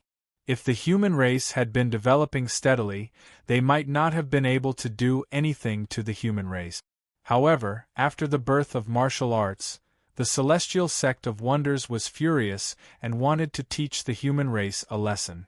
At the same time, they also used this as an excuse to restrict the development of the human race, lest their strength become too strong and exceed their control. The thoughts of the great masters of the celestial sect of wonders were very simple. If they could not deal with confrontations, could they not deal with the human race? Therefore, a series of conspiracies against the human race soon appeared in the primordial world. And the great masters hiding in the dark saw that the celestial sect of wonders had taken action, they also took action. However, their goal was not to target the human race, but to create chaos so that they could fish in troubled waters. These great masters hiding in the dark knew one thing very well, and that was, with the celestial sect of wonders around, it was very difficult for them to obtain benefits from the human race. Therefore, they simply did not target the human race, but focused on creating chaos. When the primordial world was completely chaotic, the human race and the celestial sect of wonders would have no time to take care of themselves. That would be their opportunity. Muddy water. It was easy to fish. Therefore, with this thought, these great masters hiding in the dark secretly unlocked the ancient seal and released the primordial mutants inside. Of course, there were also some great masters who released the exotic beasts that they had raised in the past from the secret realm and let them wreak havoc in the primordial world. This was the origin of the exotic beasts that had wreaked havoc in the primordial world. Countless years had passed since the creation of the world. The wild heaven and earth mutants had long been wiped out. Only a few of them were kept in the hands of those with great magical powers. Now, taking advantage of the chaos in the primordial world, they had released all of them. The impact on the primordial world could be imagined. One had to know. Those that could be called primordial mutants were either extremely powerful or had extremely strange abilities. Otherwise, why would they be called such? It was precisely because of these strange abilities that these exotic beasts were extremely difficult to deal with. Moreover, the shackles that limited the strength of cultivators had now become the protection of these exotic beasts. If the primordial world did not have the ability to isolate heaven and earth, allowing Deluo Jinxian and above to take action, what was there to be afraid of these exotic beasts that wreaked havoc in the primordial world? No matter how many came, they could be killed with a flick of their fingers. However, it was precisely because of the ability to isolate heaven and earth that all existences above the gold immortal realm could not take action.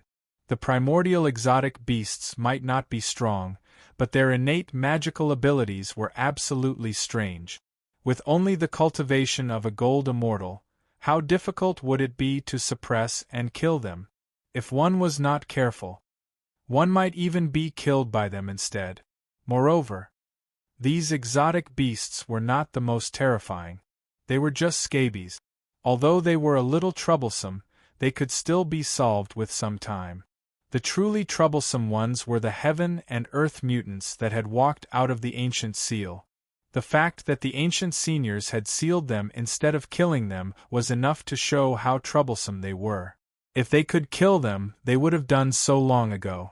They would not have spent too much effort to seal them and leave behind a huge hidden danger in the future. The reason why they did not kill them was very simple. It was because the seniors could not kill them, so they had no choice but to seal them. When it came to the origin of the heaven and earth mutants, they were also extraordinary existences. At the beginning of the world, when all living things were born, the primordial world was far from as perfect as it was today. There were all kinds of flaws in the operation of the rules of heaven and earth. It was because of the existence of these flaws that those heaven and earth mutants were born. They were formed from the flaws of heaven and earth, therefore, their abilities were unpredictable and impossible to guard against. Moreover, because they were related to heaven and earth, they could be said to be immortal and indestructible existences. They had no realm and could not cultivate, but they could obtain power by breaking the rules. The more rules the heaven and earth mutants destroyed, the more terrifying their power would be. The strongest existence among them could even be compared to a quasi-saint. Their existence was the bug of the primordial world. It was simply unsolvable. In the primordial era, these heaven and earth mutants wantonly broke the rules and finally angered the strongest of the primordial world at that time. They were jointly besieged by the innate saints and innate ferocious beast. In the face of such powerful two sides, the heaven and earth mutants were naturally no match for them and were beaten back. However, they had the ability to be immortal and indestructible. No matter how the innate ferocious beasts and innate saints tried their best, they could not kill them. In desperation, these ancient era experts could only seal them to prevent them from continuing to break the rules of the primordial world. However, they did not expect that after countless years, in order to seek their own interests, some of the ancient era experts secretly opened the seal and released those heaven and earth mutants, taking the initiative to let them wreak havoc in the primordial world. This action was really hateful. After being sealed for countless years, the strength of those heaven and earth mutants could be said to have fallen to the freezing point. From the level of Daluo Jinxian, they had fallen to the level of a gold immortal. However, since they were heaven and earth mutants, their physical bodies were definitely not weak. They could even be said to be extremely strong, not much weaker than the innate ferocious beast. These heaven and earth mutants had such strong physical bodies. Even if their strength had fallen, they were still not something that those gold immortal cultivators could resist.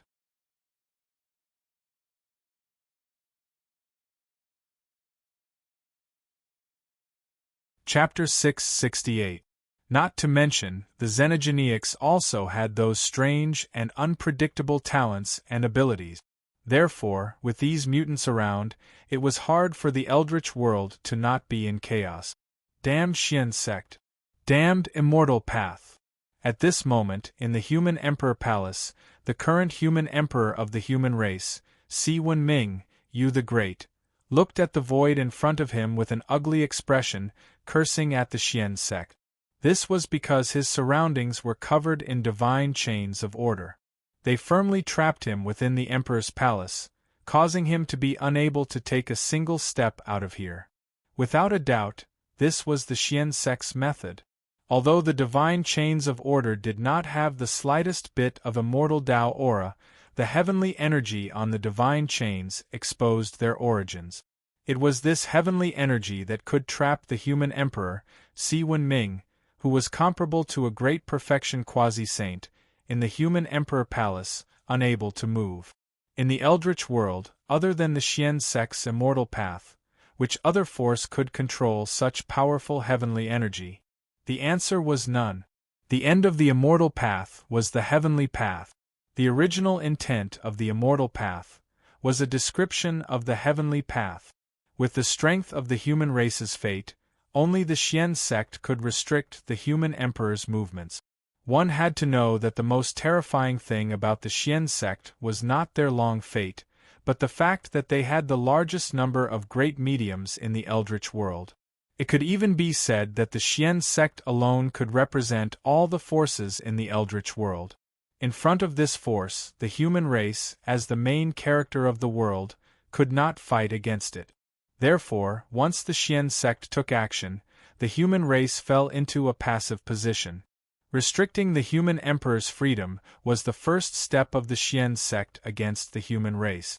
With the support of the human race's fate, the human emperor could unleash strength comparable to a great perfection quasi-saint in the Eldritch world.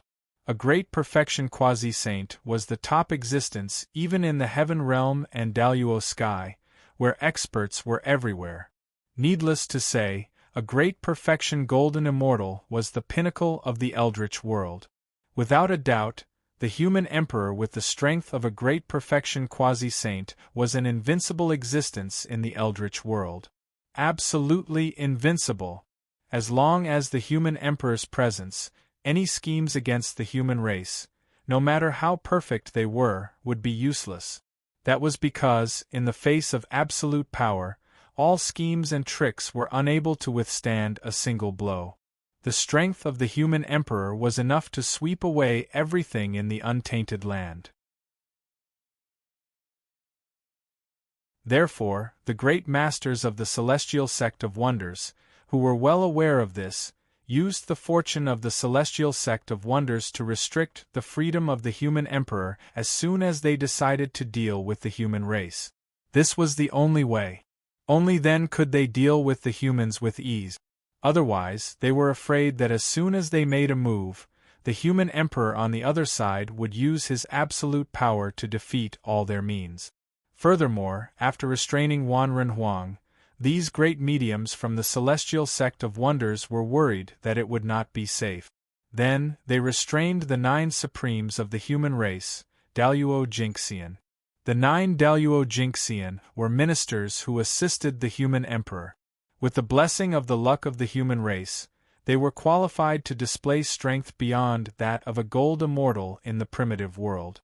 The significance of its existence was similar to that of the 9 great kings of the ancient human tribe. It was a means for the human emperor to rule the untainted land. They were the mainstay of the human race. They were also a means for the human race to maintain stability. Their greatest role was to maintain the stability of the human race when the human emperor was not around. A long time ago, the human race had once imagined what the human race's situation would be like when the human emperor was not around. Therefore, they imitated the ancient 9 kings system and set up 9 leaders for the human race. Their purpose was to deal with today's situation. But who would have thought that? The celestial sect of wonders would not make a move. Once they made a move, it would be earth-shattering. After trapping the human emperor, they also made a move to lock up the 9 Daluo Jinxian.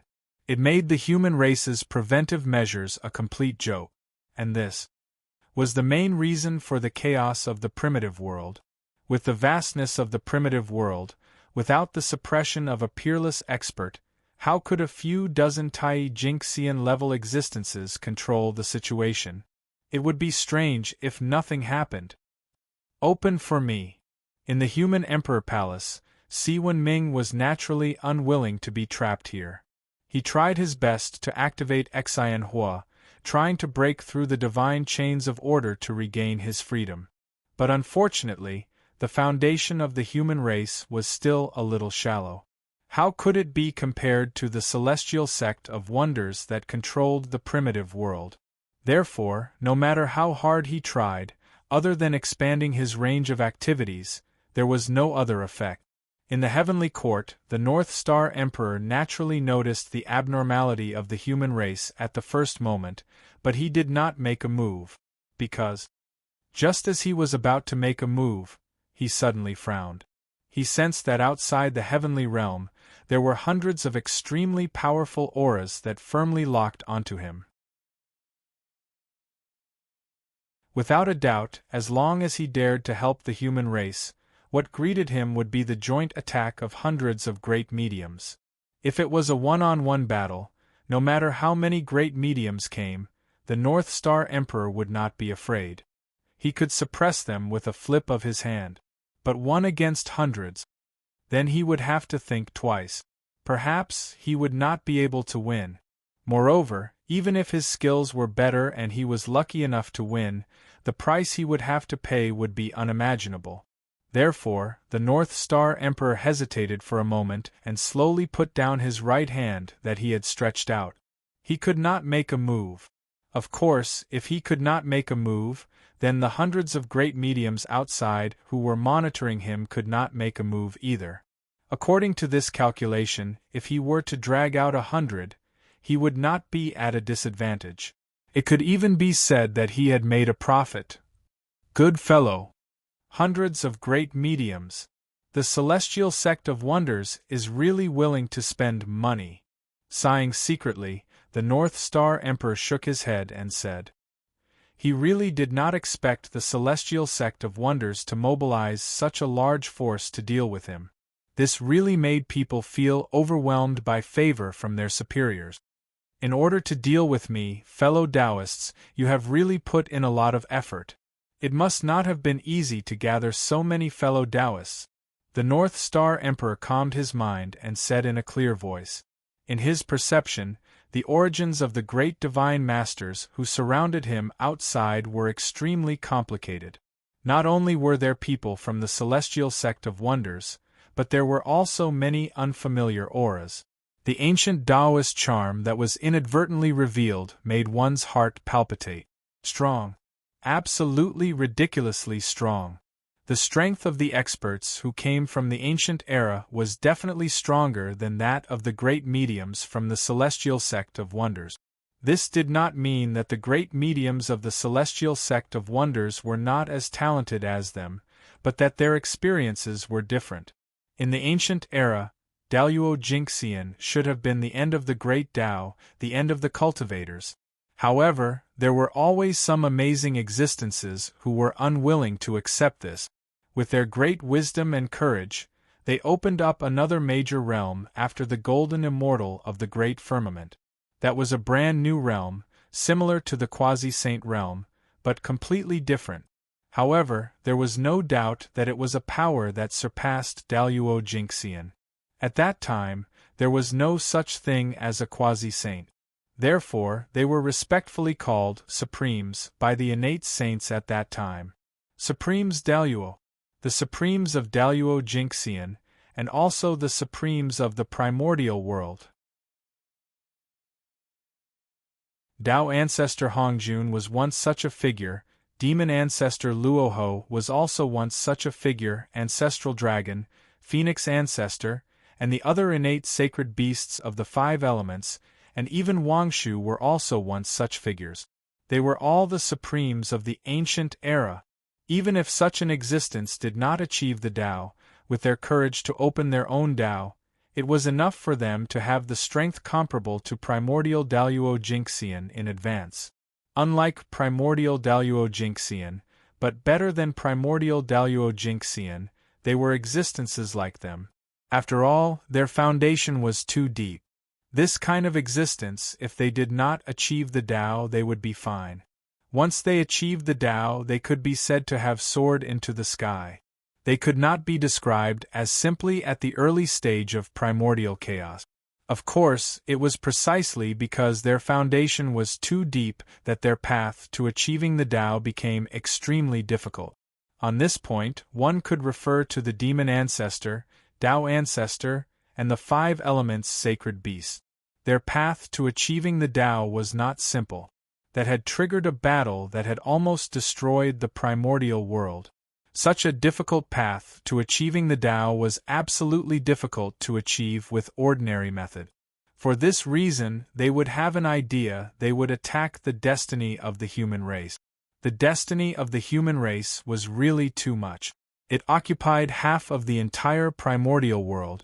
If they could get a little bit of it, then their path to achieving the Tao would be much easier.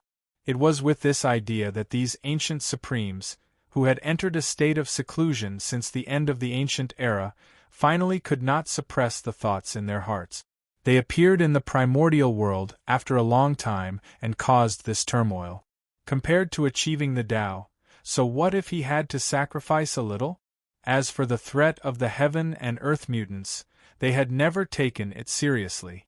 In the ancient era, when they were still weak, they could seal it. Not to mention, they were now much more powerful than they were back then. A mere heaven and earth mutant could be destroyed with a flick of a finger. The North Star Emperor understood the thoughts of the supreme beings of the ancient past. After all, after the human race became the protagonist of the world, it had attracted the attention of many people. Greedy gazes. The current human race was like a huge piece of fat meat that everyone wanted to take a bite of. If they wanted to solve this problem, it was simple. That was to fight. Beat them ruthlessly. Only by beating those who dared to reach out their hands until they hurt and beat them ruthlessly, they would remember this lesson. Only then did they know that the human race was not to be trifled with. As for whether the human race could do this, Gauchen thought that it was still possible. Although the human race was in a mess now, that was because the human race had not reacted yet. When the human race came back to their senses and organized their strength, they could counterattack at any time and easily extinguish the chaos in the primordial world. The human race had dominated the primordial world for millions of years. The foundation that they had accumulated was not a joke. Even if it could not be compared to the shaman and demon race, it was far from what the current primordial world races could compare to. If a mere heaven and earth mutant wanted to defeat the human race, they would be underestimating the human race too much. If the human race was really so weak, it would be impossible for them to escape from the seal of the demon race. And the key to turning the situation around was the human emperor, Si Wenming. If he could appear in time, the situation of the human race would quickly stabilize, and they would be able to condense enough strength to suppress the chaos in various places. Perhaps this was the test of the world for Si Wenming. After passing, he would be the 9th great emperor of the human race. If he could not pass, then he could only be the king of the human race. The reason why Gauchen did not save Si Wenming was because of this consideration. As the human emperor, if he could not even solve such a small problem, what qualifications did he have to become the great emperor of the human race? Therefore, Emperor Gauchen made up his mind to completely let go of this matter and leave it all to Si Wenming to handle. He believed that Si Wenming could solve these matters, and he also believed that the human race had the ability to overcome these difficulties. Otherwise, the human race would be too lousy. If a mere disaster could make the human race unable to take care of themselves, then it would be better not to be the main character of this world. It would also save him from embarrassing himself there. After making up his mind, Gauchen seemed to have put down some burden and suddenly relaxed. He was also in the mood to communicate with those powerful beings in the dark. Fellow Taoists reply. Divine senses spread out from Gauchen's body and echoed between heaven and earth. Unfortunately, even though he released his divine senses so frequently, no one paid attention to him. Everyone's attention was now on the primordial land. They wished that they could directly divide the destiny of the human race. How could they have the time to pay attention to Gauchen? Moreover, Gauchen's mouth was so vicious. If they easily talked to him, they might be ridiculed by him. Therefore, everyone pretended to be deaf and mute, pretending that they did not hear Gauchen's words. At this moment, his gaze turned back to the human race. In the human emperor palace, Si Wen-ming, who had used all his methods but still could not break the divine chains of order, could not help but reveal a hint of ruthlessness in his eyes. The human race must not be in chaos. Therefore, he had to go out. Even if he had to pay a price, he had to rush out. With this realization in his heart, Si Wen-ming did not hesitate to burn his origin to obtain a huge amount of power. Break for me! Unparalleled power surged out from Si Wen-ming's body. However, his target was not the divine chains of order in front of him, but the soul in his body. Boom! With a deafening boom, Si Wen-ming's body was blasted apart. At the same time, the destiny of the human race was also shaking non-stop. Waves of violent power surged out and entangled with the divine chains of order in the human emperor palace. Under this violent power, the divine chains of order that Si Wen-ming could not do anything about finally showed signs of collapsing. Bang bang bang, amidst the shocking explosion, the divine chains of order that trapped Si Wen-ming broke one after another.